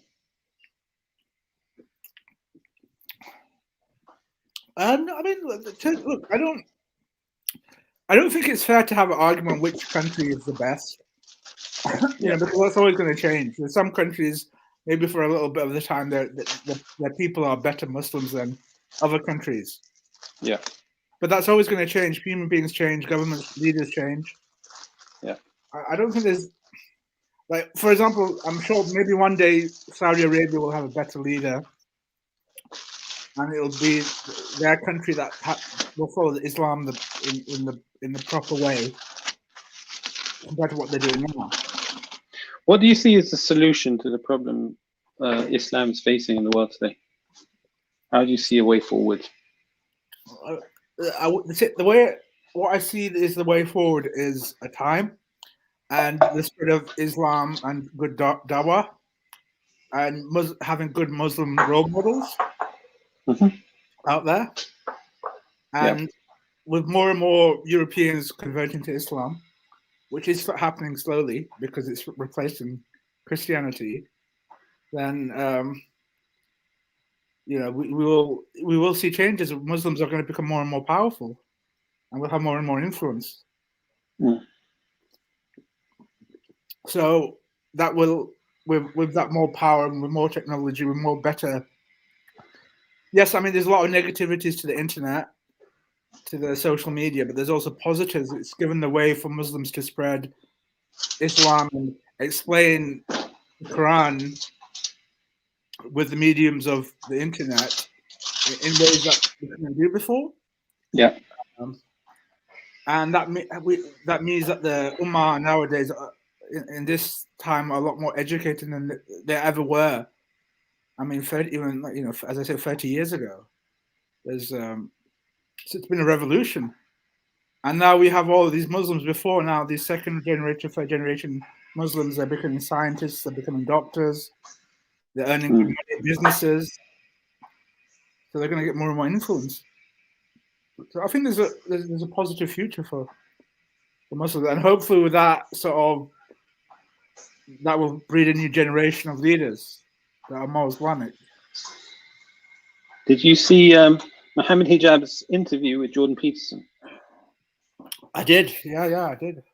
Did you used to watch Jordan Peterson's videos before that interview, or was that Not all the time, no. I mean, I used to watch him when he first, when he seems to have lost a bit of his touch. And what are your thoughts on that interview or discussion? Well, I think in terms of Muslims, I think it benefited Muslims because you have Jordan Peterson's audience. Now they can see that there's this Muslim called Muhammad Hijab. They can see that all Muslims aren't extreme. I think Muhammad Hijab did a good job of putting forward normative Islam to Jordan Peterson's audience, which are in the tens of millions. And if you have to look at the comments below, which there was a lot of praise from non-Muslims for that. I didn't see those. The only comments I saw were from Muslims, like tons of comments from Muslims. There were so many that I didn't even see any from non-Muslims. There were a few. Yeah. And secondly, you say it was a good job at presenting Islam as, I guess, non-extremists, right? But I can also say that the opposite is true. When you just look at the title of the video, you know what the title says? No. The title of the video was, and they agreed this during the actual discussion, on what they agreed what the title should be. Jordan Peterson said, what should I title the video? Will you agree if I call it this? And Hijab said, yeah, okay. So the title of the video is Islam and the Possibility of Peace. Okay. What does that actually mean? When you break it down, the possibility of peace means that it's currently not peaceful. So what we're talking about during this discussion is to see if peace is possible, meaning achieving peace when you're not currently in a state of peace.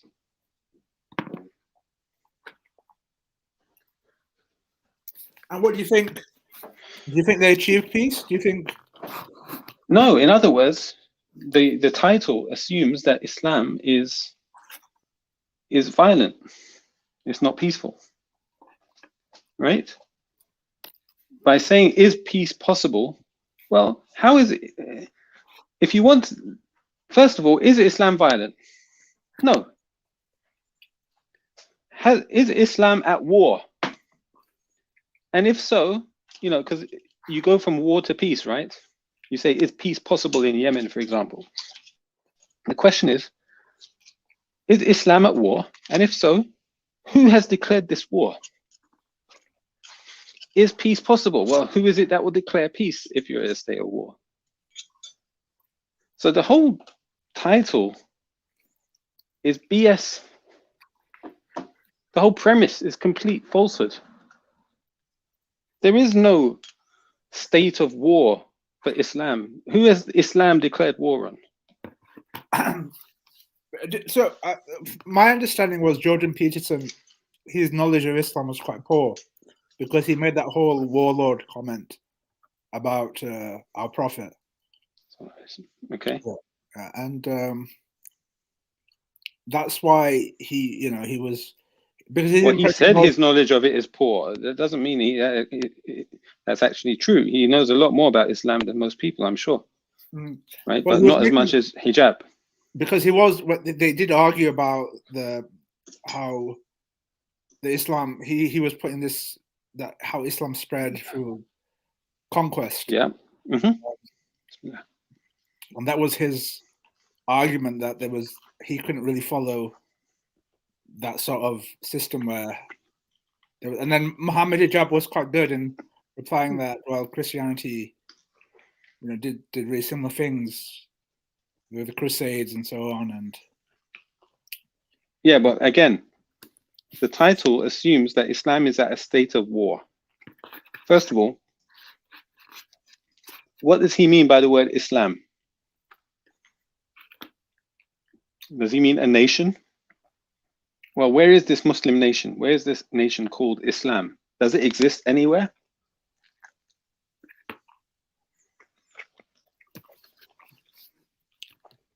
Is he talking about the Ummah as a whole? Not? Okay. So, who represents the Ummah? Who has declared war on behalf of the Ummah? We don't have a caliph, though. Exactly. Yeah. So the whole title is a misrepresentation. It's as though Jordan Peterson is Captain Kirk, and he's meeting the Vulcans or what's the the other people, the other aliens, and they want to discuss. They're both at war with each other, and they want to discuss: is it possible to have peace? Well, you need to negotiate peace with somebody. You need a representative from the other side. Well, who is the representative? Muhammad Hijab? Is he who appointed Muhammad Hijab as the representative of Islam for the Ummah? He can decide whether we're at war or we're at peace.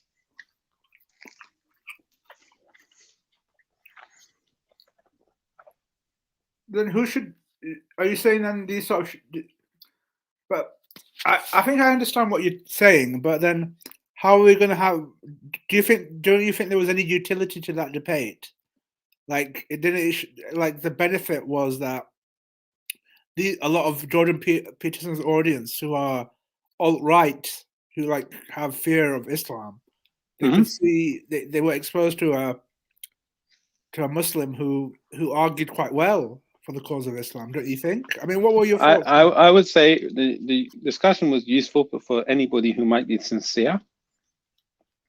Okay, that's fine. But again, how many of his audience do you think are going to sit and watch the whole 3-hour conversation? I doubt many. Okay, especially people who have preconceived views. I think the problem I have with the video is the title. So most people who are going to get the notification of the video, they're going to see the title, and their assumption is that, oh, Islam and Christianity are at war. Okay, that's their assumption based on the title. And what the discussion is about is it possible to have peace? Okay, how can we achieve peace? The point is, the problem is, Islam has not declared any war on anybody. In fact, there is no nation called Islam. There is no representative for Islam. There isn't. All we have is individual countries, all looking out for their own personal interest. And what hijab has been put into there is a position of representing a nation called Islam. It's quite interesting. I haven't thought about it that way with the title. When you look at the Uyghur protests, I don't know if you saw that, where Brother Hijab took off his t-shirt. Yes, I did. How it was all in that protest. He done the same thing. The Jewish Chronicle. There's a newspaper online, the Jewish Chronicle, and I think was it on the Daily Mail as well. Like they're trying to make him out to be an extremist or something like that. With Well, here's the thing, right? It's the one where he strips his shirt off, right? You're talking about that? Yeah. In that speech, he said to the Chinese embassy, directly to them, he said, there's my message to the Chinese government. If you declare war on the Uyghur people, you've declared war on the Muslims or on Islam, one of the two. Yeah? So China can take that as a real threat. They can look at any Muslim in the world as, well, Islam has declared war on us. They can send a hit squad and kill your family because Islam has declared war on them. Yeah, but who gave him that right to declare war on China? But look, reactionary. I got to take you to task on this. I mean, like the Uyghur Muslims are being, you've seen the videos. They've been totally ethnically cleansed, and many Muslim countries are even like keeping quiet at best, or even worse, they're dealing with China. They're not even, offering any criticism for what they're doing. And I'm not an expert on hadith, but I'm sure that my understanding from my memory, there are many hadith, which makes it and I think there's even top mention in the Quran that when the Ummah is under attack, when fellow Muslims are being, and if you've seen some of the videos, like these Uyghur women, Muslim women, are being like forced to sleep with Chinese men, with Kafira. This is unacceptable. This is not. It's our responsibility, and this is what Muslims like Muhammad Hijab, Smile to Jannah, Ali Dawa, you could see the pain it causes them, and it should cause you that same pain to see our fellow Muslims being oppressed, being sent in concentration camps. Fine. This is Let's the problem. let's say I agree with you. Does that give any of us the right to declare war on China? But does it give? But he's not a leader of Islam, is he? He's not. He doesn't. I mean, I think Exactly. But does China know that? Does China know that? Does Jordan Peterson know that? No. They think Islam is a real nation, right? They think all these Muslim countries are one united body. That's their perception. The reality, as we know it, there is no Muslim nation anymore. It's finished. Inshallah, will come back.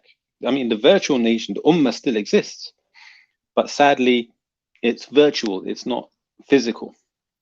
Okay, and when go on. It may be a bit of a diversion, but could you accept a caliph that was not an Arab? Like Erdogan, for example.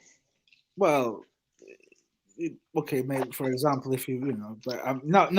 I mean, he has his faults, but like if it was like, for example, from the Ottomans weren't Arab, but they were the Khilafah. So yeah, so you would accept if there was like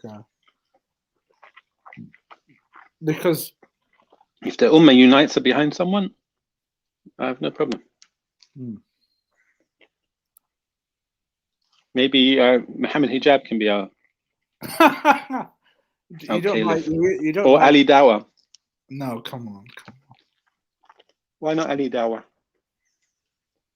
I think Ali Dawah has enough to deal with about managing the whole of the problems of the Ummah. I think. So anyway, that's you understand. I think you understand better now my point. No, I hear. I think you make a very nuanced point. I think you're going to get a lot of flack from it because it's a very nuanced point. There is a point. There is a logic to it. I do know. I can get where you're coming from, because I think there is. What you're saying is these other nations will take hijab as a representative of Islam, and I think there is something to it. I mean, because there were like Chinese people looking out. He was pointing at them. He was pointing at the embassy, wasn't he? So when you read the newspaper, right? Most people just look at the headlines. They might skim through the actual content, but they'll just look at the headlines. And Jordan Peterson's headline, his title of his video, gave the exact same argument of what we're talking about right now.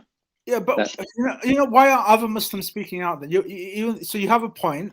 You have a point. I mean, look, I don't think Muhammad Hijab is a perfect. He has a lot of flaws. Don't get me wrong. But who else is speaking out? Why isn't Mohammed bin Salman speaking out if he's the lead? He's the leader of his country. I even say the same to Imran Khan. Imran Khan, I mean, is in. Look, he's in bed with China as well. I'm not going to give him a break. He needs China. If he doesn't have China, the Pakistan will have a lot of economic problems. It's a mess right now. The best thing for someone like Imran Khan is to come out publicly and say, listen, everybody, we're going to declare ourselves a land of Islam. That's it. I mean, that's what Pakistan was originally about, a Muslim land. But it's lost its way, hasn't it? Oh, well, I think it's secular now. They're having a lot of issues, I think, with now with Afghanistan. There's this border between Afghanistan. Relvi's fault. Well, there's a problem with some extreme Relvis. I won't. I think they may cause Imran a lot of problems, but I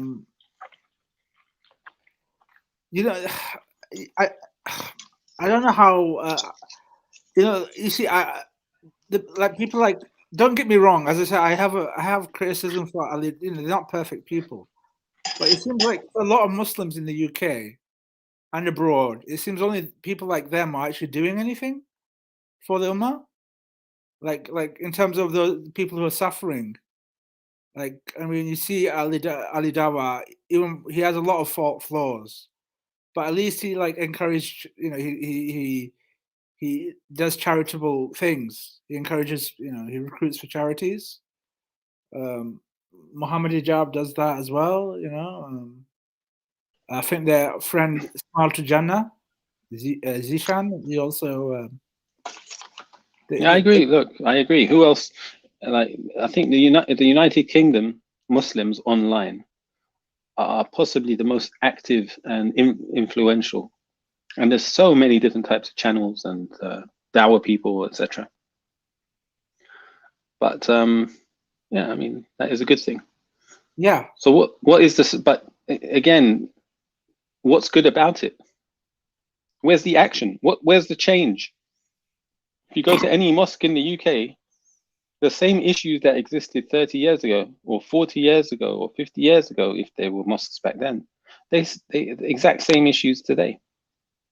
Same politics, same sectarianism, the same nationalism. You got a Bengali mosque, a Pakistani mosque, an Egyptian mosque. Why isn't there just a mosque? A mosque, a Muslim mosque. Yeah. Look, you won't get any argument from me about that. That is a problem. That is a problem. How is a minority meant to feel? Or a convert? How are they? Where do they fit in then? If that's how Islam is. Yeah, I have heard stories.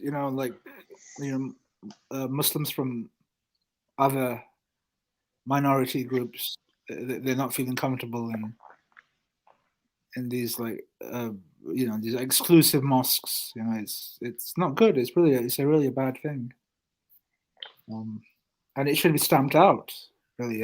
But the only way you can do it, I don't. I think it takes a step at a time. I mean, we really need to have more. I mean, I wish Shamsi was out there more. To be honest, like his message was, he does a lot of good work, but Salafi should be like doing the same stuff as Muhammad Hijab, Ali Dawa. They should be putting themselves out there, spreading the message of the Salaf to I don't know if I agree that Shamsi is a Salafi. You don't? Oh, okay. Okay, that's quite surprising. Okay. What? Well, why not? Why? Because he belongs to a hizb, a group. Okay. We have extremist groups in Islam. We have extremist takfiris. We have extremist, like the Barelvis, they're extreme in their love of the Prophet ﷺ, where they make him like a god, pretty much. They've taken him beyond bounds. And we have, sorry, what was I saying? We have takfiris. We have people who do bid'ah of people, tabdiya. And that's fine. That's part of Islam, perhaps. But this group, who have no knowledge, they declare people as innovators. Okay, and they go to extremes with that. So again, they're a sect. Then they call to their sect. If you're not part of their sect, then it's almost like you're not a Muslim. Yeah, isn't there a hadith that there will be 99 sects or something? And one of those 73. Oh, sorry, 73, and 72 will go to hell or something like that. Is that right? Or 73 will go. I don't know which one. All of them in the hellfire except for one. Okay. And that is the one that is on the way of the Prophet Muhammad ﷺ and his companions. Is that a Sahih hadith? Yeah, I believe so. I can't remember if it's hadith or Sahih or Hasan, but it's authentic anyway. It's quite a scary thought, just like. Well, you can see all of these different types online. Do you know how many different types of people there are online who call themselves Muslims? You see them at Speaker's Corner too, right? You get these Quranists, the Quran-only Muslims, who reject Hadith and they reject the Sunnah. Yeah, that's quite. You've got the Shia, the Rafida, the people who curse the companions of the Prophet ﷺ.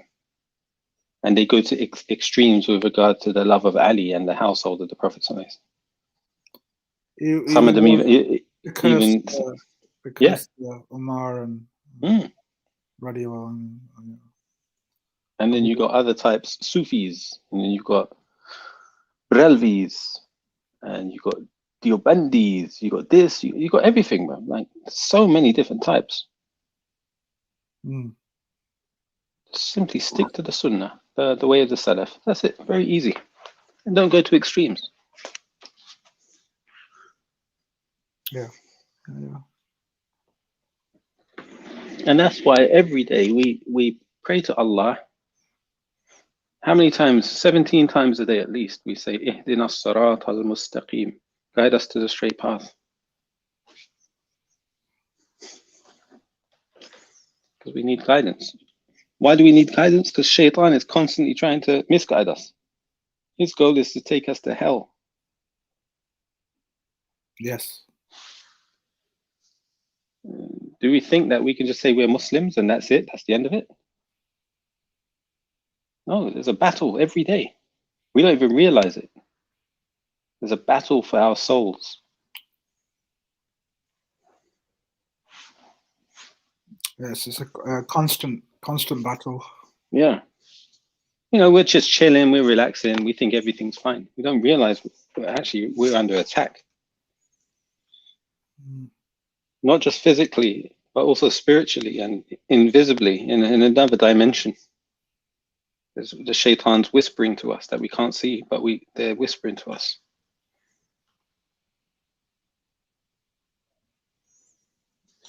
Claire, was your discussion with Ali Dawah published? Is it on YouTube?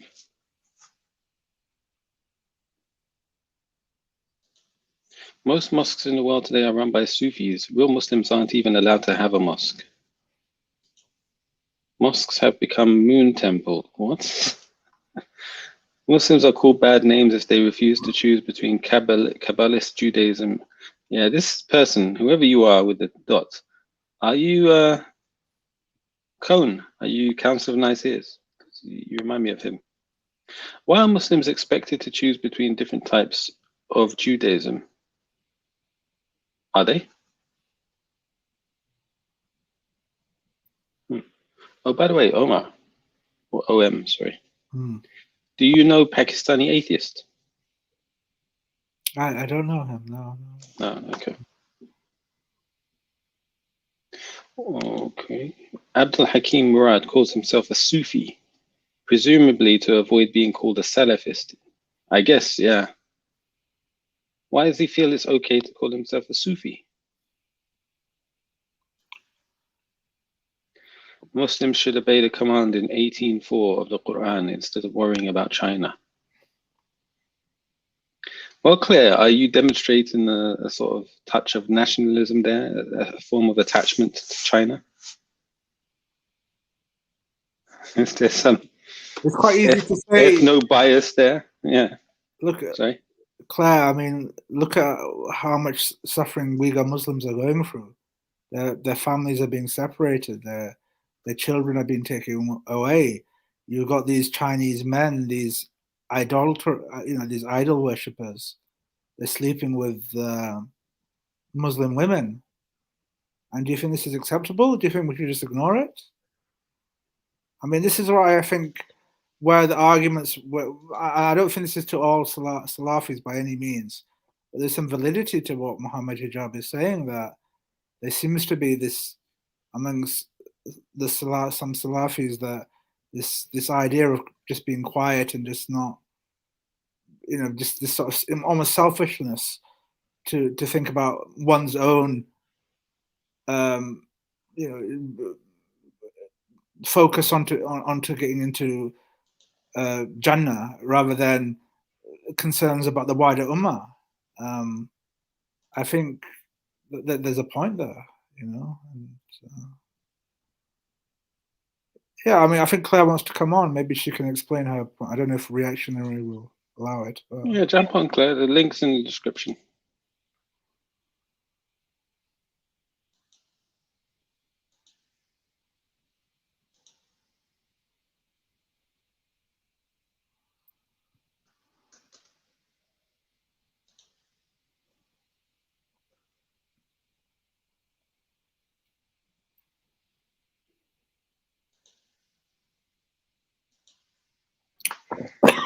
Okay.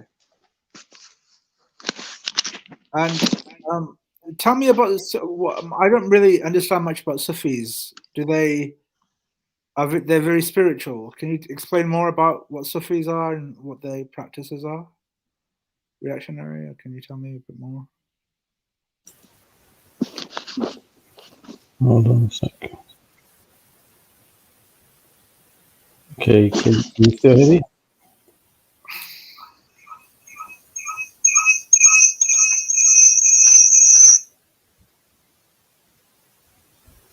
Yeah, look.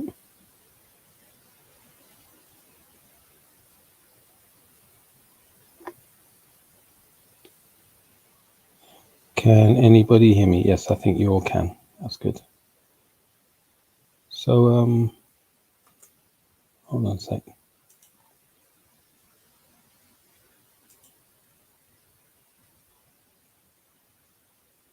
بكون أنا الواحد من الناس مستكترة فيها الضحكة بجد يعني.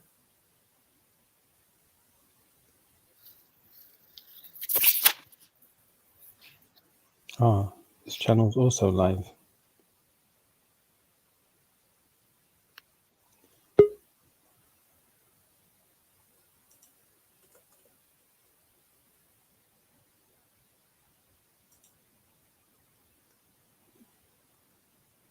Hello. Hello. Hello, Claire. How you doing? Hi, everyone.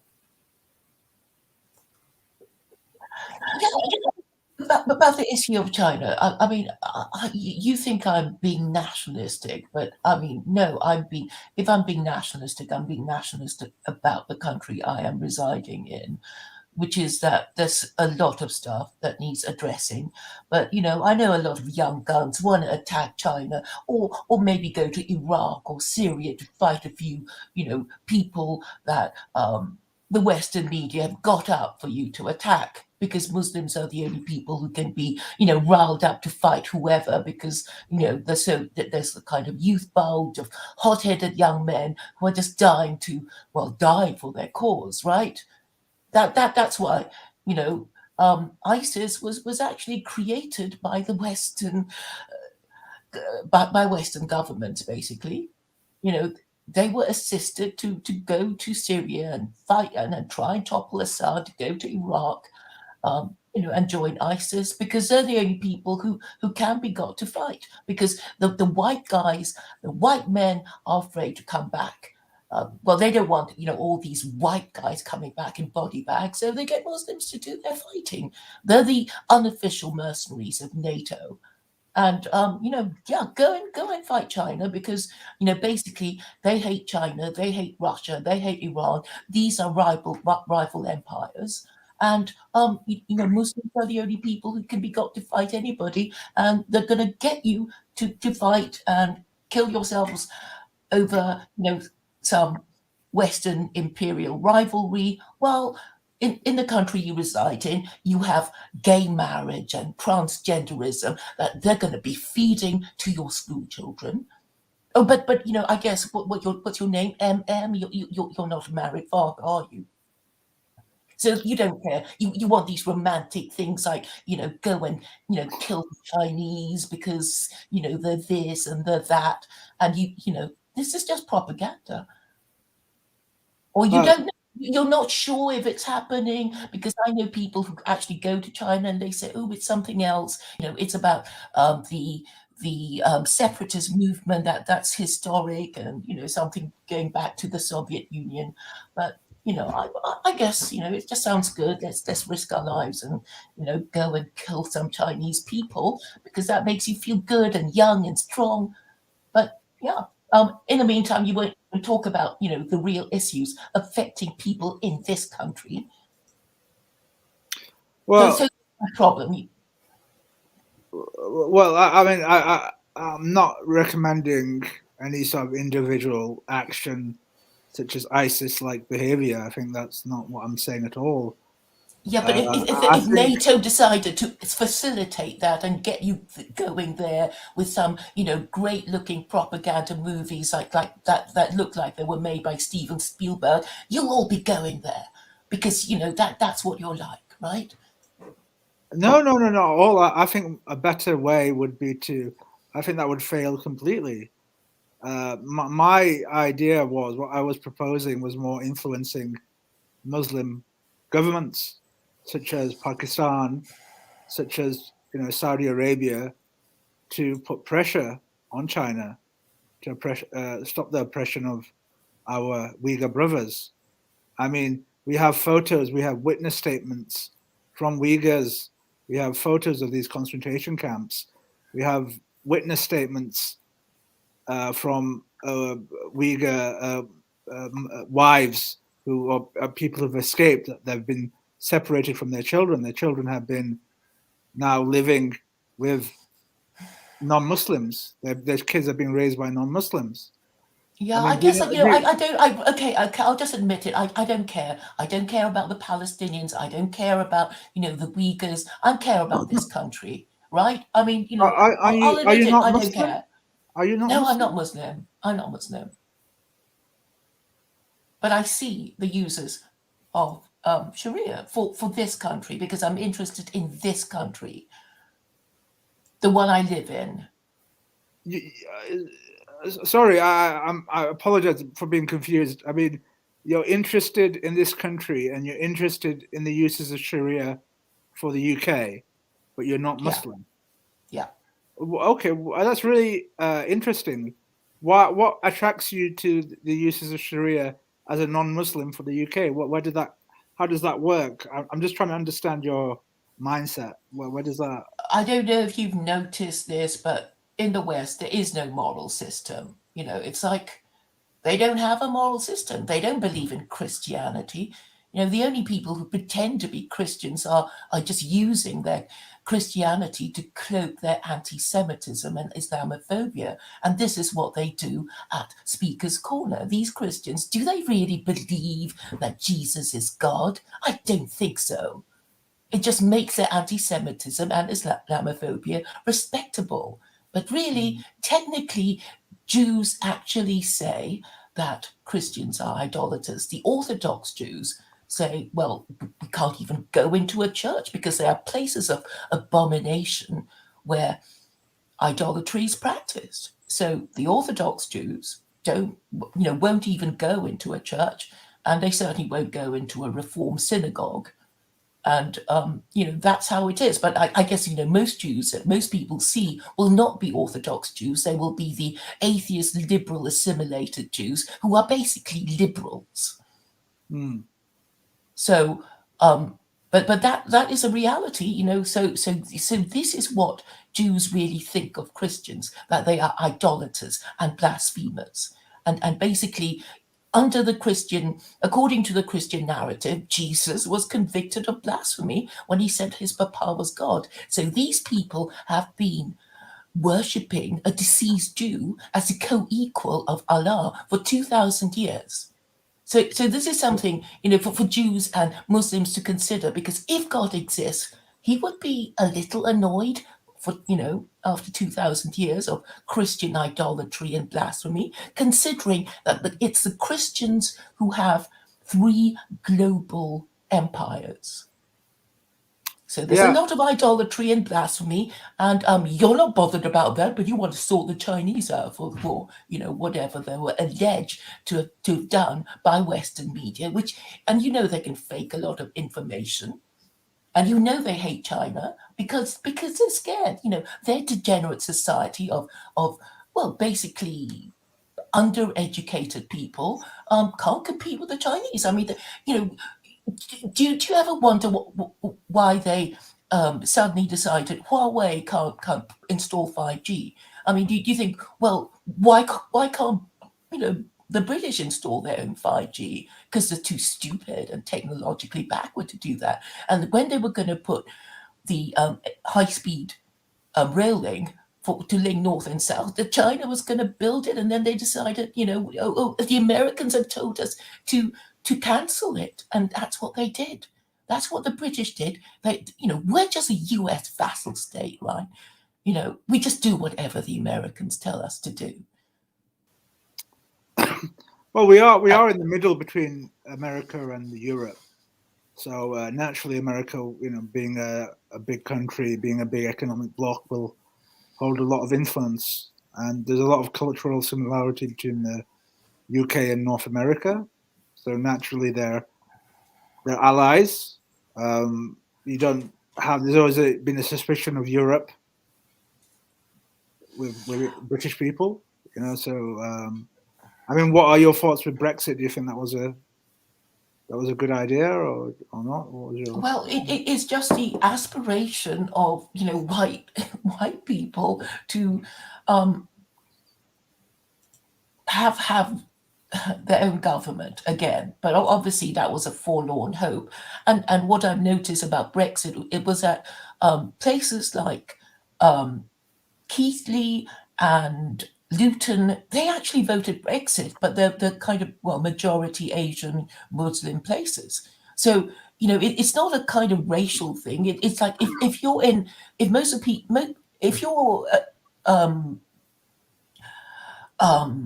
low wage, working in a low wage economy, then you would find immigration as helping to lower your wages. So I know a lot of Muslims were conflicted about we want. Well, they didn't know how to vote really, and most people didn't really, except the people who thought voting Brexit would cure their country of immigration. But but America isn't in the EU, and it still suffers from immigration, and I think the problem is a low birth rate. So they don't have a labor force to do all the work, and that's why they import labor. So you believe in the return for more traditional roles for women? But a lot of women probably would like, to find a man capable of paying for everything on just one wage. So, and that means the abolition of equal pay, and that will get the feminists all screeching and screaming. But can I play the devil's advocate for a second and say that is an interesting point of view, but that sort of power dynamic where a woman has a more of a role at home, and the husband is like has the power, as in he's earning all the money. That introduces a certain power dynamic where the husband has the certain control of, and that can lead to exploitation, and we have evidence of that. While of course there will always be abusive husbands, yes, you can't prevent that, but I think women, if they were being honest, would say, we just like to marry a man capable in theory of supporting, just paying for our stuff, our children, our house, I don't know. Nowadays, you're seeing all sorts, aren't you? With education and the sort of modern world where, we to earn, to survive nowadays, to get the conveniences of life, you have to have both partners working. And, with Muslims nowadays, you're seeing, I don't know what you think about this, reactionary, but nowadays Muslims are looking for they want their partners to be working and earning money, and they're not so much looking for partners who are very traditional. You're being slowly assimilated into the West, and and you will start. You will become like these Jews in America who vote Democrat, and apparently 70% of them still do. So I guess eventually, after a few generations, you'll be like that. What do you think? What do you think, reactionary? Are you listening? Or? Yeah, I'm listening. What do I think of Of what in particular? Yeah, what in particular? Well, about what Claire is saying about, I suppose, returning to traditional gender roles. I suppose that is Islamic. Those are Islamic values, right? Yeah. It is. I think. Yeah, that's true. Yeah. But I think also for a modern is that as a Muslim, is that a step that will lead to Islam, or is Islam the step that will lead to those? Is that like a fruit of the Islamic tree? Well, yeah, it's like the chicken or the egg. I suppose it's once you accept Islam as a woman, then if you're following the faith properly, then there's certain things that you need to accept, like the husband being the guarantor of security for the wife and the guardian of the wife. Isn't that right? And the sort of provider and protector. Yeah, right. But then you see that depends on, you see, that's in a perfect system. This is the thing I have is like the men can be fatally flawed, men and women. So can women. And they can be flawed in a way that they don't even realize it. And that's the thing with these sort of all like that. No, listen. I mean, when you have a dynamic where the man has all, or the woman has all the power, it's just easy for that to be exploited in a way that you don't even realize it. And there can be horrible things. Like, for example, of course, but there are such things as the police and the courts, right? And maybe you have friends and family, prepared to step in if you're being too exploited. Yeah, but then you can have a situation where, for example, the man's family, if the woman is living with the man's family, then she can't really get away from that. And then if the man has all the money and then he's also being abusive, then the woman can't really walk away. She can't get away from it. So I agree, in a perfect society where you do have, good Sharia system and you have those sort of courts available and the woman can, then that there's an avenue for her to make a case and then Well, in theory, there is, she can call the cops, and if she chooses not to, I mean, really, that's kind of her problem, because in theory, whatever, our complaint, we could, in theory, report it to the police if it's actually illegal, right? Yeah, but that's what's that? How's that different to what we're doing? If there's a problem, so that we're showing that system isn't perfect, is it? There's still flaws. But that's why we have laws, because if we were all morally perfect, we wouldn't need the law to stop us from hurting each other, right? So what we have now is a situation, we do have laws, but people don't respect it. We sort of know that the politicians, the rich people don't really wear masks, they only wear it, for show. And we also know that, for example, a lot of people, wear their mask, at their own discretion, and it's only for show. So this is a kind of corrupting culture, people thinking, well, as long as I get away with it. And so if we're going to be, constrained by law, we might as well follow the law that is supposed to be from the best available guide to humanity. And what I found when I've been talking to Islamophobes is that they can't think of a better guide than the Quran, even though they hate and fear it so much. And why, because it sounds like there's some, you admire these aspects of Islam. How come you're not, if you don't mind me asking, how come you haven't become Muslim yourself? Because it wouldn't, because I am agnostic, and I think the message that it is possible to arrive at a theocracy using reason alone is more powerful than me saying, hey, I'm Muslim, everybody, join me in, asking for Sharia.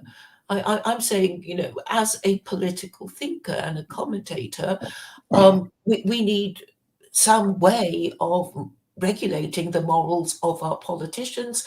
And they don't believe in liberalism. They ceased to believe in Christianity a long time ago, and they don't know what they're doing, do they? I mean, they're just making the rules up as they go along, which is why nobody believes anything they say, and that's why they say such crazy things that you really have to be soft in the head to believe that they mean well, or they know what they're talking about.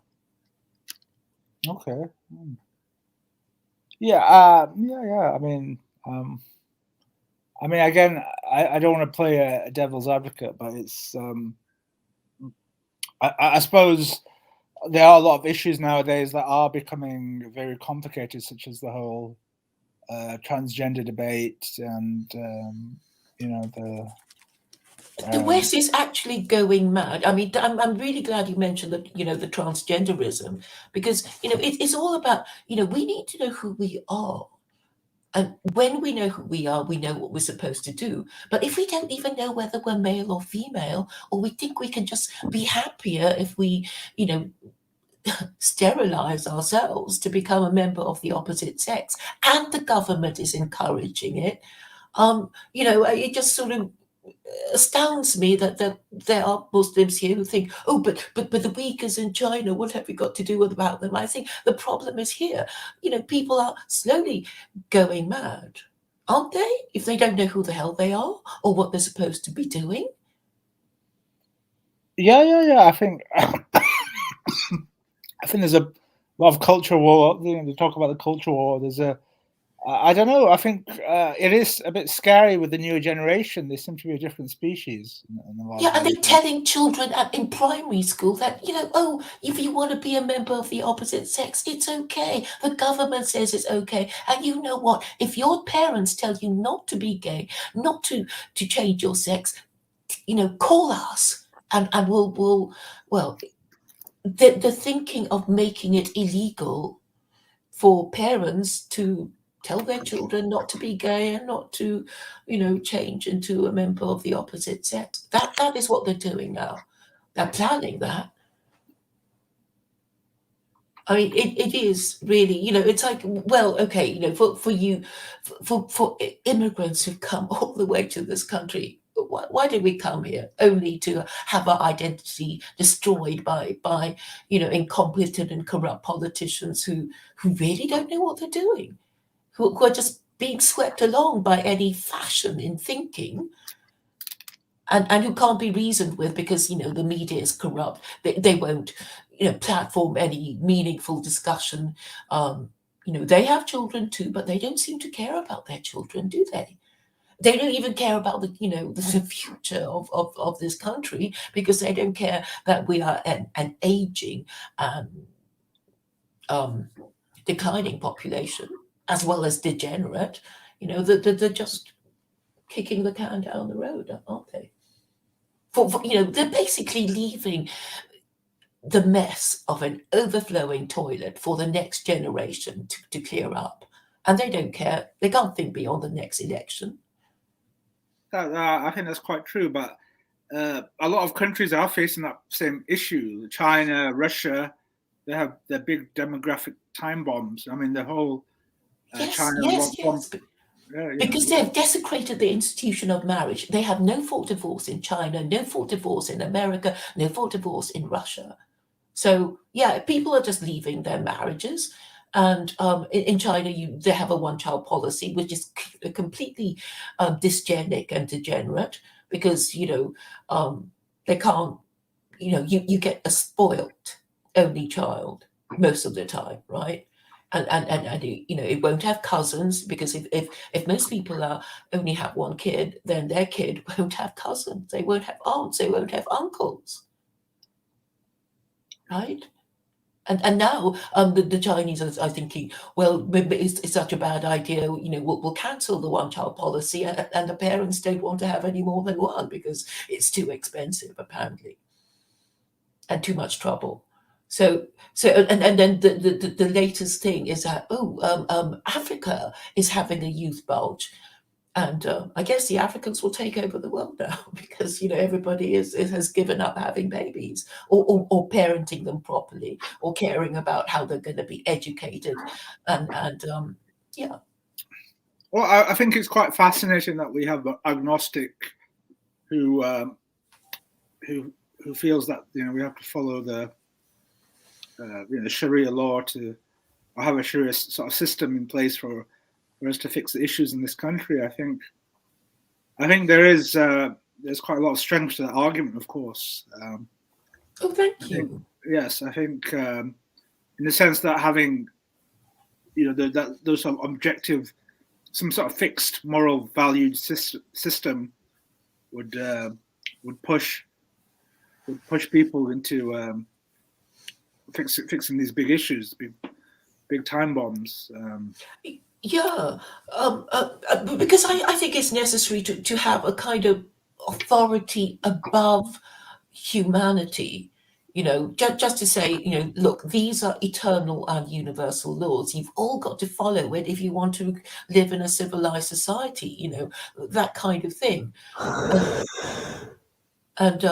And talking about China, I mean, I know they had this idea called mandate of heaven. The mandate of heaven, every emperor starts off with a mandate of heaven, but if they misgovern their empire, it will be withdrawn, and it's being withdrawn if there's famine, pestilence, natural disaster, invasion, and revolution. So, and then whoever takes over will be presumed to have the mandate of heaven, which is, I think, a kind of, a nod to the Abrahamic God, because, it's the only way to sort of frighten the most powerful, person around, right? I mean, I guess in China, that's what they thought the emperor was, the most powerful person, in the Middle Kingdom or whatever. So in order to regulate his morals, they created this idea of the mandate of heaven, which is kind of like God, isn't it? Yes. Thank you for conceding that. And I know that in China, right now they have this sort of crazy idea called the three supremes. And you think three supremes, you can't have three supremes, it can be the three equals, but that is what they call their how China is supposed to be run. So one of them is the constitution, the other is the people, and then the third is the party. And then, and this Chinese political thinker says, we're going to call it the three supremes. So we're going to say that the constitution is just as important, the people are just as important, and the party is just as important. But of course, practically, it's a party that will be most important, right? That's how it will work out in practice. And I know they do it because China is officially atheist. So they can't sort of say, oh, God above them is, so they can't even go back to the idea of mandate of heaven, which is, I think, one of the reasons that made China, more civilized than, Japan, because Japan just basically said that their emperor was divine. And it's a bit dangerous when you tell such, outrageous lies. So I guess, China was it had a few good ideas that kind of kept it going for a bit until they decided to take up, Marxism. Look, Claire, this has been an interesting discussion. I have to go to sleep now. I've got to go. Right, I guess so should I. I'm sorry I went on a bit. No. It was a pleasure talking to you. I hope I didn't come off too. No, it was good. It was really. I learned a lot, and I wish to talk more again at some point. Thank you, Reactionary. It was nice talking to you. Yeah, thanks. No worries. Sleep. Thanks. Bye. You're welcome.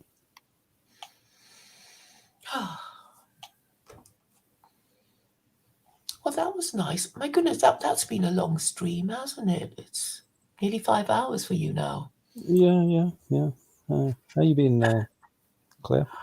I've been fine. I guess I've actually had quite a long day because I went to Speaker's Corner, and but yeah, I'm still feel reasonably energetic. But yes, I've been very well, thank you. How about you? Yeah, good, thanks. Just yeah, nothing new really. Just I'm good. I went live, went through some of the news, reviewed a couple of videos. One of them was today. Shamsi was having a debate with a Christian. And how did that go? I thought it was good. Shamsi, the Christian as usual is coming with the arguments about the age of marriage and the age of consent. I mean, you'd think he's there to spread Christianity. Instead, he's there to attack the Prophet Muhammad sallallahu alaihi wasallam. But Shamsi dealt with him, I thought. Good. Conclusively. Yeah, I mean, one of the things I did at Speaker's Corner was just sort of tell the Muslims, like, this is how you get to the Christians. You ask them how Christianity is, how it isn't idolatry and blasphemy. And then they'll predictably say, Christianity is not idolatry and blasphemy if Jesus is God. And then you ask them the killer question, how is Jesus God? And they won't be able to answer. Yeah. And that's it. You walk away, it doesn't matter what they say anymore. And the thing is, Ali Dawa and I were agreeing that it's like they don't even believe in it. These Christians, they don't believe in it. They're just using it to annoy Jews and Muslims, basically. Yeah. Yeah. So how was your discussion with Hello, Ali Dawa? reactionary. Hello, Waiso, how you doing? Well, yourself? Yeah, good, not bad. Hello, Claire. Hello. I put in the back chat. Did you see the link? Not yet. I'll check it out in a moment. Okay. Simple. What's the link for Waiso? Y'all keep going. Earlier, I made a claim about the Medina having the original Torah and Gospel, and here we have Ibn Kathir relating that from verse 275 of the Quran, where it talks about they have the words and they twist it or they distort it, and that there's it's related from a Sahaba member that the Jews of Medina had two Torahs. One was, quote, the book of Allah, and the other one was the distorted one. So that if a rich man came and did wrong, they could use, if a rich person came, they could use the book of Allah to try to justify anything. And then for poor people, they used the distorted book. Okay. But you said that you hadn't heard that earlier, so No, I haven't. You said that's from an Islamic source? Yeah, it's Q-Tafsir, which is Ibn Kathir commentary. Ah, okay. So just one more thing. So that's the reason I came up with that question. I was wondering about it. You know what I mean? Like, it just seems strange. Yeah, I can check it out. You just save it for later or whatnot. Yeah. So, what do you think about Claire's comments about how to deal with Christianity? I mean, I would just say I deal with Christians the same way that I deal with any other religion. What does the source material say? Like, the very front page says that the earth, in the first 14 verses, it talks about the earth, water, and plants existed before the sun did. So, I mean, I got a problem with that, and the only response that I've really gotten is, I said, that's not the way that we see the universe, which means that the beginning, your God in the Bible created the earth, and then water and plants that need photosynthesis, that need sunlight, existed, and then for some reason Then he created the sun and the moon, and then put the moon revolving around the earth, and put the sun away from the earth, and put the earth revolving around the moon. They said, yeah, God can do that. I said, yeah, but then we don't see the rest of the universe where planets exist before their stars, their suns. And they say, yeah, God can change anything that he wants. So, you know, that's I guess that if there is a God, I would think that it would have the capability to do that. You know what I'm saying? Like, checkmate, I guess. I don't know. But I watched Blogging Theology, that Paul Williams guy did an upload with Bart Ehrman. Yeah. And then he did just like a short little segment. Bart Ehrman is making the rounds here of late. I don't know what's going on. He's getting like a revival or something. But Jews are wanting them. Christians are wanting them. Muslims are wanting them. Everybody wants a piece of that historical magic, I guess. I don't know shit. But it was actually interesting. You'd probably like it also. It was about a part inside of Mark, if I'm not mistaken, that Jesus says, don't call me good, only God is good. And how that part is also in Luke, but Matthew changed it to to something like a question of what is good. Yeah. So the thing is like there's two debates he brings up about, does it mean that Jesus is saying he's not God, or is he saying just, don't call me good because maybe I'm more than that. Yeah. You get what I'm saying? But he doesn't lean to that side of don't call me good, I might be more than that, but he just throws that out there as like a person could make that argument.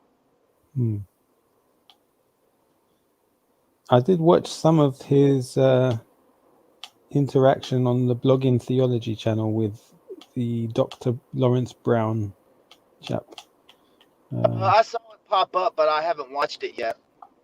Yeah, I might review a bit of that video in a while. It's, the one that he had about 2 months ago, with a person about variants, are there variants of the Quran? And like I actually had to timestamp a couple of parts because he manipulated what the doctor said, what the theologian said, right? Actually, I don't think he was a theologian. I think he has a doctorate in linguistics, if I'm not mistaken. But he like the professor said, yeah, there are variants, and then instantly Paul Williams says, well, I mean, you're talking scribal errors, and that went over for about 2 minutes, and then Paul Williams messed up and repeated himself saying just scribal errors, and the guy's like, no, there are variants where there's different words at different points. And it was just so funny, dude, that he almost got away with it, but he had to like try to, like push. Yep. Let me see if I can find that video. Lawrence Brown with Bart Ehrman. Bruv, this, I was pulling my hair out during the bit that I heard. I thought it didn't go too well. Assalamu alaikum. There's a problem. You don't have your hair shaved? Previously, you saw one of my videos where I shared. Sorry? You don't have your head shaved? Hello, everyone, and Blogging Theology. Just be careful you don't pull your beard out. That'd be a travesty. Have a dialogue on the subject of So that's Bart Ehrman. And of God. I don't know who Lawrence Brown is. Suffering and the purpose of I'm going to mute up and listen, so if you want me to respond, just pause and ask me. Okay, we'll do. Here is a brief biography of Dr. Lawrence B. Brown. He is American, but now resides in Medina in Saudi Arabia. Dr. Brown graduated from Cornell University College of Arts and Sciences. Is Cornell Ivy League? I think it is. I think it is an Ivy League. Honestly, Cornell is like top tier. And did you ever watch The American Office? Yeah. Well, Andy Bernard, one of the stupidest characters in television history, went to Cornell because his father went. So that's kind of like the inside joke is about how it's such a great school, but it has one of the dumbest characters of TV history. Go ahead. Brown University Medical School and George Washington University Hospital Residency Program. He is a retired Air Force officer, the medical director and chief eye doctor of a major eye center in the Middle East, an ordained interfaith minister, and the author of a number of novels and books of comparative religion. I don't know what an ordained interfaith minister is. What does that mean, ordained? How do you become an ordained interfaith minister? He converted. He got an online course certificate. Yeah. I mean, no, seriously, they do. There are some that do that. It depends on which, like, denomination you are. But all you would need is it's like a 6-week course, and then they teach you just the main verses that they want you to teach, and then I know a guy that did it in 6 weeks online. Okay. In 1994. I'm sure most of our viewers will know. So basically, what we have here is a medical doctor trying to have a discussion with a university research expert on biblical texts. I think that's what we have here. Who Dr. Ehrman is, but in case some do not, Dr. Bart Ehrman is an American New Testament scholar focusing on textual criticism of the New Testament, the historical.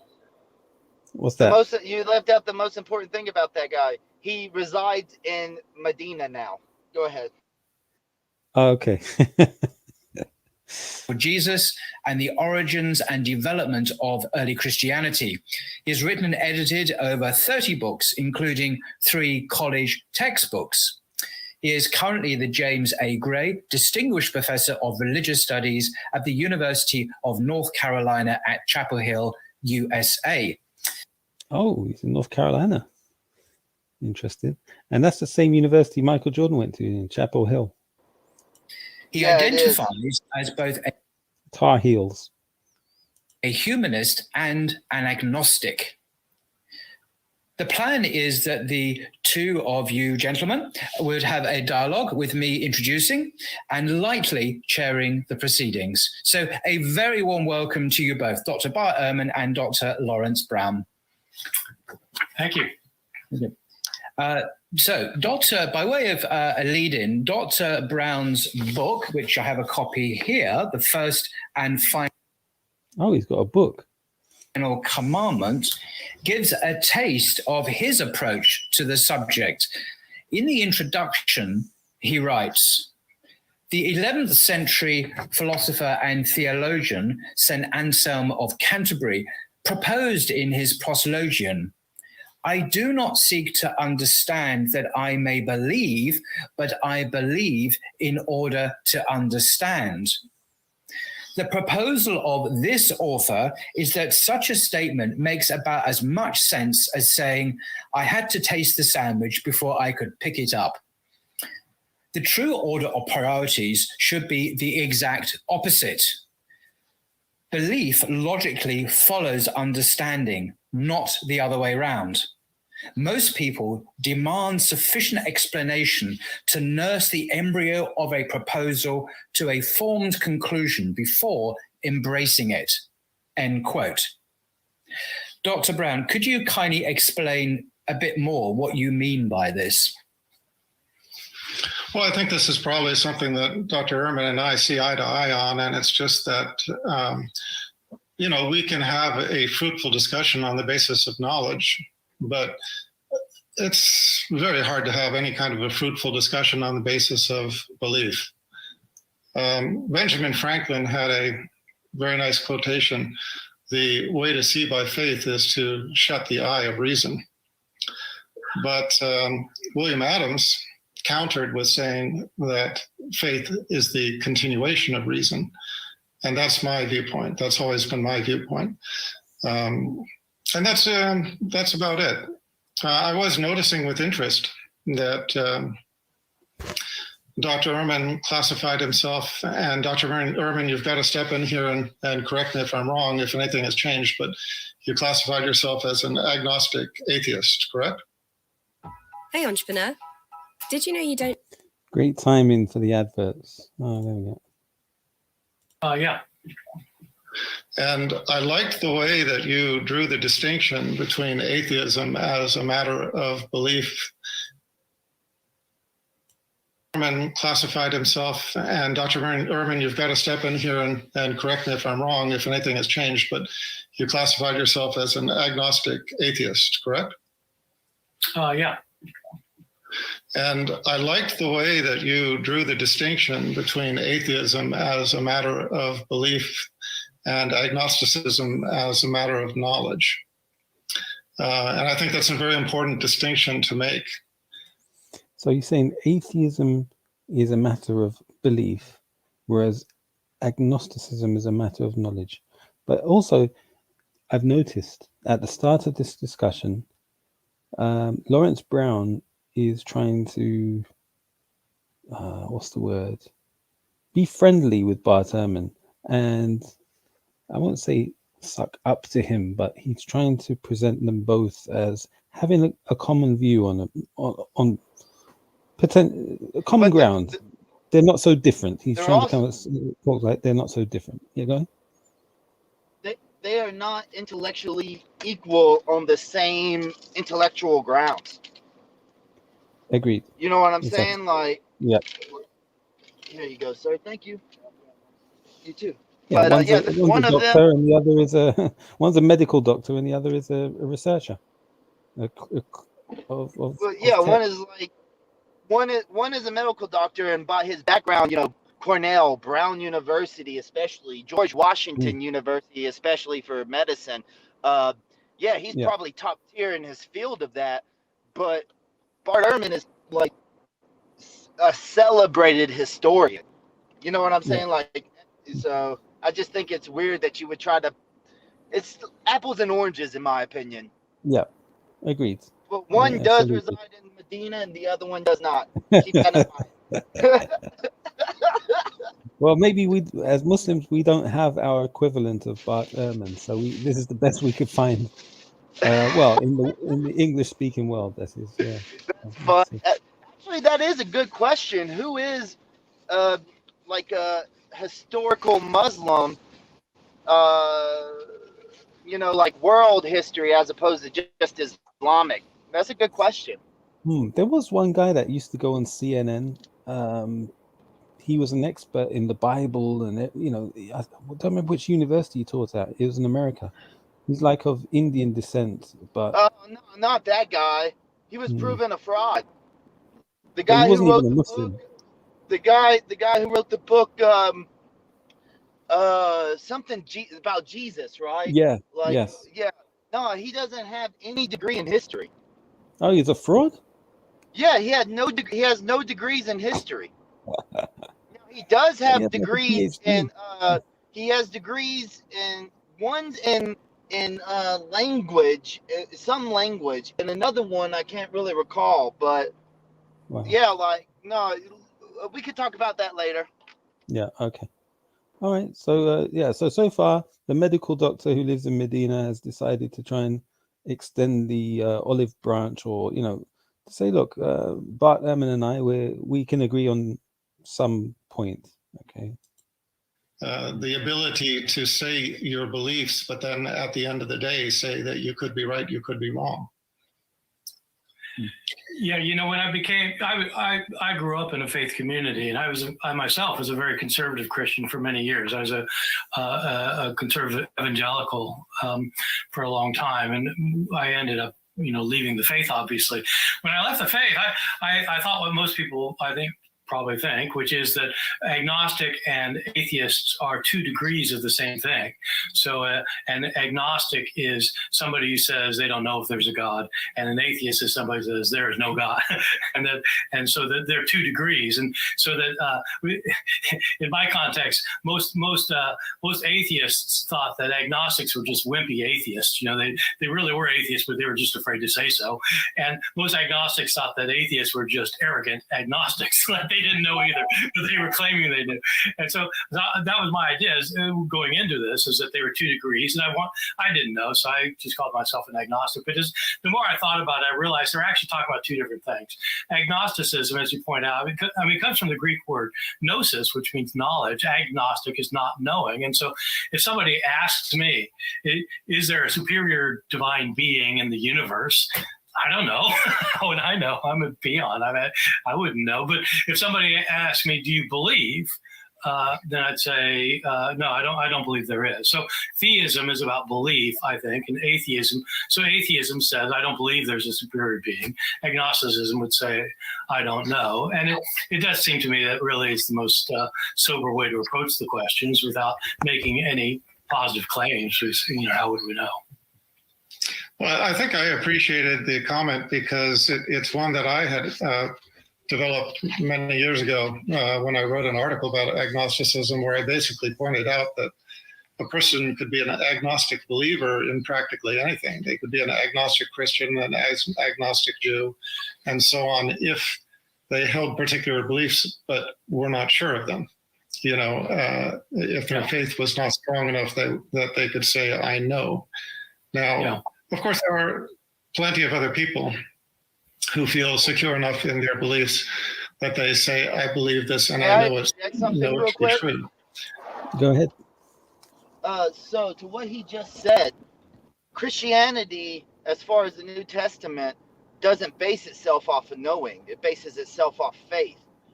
Such as, I'll give an example.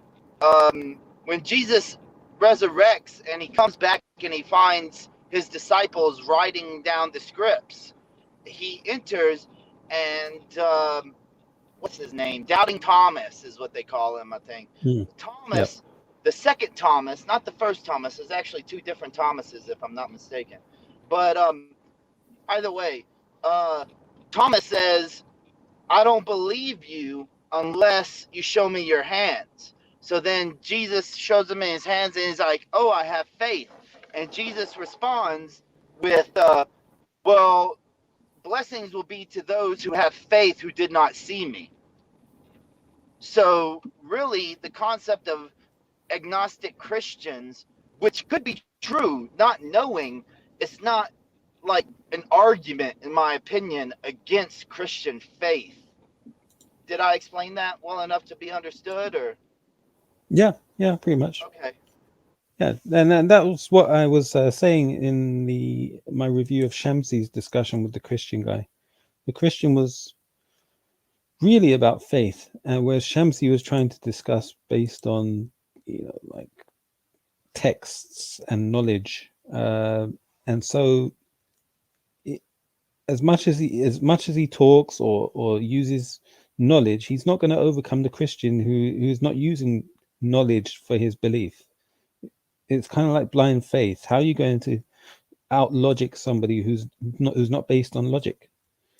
So yeah, let me get back to the video. But I think what's taken place with this discussion, you can see it's not a debate, right? The title of the video is Dr. Bart Ehrman and Lawrence Brown discuss God, suffering, and the purpose of life.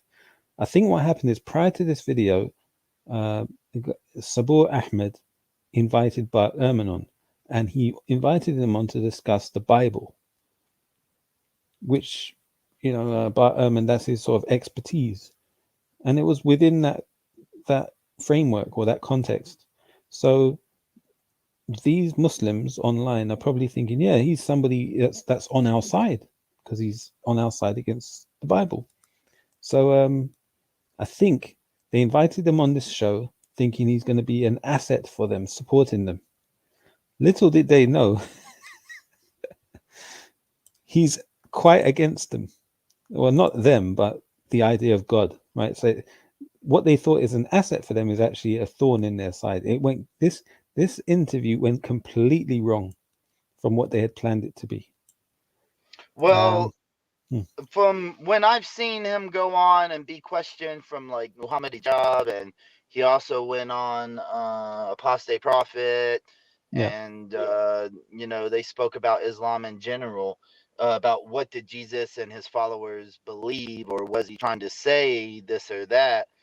Bart Ehrman did say that he did believe that Jesus thought of himself as a prophet and possibly the Son of God.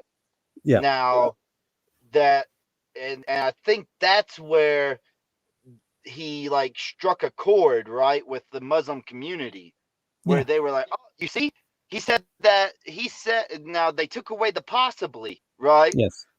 And then just stuck with a prophet. Yeah. But yeah, I think that you're right. Like they clung to that, thinking that he would try to, I guess the word would be absolve this debate about was Jesus a prophet. Yes. Now, of course, Bart Ehrman doesn't believe he's a prophet. So just saying that Jesus believed he was a prophet doesn't affirm the Islamic belief, but Muslims are trying to twist it to that it does prove it. You get what I'm saying? Yeah. Okay, go ahead. And yeah, and this one went so completely wrong for them. I just had to laugh. Yeah. Anyway, let's see how it goes. And that is probably a separate discussion, but it sort of falls into the category of what is, or falls into the realm of discussing what is knowledge. Well, that's right. Because obviously there are certain kinds of knowledge that can be easily conveyed to another person, but there are many others that cannot. I mean, for example, Yeah, had he just stopped there, okay, that no problem. But the more people talk, the more they dig themselves a hole. So watch what happens now. Yeah, when it is a thing, right? Like where you want to convey a point, and I'm bad about this. I want to convey a point, but I'm not good at like presenting my points unless I write them out. But these are supposed to be highly intelligent people. He should know I made my point, stop talking. You know what I mean? Yeah, and you know why he continued? Because he felt comfortable with Bart Ehrman. He felt like, yeah, he's on our side. He's part of our team. You know, he feels he's going to give him dawah, or maybe maybe Bart Ehrman is actually an undercover Muslim. You know, they felt that close to him, right? But watch what happens. Things that we believe in, but can you rewind it back a little bit so we can hear the question again, the way that he phrased it? Yeah. And okay, thank you. Yeah. So remember, he was okay. It was all going to plan until he decides to continue speaking. Kinds of knowledge that can be easily conveyed to another person, but there are many others that cannot. I mean, for example, things that we believe in, but we cannot see. Gravity, entropy, black holes, by definition, you cannot see. My headache, your stomach ache, things that, like, I mean, if I have a headache, I know I have it, but I can't show it to anybody. I can't prove it to anybody. It's not provable. But now, what was he trying to prove? Why did he mention that? Why did he mention that? Now, firstly, we can see black holes. We've progressed through technology that we can even see the gravitational waves of black holes. Yeah. We can see that the light is being sucked into an area that it no longer exists. You get what I'm saying? Like, but what he and wanted even if to we do couldn't see it, we can see the effects of gravity, So, yeah. Correct. And what he's trying to do is trying to make the argument of the metaphysical. Yes. So because there's he's something trying to say that because we can't see God doesn't mean that he isn't there. Yeah, that's really what he's trying to do. I don't think most disbelievers really use this argument. I think that most disbelievers are past this argument. Now, if they have to, like me personally, if you want me to argue because I can't see God, I don't believe in God, I guess I'll try to make that argument, but I will not die on that hill, if you get what as we say in America. I'm not gonna I'm not gonna stand up and be like, well, I should be able to see God. Why would anybody make that claim? Yeah. Let's go forward. So now I think Bart Ehrman comes in. Okay, he's really itching to speak. I got down in this because actually the thing that I wanted to kind of just say was that I was sort of amazed by the fact that you and I had very opposite pathways that in some respects intersected in the middle. Because so again, he's trying to, schmooze up to Bart Ehrman and bring him on side. Huh? He's doing the buddy. You know what I'm saying? Like people accuse us of doing. People accuse like me and you doing the buddy, but really like we actually just like conversation. There's a lot different going on here. But isn't that embarrassing? Look how he feels comfortable. He's even smiling, right? But Ehrman is gonna in just the background though, like postured up. He's like postured up, just like, dude, I'm about to just say some shit, bro. Exactly. They're not ready for the storm that's about to be unleashed, right? Just watch. This, but just by the posture, this guy on the big screen looks nervous, and then Bart in the back is like stroking his goatee, like, oh my gosh, what's this guy talking about? Yeah, you and I are on different paths, but we come together. What? I started out atheist and became a believer. You started out a believer, evangelical Christian, and became atheist. And the midpoint of our two paths where we intersected, going in opposite directions, it would seem, was in coming to appreciate the ungodly errors and inconsistencies in the Bible. So you run a successful e-commerce business. You cared for it like it was a little seed, and now it has grown into... And I kind of wanted to just toss out what happened to me and then ask you to share your story, if you don't mind, because I think it would be interesting to me, but probably also to the viewers. May I just want to say something real quick. I'm sorry for interrupting, but this guy really thinks that the intersecting path of people is when they deny Christianity. And then is that not funny, dude? Like, it's embarrassing. He held his fingers up like it was a diagram. Yeah. He says intersecting instead of what's the opposite? Dissecting or diverging, really. It's he even smiles. He feels like there's a sense of rapport he's building. A little chuckle. Like I think that chuckle was him realizing he was speaking too much.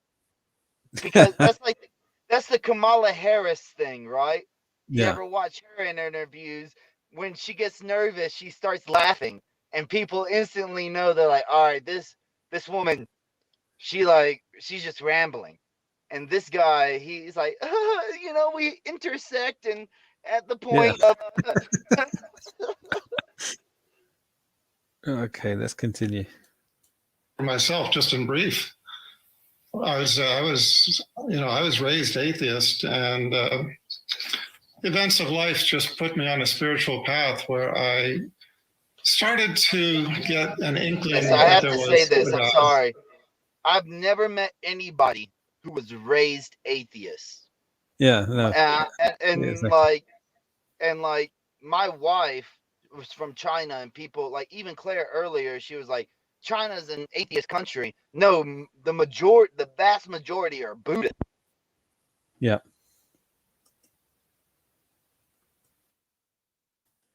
At Russia, when communism fell, people started going to church. Yeah. No problem, Claire. Thanks for coming on. Weiss, are you still there? Okay. A belief in God, and as I investigated this, it led me to, of course, the Old Testament and then the New Testament.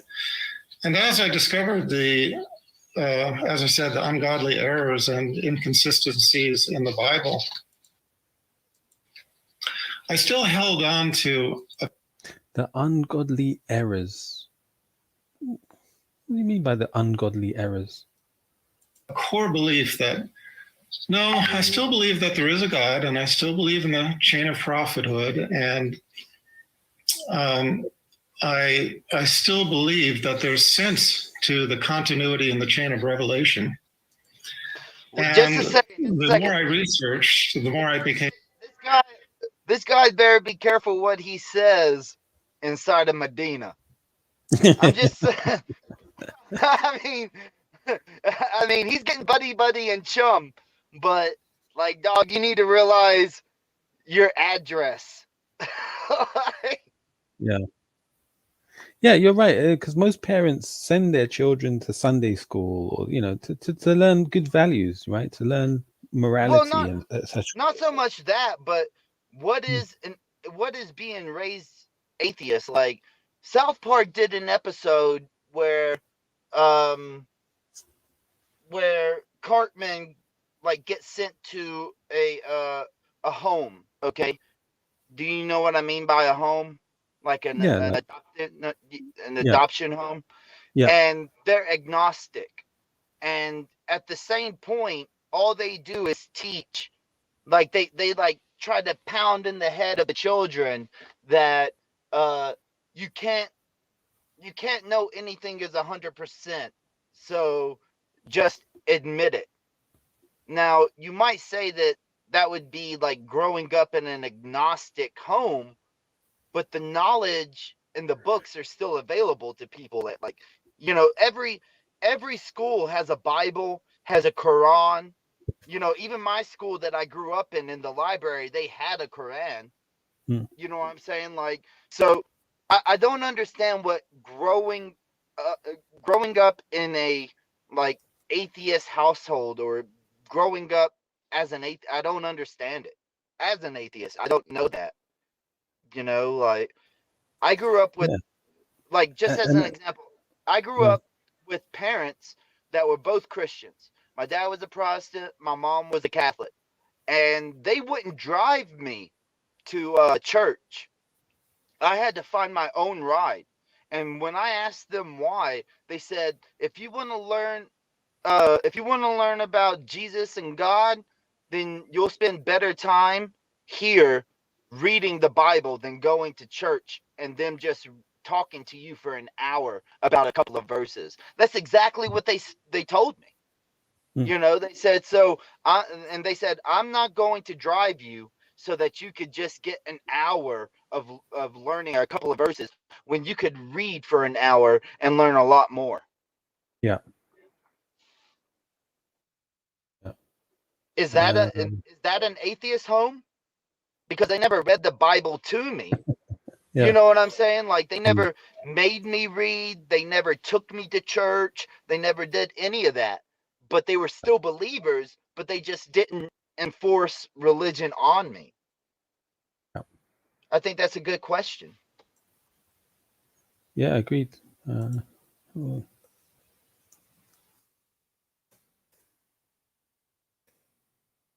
Save this. Good. All right. So back to and also Dr. Lawrence Brown, he's doing this familiar, I won't say trick, but converts to Islam, a lot of the time they'll try and demonstrate that how rational they are and how it was logic and reason that led them to Islam. Whereas in reality, and they've done their own research, and they were in control of everything, right? They always present themselves as totally in control of their lives.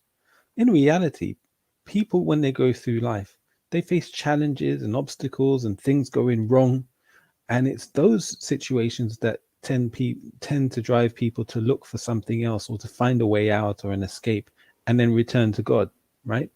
So he's he's trying to give this nice image to Dr. Bart Ehrman of why, yes, you're an intellect like me. Therefore, listen to my story, and hopefully you'll see that since we're both intellects, it makes sense to become Muslim, rather than, the truth of why he became a Muslim. And also to that, I have yet heard one Muslim say that they're Muslim because Allah guided them. I've heard that, but it's not popular. Yeah, most of the truth. Dawah people will say, "Oh yeah, I was disgruntled with the Bible. I decided to research. I looked at all the religions, and the only one that made sense, this is the typical sort of." But shouldn't the real answer be Allah guided them? Yeah, true. That is the right answer. Yeah. But I maybe you have heard it, and I would love to see that video. But I have never heard a Muslim say that they are Muslim because Allah guided them. It's like you said, it's always personal. It's always like research or yes, they're the one that's in control, right? They're the one that decides. Yeah, that I found this didn't make sense, so I went to look for the right thing, and it made sense, and I followed it. It's like when I went the first time I went onto Hamza's den, and they got mad because they asked me why don't you believe in Islam, after they questioned me about Islam, and I knew a few answers, of course, and they said, well, why don't you believe in Islam? I said, because Allah hasn't guided me, and they kicked me. They kicked me because that's the right response. It's true. I met a Muslim brother in the masjid. He came to Islam because of a dream. Not one dream. He had some vivid dreams, and they led him to Islam. They were quite remarkable. But yeah, you don't hear this because it's not. I guess this is why they brought Dr. Brown on to speak to Bart Ehrman, right? To try and convince him from an intellectual perspective. Before you push play, here's a question. Will they have to answer for that on the Day of Judgment? Like, I'd have to read the Quran and Hadith again. I haven't studied Islam, in like months at this point. But will they have to answer for why they believe? Like, and will it be because the tongue speaks, the eye speak, the ears speak, the hands speak? So, are which part of their body will ever say, because Allah guided me? Exactly. Yeah. Yeah, exactly. Good. All right. So let me just press play from here. I'm convinced that the Old Testament was predicting 3 prophets to follow. Yeah, again, he was convinced. Okay. 2 of them I could account for, John the Baptist and Jesus Christ, and that left a 3rd that I could not account for. And then when I studied the New Testament, I encountered what I believe to be clear predictors of a final prophet to follow as well. So I was searching for that final prophet, and that led me to investigating Islam. And so he's saying, so what Lawrence Brown is saying is that he was an atheist. He started looking for the truth. He found Christianity, and he found inconsistencies in the Bible, which led him to investigate further. No, he found ungodly errors. Well, yeah, but he okay. All right. So that's if that's what he meant by ungodly error, I don't think he meant that. I don't think he described the ungodly errors yet. But he's saying the things that he found didn't add up with regards to prophets. And so he went to look, to continue. He wasn't convinced, his superior intellect didn't allow him to accept what he found yet. So what did he do? He decided, so he's in control again. He's in control of his destiny, right? The way he's presenting it. That I could not account for. And then when I studied the New Testament, that I could not account for. So he's now talking about himself like he's some textual critique and researcher like Bart Ehrman, that he's able to analyze texts and determine and discern what's correct and what's not. I encountered what I believe to be clear predictors of a final prophet to follow as well. So I was searching for that final prophet, and that led me to investigating Islam and looking Wait a for second, real quick. If he's a Christian, why is he looking for a final prophet? He was an atheist first, right? Then he goes to the texts of the Christianity, and then he's looking for a final prophet. Yeah, good. Right? It doesn't. I mean, that's a legit question, right? Yeah. Okay. Well, maybe he said it and we didn't catch it. Hold on. Let's go back a little. No, I still believe that there is a God, and I still believe in the chain of prophethood. And So he believed in the God and in a chain of prophethood. I still believe that there's sense to the continuity in the chain of revelation. And the more I researched, the more I became convinced that the Old Testament was predicting 3 prophets to follow. 2 of them I could account for, John the Baptist and Jesus Christ, and that left a 3rd that I could not account for. And then when I studied the New Testament, I encountered what I believe to be clear predictors of the final prophet to follow as well. So Wait a second, though. That final prophet. But he said he was raised in an atheist household, right? Yep. And then he never made the leap of where he started believing in the prophethood and revelations of the Torah, like he said, and that he was looking for the final prophet. He never made that connection. Am I wrong? Well, yes. Maybe we missed a bit. How did he go from atheism to start reading the Old Testament? Well, no, I mean, that's easy enough. That's just you pick up a book and you start reading it. But how do you go from atheism to reading the Old Testament and not being Jewish and believing in it, and then reading the New Testament in the way that it is today and not and believing that there's a prophet after Jesus? Yeah. Believing in 3 prophets. Yeah, and 1 more to come after Jesus. Yeah, exactly. That's the question. Yeah. Go ahead. Maybe these are things that Bart Ehrman has pointed out in the Bible in the past, and he's trying to use them to he knowing that. Yeah, this guy is an intellectual. He could probably read 300 pages in a day and actually remember it. You know what I'm saying? So I wouldn't doubt that he's probably, when he was said, hey, you're going to talk to Bart Ehrman, he probably read every one of his books in a week. Yeah. No joke. All right. Yeah, I agree. So let's go. And that led me to investigating Islam and looking for the final prophet and the final revelation. I think the key to me was holding on to those core beliefs and also holding on to the belief that an all-merciful God would not leave mankind without clear guidance.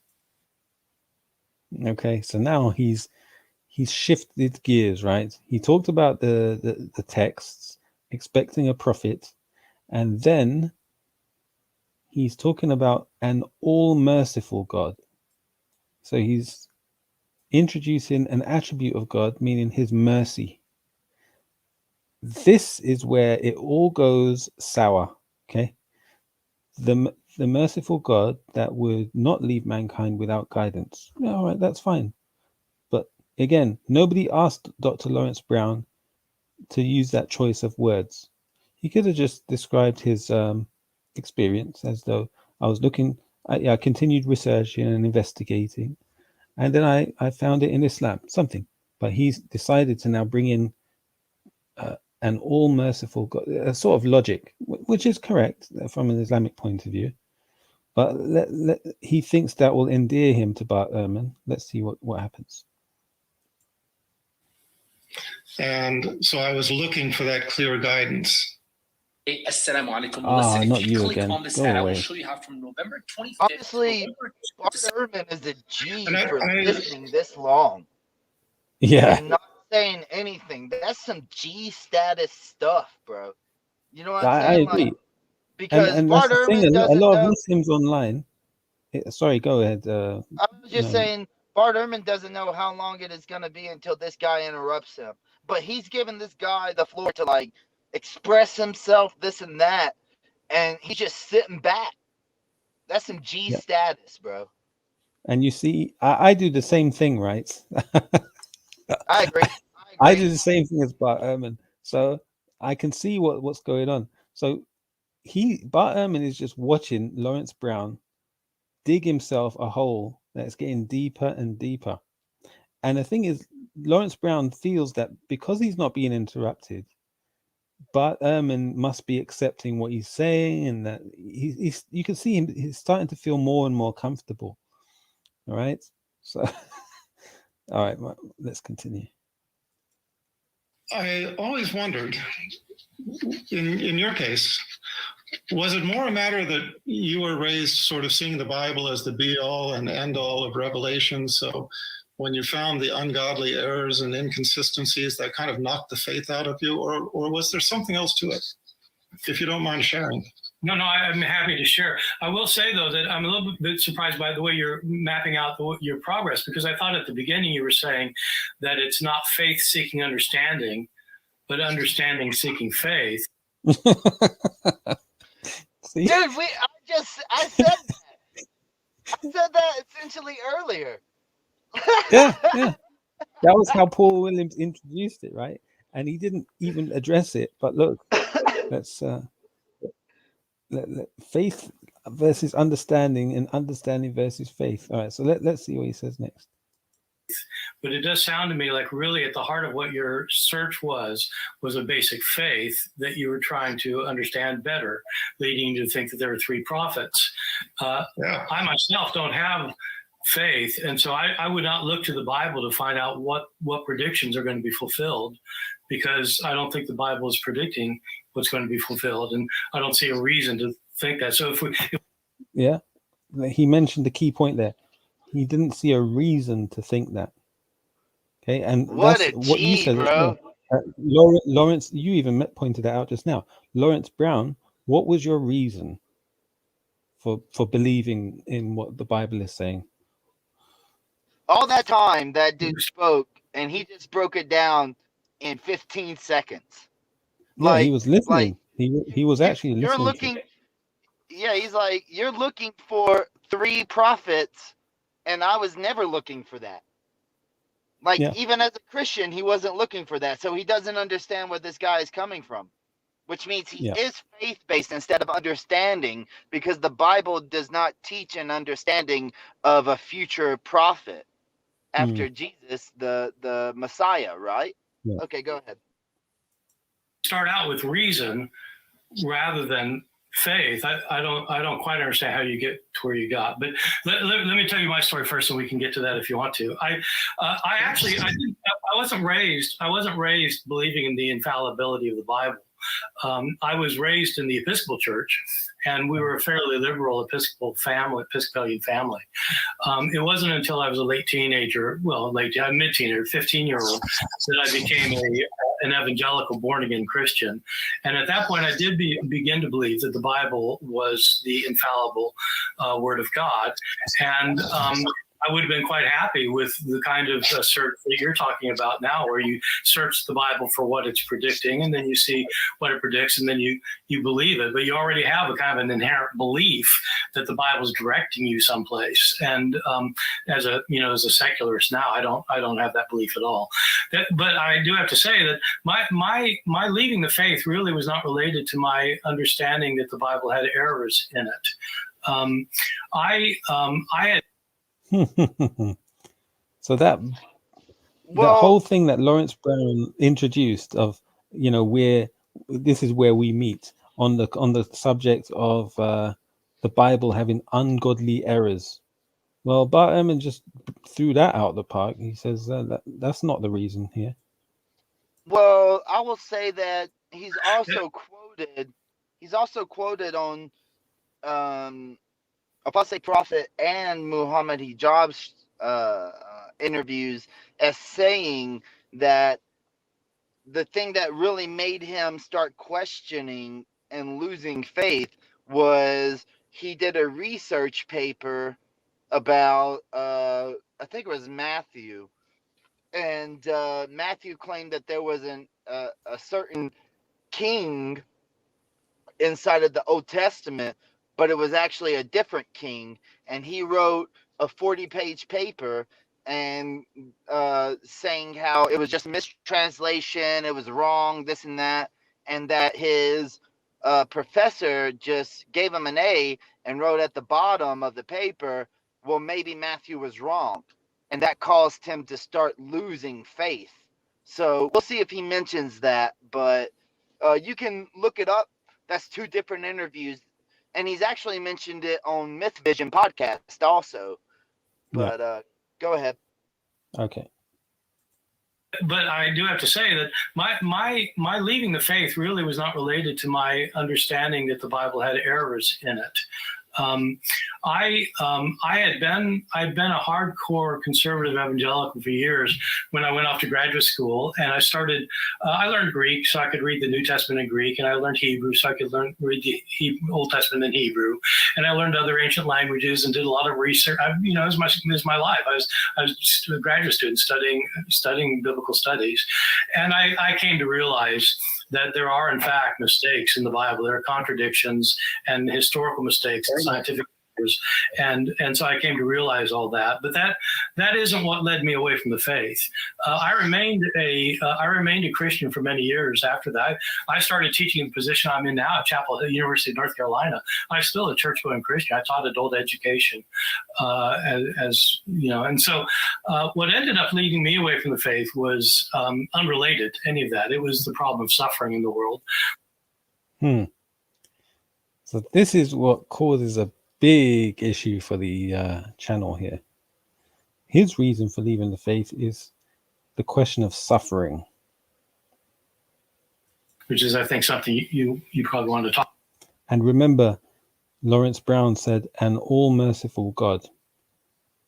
Right? The idea of suffering is the thing that causes atheists to say they don't believe in God, because how can somebody who's merciful allow suffering? If I may, I think that that's an argument that, if you want to say, like newfounded atheists make. I don't think that there's really an argument to be made, just personally as an atheist, that because there's a deity that's all merciful, that there wouldn't be suffering in life. Now, talking about punishing people for not believing, there could be an argument to be made there, I guess. I haven't heard but maybe 1 or 2 decent ones, but I wouldn't, once again, that's not a hill I would die on the concept of disproving a person's theology.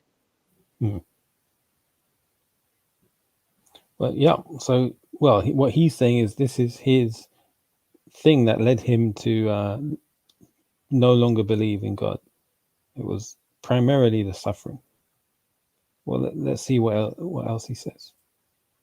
Talk about, it's a long story. I don't want to take up all the time by telling my story, but the basic line is, I got to a point where I no longer could believe that there's a powerful God who is a God of love, who is in control of this world, given the horrible, horrible state of things that many people experience.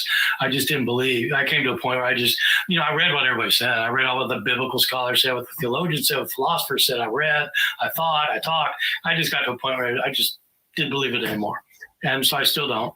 I don't think that I don't believe in God or Allah or anybody. I don't think there's supernatural beings in the universe. And so I'm not a believer, but it's not because of the errors in the Bible. Have you experienced medical negligence within the last 2 years? This includes, but is not limited to, Yeah, your initial observation is an interesting one, and I will answer it because for me, the knowledge to me came in the form of a personal knowledge on the level of something that a person experiences individually. As I said, I mean, I can't convince you that I have a headache.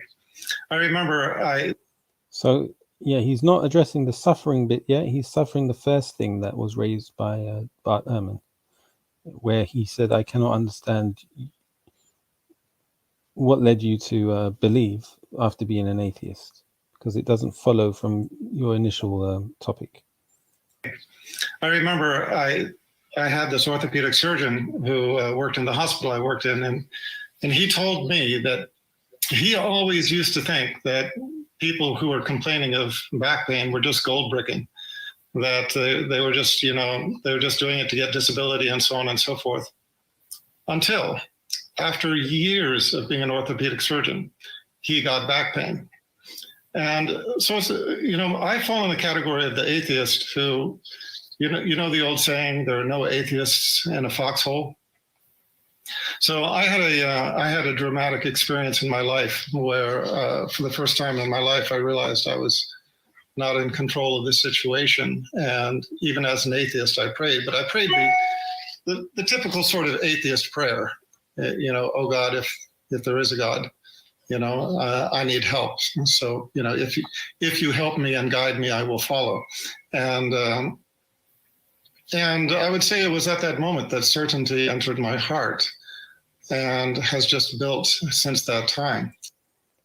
So his story sort of changed from believing in God by researching and investigating to one of, well, I was in a foxhole, so I turned to God. Hey, welcome back.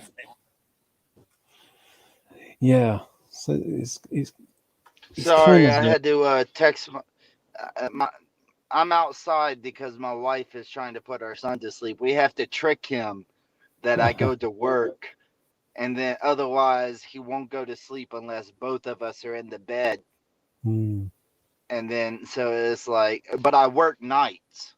You get what I'm saying? So when she comes home, when it's my day off, if I don't go to sleep with him and with her, if he wakes up in the middle of the night, he expects both of us there. And if I'm not there in the bed, he freaks out. So I apologize. That's all right. That's all right. So you see what's happened so far, right? I think this is the problem. When I left, Bart Ehrman said that he had a problem with suffering. Yeah. And it was that problem that really led him to no longer believe in God. Whereas Lawrence Brown, in his comeback, he hasn't addressed that point yet. He hasn't talked about suffering yet. He started off talking about the initial points raised by Bart Ehrman, which was the inconsistency of his argument. If you're talking about understanding and what was it, understanding and knowledge versus knowledge and understanding, then how comes you believed without understanding? So now he's trying to address that point, right? So let me just wait. What was it? What was the counter?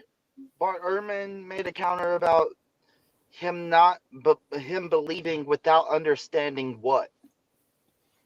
Do you remember at the beginning there was a quote? Yeah, in the beginning there was a quote. Do you remember about? It was something that Lawrence Brown put in his book. Let me see if they've written it here. I didn't take a note. Right. I recall. I thought you were saying that when I was gone, Bart Ehrman would put like a question towards him about believed without understanding. Yeah, so the first time Bart Ehrman spoke, right, what was the first thing he said? He said, you started off the conversation talking about belief and understanding versus belief. But that doesn't make sense with your explanation of how you believed in God, right? That was about the three prophets. He also mentioned explicitly the three prophets, and that as a Christian, he wasn't looking for another one. Yeah. So in other words, he started off saying to Lawrence Brown, Your explanation of what led you to faith doesn't make sense to me. And number two, correct. He says his personal reason for not believing God was really the concept of suffering. He couldn't reconcile Okay, that. so I didn't miss anything. No, you didn't miss anything. And so Okay, Lawrence Brown, okay. now it's Lawrence Brown responding, but Wow, he's not responding to the suffering part. He's suffering to the first issue, right? Lawrence Brown's getting a lot of time compared to Bart Ehrman. Yep, he is. Or maybe Bart Ehrman is just a lot more concise and realizes, hey, we ain't buddies, bro. Bart Ehrman's being polite, but you have to remember it. The host who is Paul Williams, and I'm not sure if who asked for this show to take place. It may have been Lawrence Brown who felt, let me have a go at giving dawah to Bart Ehrman. That may be what took place. So yeah, let's just go back slightly here. So I had a dramatic experience in my life where, for the first time in my life, I realized I was not in control of this situation. And see, doesn't that sort of go against his initial explanation, where in the beginning he was saying how he was in control of everything? Yeah, he was investigating, he was researching, he was not convinced by this, he was convinced by that. It was all him in control. Now, after Bart Ehrman's pointing out something to him, he said, oh, actually, it was due to me not being in control in life. And honestly, saying there are no atheists and Huh? I was just gonna say, I didn't know that anybody's in control of their life. Agreed. Like Agreed. even as an atheist. Yeah. Agreed. I think professionals tend to do that a lot. They when they talk about themselves or their careers, they talk about themselves as though, they planned everything in their career, because that's how it works in job interviews. You have to say, oh, I moved from this job to that job because I wanted to progress here and there. Whereas in reality, what really took place is there was too much politics in the office. You ended up, you were going to get sacked or you got fired. Nobody ever tells you they got fired. They'll tell you that they had enough in their role. They looked for a role elsewhere where they could grow more. I resigned. I resigned. I gave my 2 weeks notice. Guaranteed. Yeah. Call them and ask them, Nobody, but I really hope you don't call them and ask them. Exactly. So now because Bart Ehrman put him on the spot, now he's admitting, actually, I wasn't in control, So let's just come back. get disability and so on and so forth. Until after years of being an orthopedic surgeon, he got back pain. And so, I fall in the category of the atheist who, the old saying, there are no atheists in a foxhole. So I had a dramatic experience in my life where, for the first time in my life, I realized I was not in control of this situation. And even as an atheist, I prayed, but I prayed the typical sort of atheist prayer, oh God, if there is a God, I need help. So, if you help me and guide me, I will follow. And I would say it was at that moment that certainty entered my heart and has just built since that time. But so you made a prayer with uncertainty, but then certainty entered your heart. Like, yeah, it's not making sense.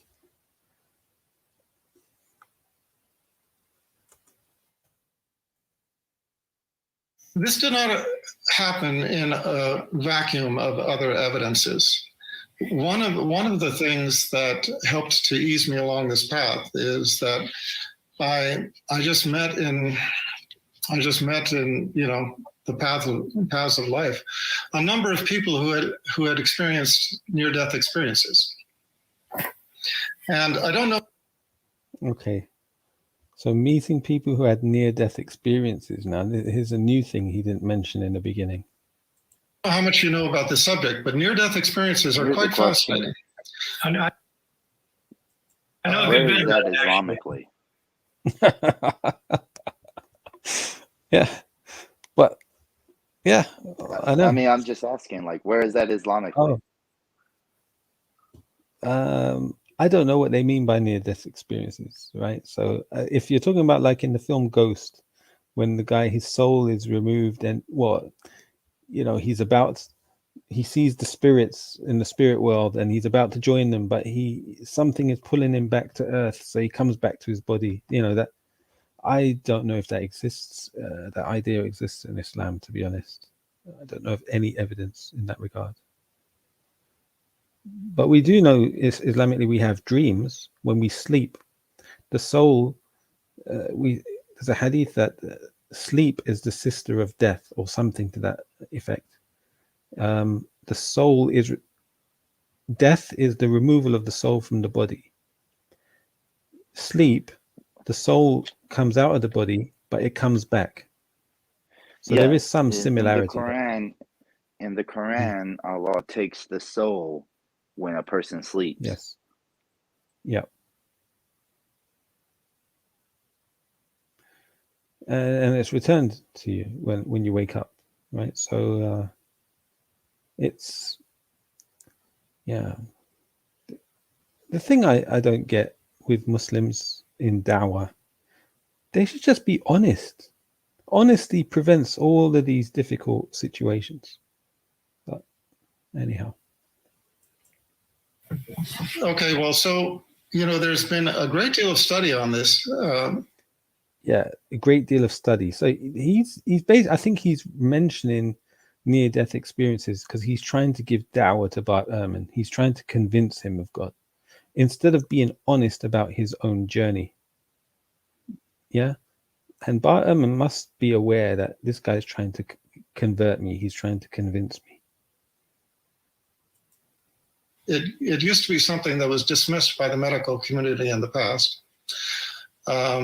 It used to be believed that these were the machinations of an ischemic brain. The brain robbed of oxygen would give the replaying of the life's events, the seeing the light at the end of the tunnel, the ethereal images and the pleasant feeling and so on, that all of this was something sort of conjurings of an ischemic brain. But as this experience became more recognized and more validated, more people started coming out and talking about it. And some fascinating things have developed. The two most fascinating, of which I'm aware, are two things that simply cannot be accounted for by the theory of an ischemic brain. Did you know that you could passively, relatively quickly, build a property pool? Bearing in mind that we now have an estimated 9 million near-death experiences in the United States. And one of the common elements of the near-death experience is being able to rise out of the body or stand next to the body. Yeah. And see and hear. So 9 million out of 330 million people. What percentage is that? well, 10 million of 100 million is 10%, right? So 10 million of 300 million is a third of that. So it's a 3%. 3%. And then it's a third of that 3%. And this guy is basing his claim of belief off of 0.3%. That's his belief is 0.3%. Yeah. The thing is, right? Isn't that interesting? Yeah, the thing is, right? If he's trying to say that's what led him to Islam, then Bart Ehrman is seeing through this. He's just sitting there watching him, as you said, biting his tongue. He knows this guy is trying to convince me. He's trying to use this as a way to convert me. He's appealing to my intellect, right? And the thing is, we just did simple math together to show that his claim of 9 million people is not like a huge percentage. You know what I mean? Like, 9 million sounds like a lot until you put it in the scope of like the whole numbers, and then it's like, oh wait, that's not that much at all. Yeah. And also, how many of those people ended up becoming Muslim as opposed to Christian or Hindu or whatever? Or atheist. Yeah. Yeah. That could have been a tipping point to turn to atheism. Who knows? Just, is this dawah? Is that what you call dawah? Anyway. Everything that is happening around you. And many people with the near-death experience have described just rising up, getting far away from the scene of their, close to death. And at the same time, being able to focus in on people and things happening around the scene of the accident, the scene of the cardiac code, whatever it might be. And when they come back, they're able to relate these things. Now, the fascinating thing about that is that we have so many near-death experiences now, that we have near-death experiences of people who were born blind or who became blind during their life. Despite the fact that they were born blind, when they came back, they were able to relate things that could only be related by somebody who had spatial awareness, was able. Now, this phenomenon of blind people having near-death experiences, is this something that is reported now or at the time when Lawrence Brown was looking for the truth? Like, he's not making that clear. Able to actually visualize the event. The second thing that cannot be explained by the medical community along the lines of an ischemic brain is that many people describe in their near-death experience rising out of their body, going towards the light, and being united with their dead relatives. And part of that cannot be explained is, again, that there have now been so many experiences that there are some people have been united with dead relatives who they. Did you see Paul Williams like flinch there? Because Islamically, that's not what happens in death. Islamically, the angels come to the soul inside of the grave and ask them, did you believe? Did you not believe? Was it Muhammad? Was it not? And then they'll torture you or let you rest. And the one hadith that you can hear that Muhammad said that he passed on the night journey the grave of Moses, and Moses was praying outside of his grave, but you don't hear about his family members being there. You don't hear about the dead inside of Islam traveling and hanging out with their former relatives. So how would this lead him to Islam? Yeah. And am I wrong? Yeah, exactly. I think we're both noticing the same thing. As for Paul Williams, I'm not sure if his flinching is because of that, or maybe because, remember, he's the moderator, so he's probably reading the comments in the chat and trying to make sure. That's a fair point, but it is kind of curious that as soon as he tries to make this reason for believing, it is something that goes against the characteristics of Islamic theology, and Paul Williams knows that. You know what I'm saying? Like, and then if you want to back up like 10 seconds, you'll see that this statement when he talks about their soul being pulled for them, this and that, like he flinches. I think he realizes this guy is not the Islamic like believer that we actually think he might be. And once again, this Dr. Brown needs to realize his address and know that he's in Medina, so he should be careful. All right, let's see.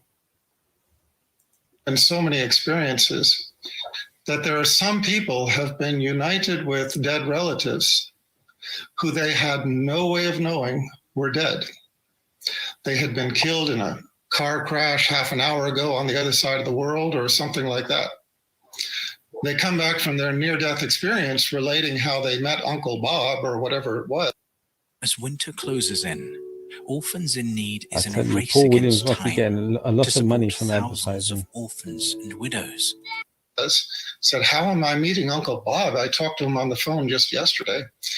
And then when they investigate it, they find out that indeed Uncle Bob had died, an hour ago in China or something like this. I mean, I'm not giving you specific examples, but this is what has happened. So this guy is a medical doctor. This guy is a medical doctor and doesn't give specific examples. Mm. Isn't that like because he's kind of all he's doing? Well, the thing is, right? Bart Ehrman, he didn't expect the response from Bart Ehrman, right? That would put him on the spot. This is a man who, as you said, from Cornell University, he's the top of his field in the medical industry or whatever. He works in Saudi Arabia, where the white, man from America in his field is probably anything he says, nobody will question it. All of a sudden now, oh yeah, dude, he's got Bart Ehrman dude, pointing out. I mean, I would like to say I hate to point out, like you said, the white concept, but that is true. That is probably very true in Medina. You get what I'm saying? Like a person who's gone to the schools he's gone to and is white can read English with the research papers. Yeah, when he says something, people believe it. Yeah. And I don't think he was prepared, so he's just trying to ad-lib right now. Yeah. And he's just grasping for the first thing that's coming to mind. And sadly, this near-death experience wasn't the best thing to grasp for, I don't think. Just me as, being a doctor and seeing the life-death process on a frequent basis helped to convince me that there was something more than our material existence. That is religion independent. Why did that cause him to look for a third prophet?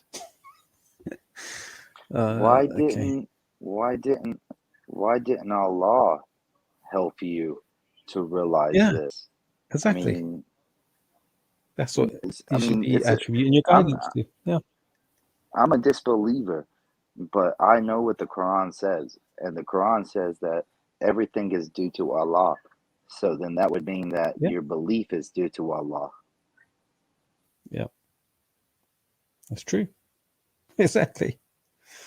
All right, let's continue. There must be a soul. And when you start to embrace that reality, it leaves you realizing that there's something far beyond our simple material bodies. All right, so I think what the whole discussion about near-death experience, right, led him to this point. The point he's trying to show Bart Ehrman is that the reason we believe, the thing that led him to believe in God is we have a soul. We're not just material objects. There is a spiritual dimension to us. Hence the near-death experience anecdotes. And this is what he's saying. He should lead you to believe in God, right? Although he didn't explain that in his first explanation. But let's continue. And that, I think that quite reasonably. I'm happy to respond to that. Like we're in a God. Yeah. Okay, so here comes Bart Ehrman. Okay, is that okay, Dr. Brown? If Dr. Ehrman responds. Yeah. Sorry, I had enough time. Yeah. You sure did have enough time. So I got very interested in near-death experiences when I started writing a book on. I don't think that he's had enough time. I think that he's going to need more time. All right, so where are we now? We're at the 20-minute mark. So if I go back here, all right, let's go back. Yeah. I got very interested in near-death experiences when I started writing a book on heaven and hell. Oh, near-death experiences. So either Lawrence Brown mentioned near-death experiences based on his, research into Bart Ehrman, right? Or he brought up a topic which he didn't realize Bart Ehrman knows about, and now he's screwed because Bart Ehrman has has an interest in this particular topic. But either way, let's see. That came out a couple of years ago in my book, and I used the book as an excuse to read a lot of things I was interested in reading that I had no excuse to read otherwise. And one of the things I was mainly interested in was near-death experiences. So I read about 20 books about near-death experiences, and from all sides. 20 books. Honestly, I think when he says about 20 books, it's probably more than 20 books. It's just like he used 20 books for references inside of his book. Yeah. You get what I mean? Like, I get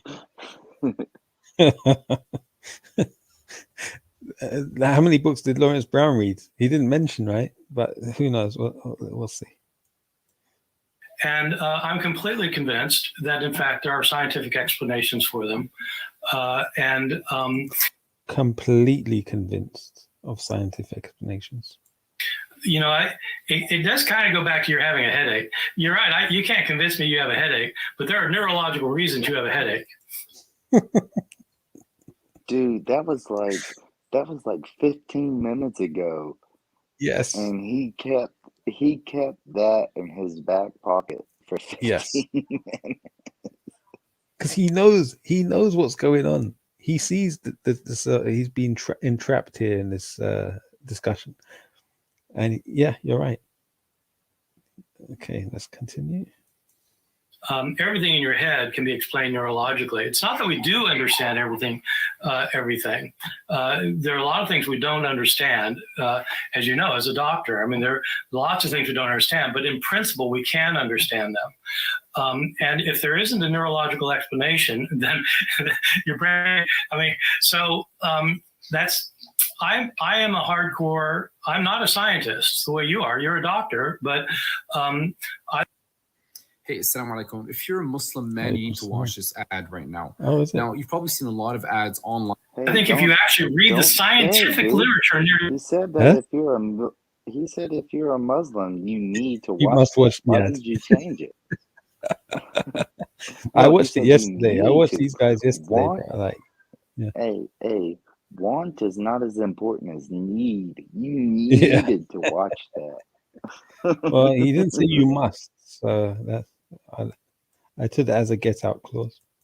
I am a hardcore, I'm not a scientist the way you are. You're a doctor, but I think if you actually read the scientific literature on near-death experiences, then the anecdotal evidence that you're citing is no longer very persuasive. So I'm not a scientist like you are, but I'm more scientific than you. This is what he's saying. I wouldn't say that's what he's saying. I would say that if what he's pretty much saying is if he took out the doctor's want of belief in something, then he could look at scientifically the experiments and the data. He would say that it's at best inconclusive. You get what I'm saying? Like, but this doctor, the medical physician, he's definitely trying to find a reason to believe outside of Allah guiding him. Just so you know. You cannot base scientific judgment on anecdotal evidence, what people claim to happen. There have been. So he's telling a scientist what you can and cannot use as scientific evidence, right? So in other words, he is telling him that, look, you're the scientist, you should know this. And he's also saying what you're saying, which is that you're trying to use something to support your belief. And scientific experiments.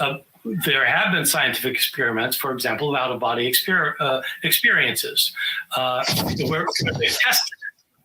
And it doesn't happen. I mean, it doesn't happen the way these people say it does. And so, and if anybody wants to contact, I'm happy to give them bibliography, although they don't need bibliography from me. Just look it up. And if you want to see, like, I mean, I'll just give you, I'll give you some examples of things. I mean, there was a very important near-death experience book, bestseller by what's his name, Alexander, who Proof of Heaven. Oh, is this the New York neuropsychiatrist, I think? Yeah, well, he's not a neuroscientist. He was a neurosurgeon. And part of the problem, he didn't, even Alexander, I think, he didn't seem to know much about the neurology. That was the problem, because neurologists reviewed his book and said, yeah, I mean, the mistakes he makes about neurology, it was really quite astounding. And including Oliver Sacks, who had the most amazing article in The Atlantic that just shows that this person really did not know what he was talking about, just about the brain. You know what? But everybody was convinced. You know what? He's giving source material. He's he's dropping names and articles from major publications. Yeah. So if the other guy isn't doing that, there is an issue. You know what I mean? Yeah. And he's doing it in a way, in a sort of informal way, right? He's acting like it's part of just a friendly discussion. Yeah, very congenial. Yeah. He's being very congenial, like friendly, equals. You know what I'm saying? Like, just because I say something that makes you wrong doesn't mean that I'm being rude type of way. Yeah. He hasn't found a need to lie about anything so far. So, everybody thought, well, this is great. A neurosurgeon, had a near-death experience, and the way he describes it, oh my God, but it's not only that. It's not only that neuroscientists have a lot to say about this and can explain a lot of this, but also it's that you can look at cross-cultural studies that are very interesting. Because the cross-cultural studies tell you a lot about how much this is being manufactured out of the brain, because it depends what culture you're in for what kind of experience you have. Well, how does that, so what's that all about? Anyway, I do know about near-death experience. That should be a new quote. What's that all about? Yeah. Like, that's a new meme. What's that all about? Yeah. Well, that's your next channel name. What's that all about? That's pretty funny. I do not consider anecdotal evidence to be evidence, and I think that it's a proclivity to believe that allows people to be accepting of this kind of anecdotal evidence, because they're inclined that way anyway. But you will not find scientific evidence for this kind of claim. Well, I don't agree with that, and I'd refer you to a book which is called The Science of... All right, so you're saying that you're name dropping references and books, so now I'm going to do the same. Okay. Near-death Experiences by John C. Hagen. Yeah, I read it. I mean, he has instantly. Yes, I read it. Yeah, of course. What do you say? You didn't hear Bart Ehrman in the background. He said instantly when the guy said, he said, "Yeah, I read it." I read it. Yeah, exactly. That's one of my 20 No, books. you can rewind it. You can hear him in the background. Yeah, I read it. Yeah, I heard him say that. Yes, but at the same time, you see a list of elements that definitely could be cultural. Go back. Well, I don't agree with that, and I'd refer you to a book which is called The Science of Near-Death Experiences by John C. Hagen. Yeah, I read it. I mean, he has some anecdotes in there, of course. Yes. but while at the same time, you see a list of elements that definitely could be cultural, could be things dreamed up by the brain. The point that he makes is that the one thing that he highlights that the brain could not imagine is the one that I mentioned. Blind patients, born blind, returning to describe scenes that require spatial awareness and basically the ability to see. And you might want to read some reviews in that book. But in any case, look, let's not get bogged down in this, because there will be people who believe in this and others who do not. Oh, no. I want to ask this. My name is Daniel. Is this medical doctor? Is this medical doctor really trying to say that blind people can dream spatial awareness of areas? Yeah. He said that not dream. That's actually they're having out of body experiences where they come out of the body and they're able to describe the room that they're in detail. Would you trust this guy as your physician? I'm asking you seriously, like this is I live in America where you'd be like, no, I don't want this doctor. I don't know how it is in England or whatever, but like I can go to a place and I can talk to a doctor, and then like if I disagree with him or whatever, I can be like, I want to speak to another doctor right now, and they'll bring in another doctor. I'm saying, would you like listen to this guy as your physician after you've like heard some of the stuff he said? Well, it's I don't know. It is a yes or no question, dog. If like you were losing your sight and this physician was like, oh, don't worry, I've heard about out of body experiences where blind people can like see. How would you take that, dude? I suppose why does he believe what he read in that book, right? Why does he accept it? And that's what Bart Ehrman is saying. He's saying it's confirmation bias, really. I tell you right now, I'd be like, do not charge my insurance for our visit. Get me another doctor in here.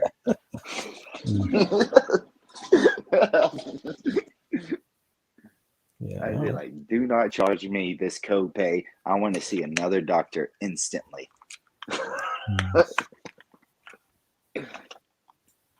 Absolutely, there are going to be people who believe in it. My point, though, is that when you begin by saying you're going to approach things through knowledge, I thought that meant like scientific knowledge, not stories that people tell. There's a big difference, and the stories may be true, they may not be true, but for me, I'm just saying that it's not convincing to me that people describe experiences.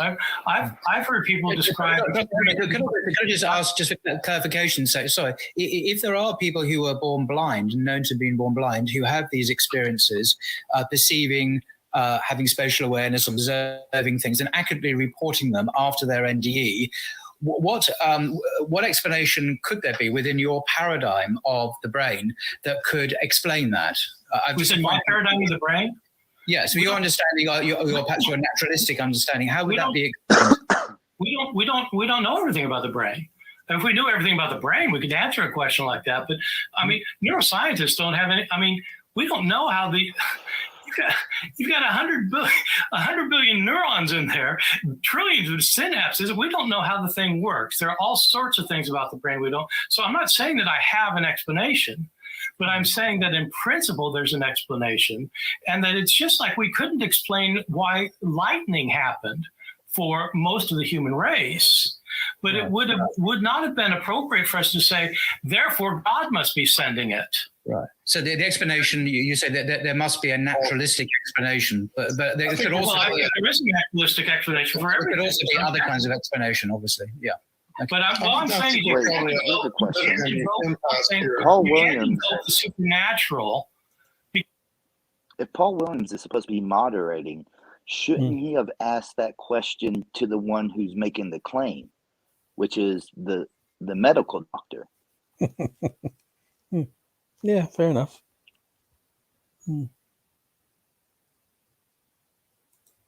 Because you don't understand something. You know, you can't say that you don't understand why there's earthquakes and therefore God did it.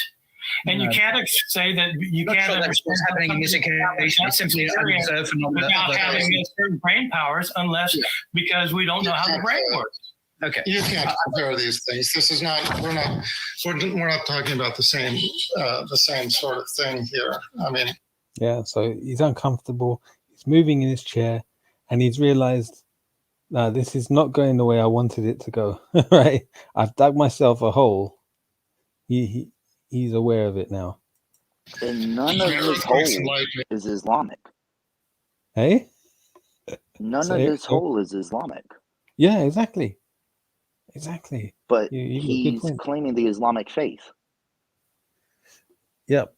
But isn't that the real like if Paul Williams is a true moderator because he asked the historian about the scientific aspect of his disclaim, then he should bring to the scientific doctor the claim about it not being historically Islamic, the position that he's bringing. Yeah. Yeah. You should. And thanks for having me. I'm going to get off here, spend some time with my wife. I appreciate you having me on Reactionary. It's been a good chuckle with you, bro. Yeah, nice one, Weiser. All right, take care, mate. And so on, we can figure those out. We've all been able to explain them for the last 200 years. So you can't invoke the supernatural for something you can't explain because there's no other explanation. You can't say, well, we can't explain it because the brain can't do that. Well, it's like saying you can't say that lightning can't happen because we know that climate can't make it happen. We only began knowing. So, yeah, I mean, Bart Ehrman's making sense, right? From an Islamic perspective, yeah. Ultimately, everything comes from Allah. At the same time, Allah has created mechanisms that operate, and we can study those mechanisms and discover how they operate.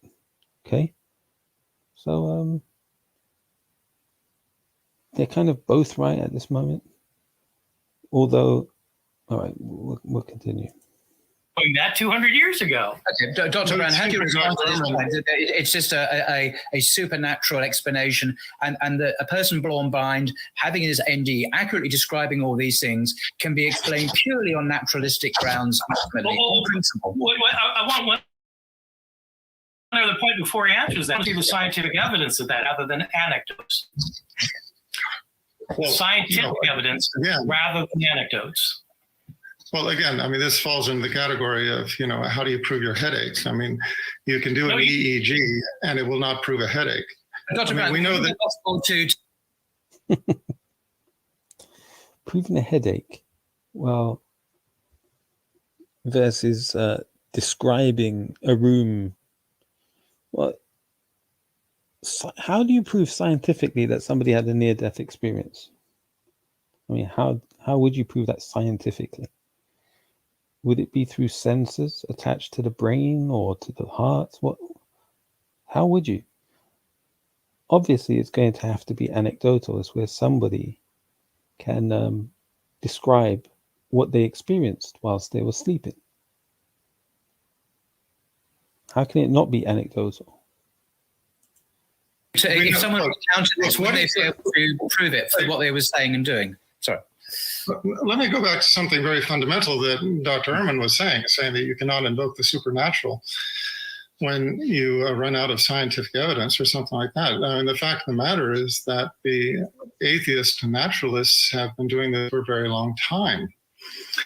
I mean, look, at the very most fundamental level, we get into the question of where everything came from. Everybody in their lifetime asks themselves, in general, two questions: who made me and why am I here? Now, The creationist, of course, says everything came from God. And the atheists say, well, who made this God? Who made that God? And then they say, well, who made God? And they say, ah, ha, ha, you can't answer that.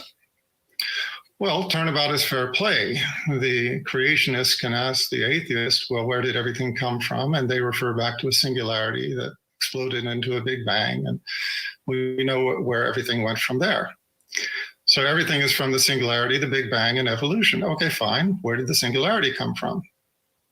Again, they cannot say. According to the most accepted view of the Big Bang. So Dr. Brown is shifting the topic now from the part where he had a dead end to a topic he feels comfortable on, and that is the origins, or what's it called again? Intelligent design, a creator creating everything. Anyhow, I think I'll end the stream and continue next time with this video. It's interesting. So thanks to everyone that's been watching. Thanks for everybody that jumped on. Got a few messages there.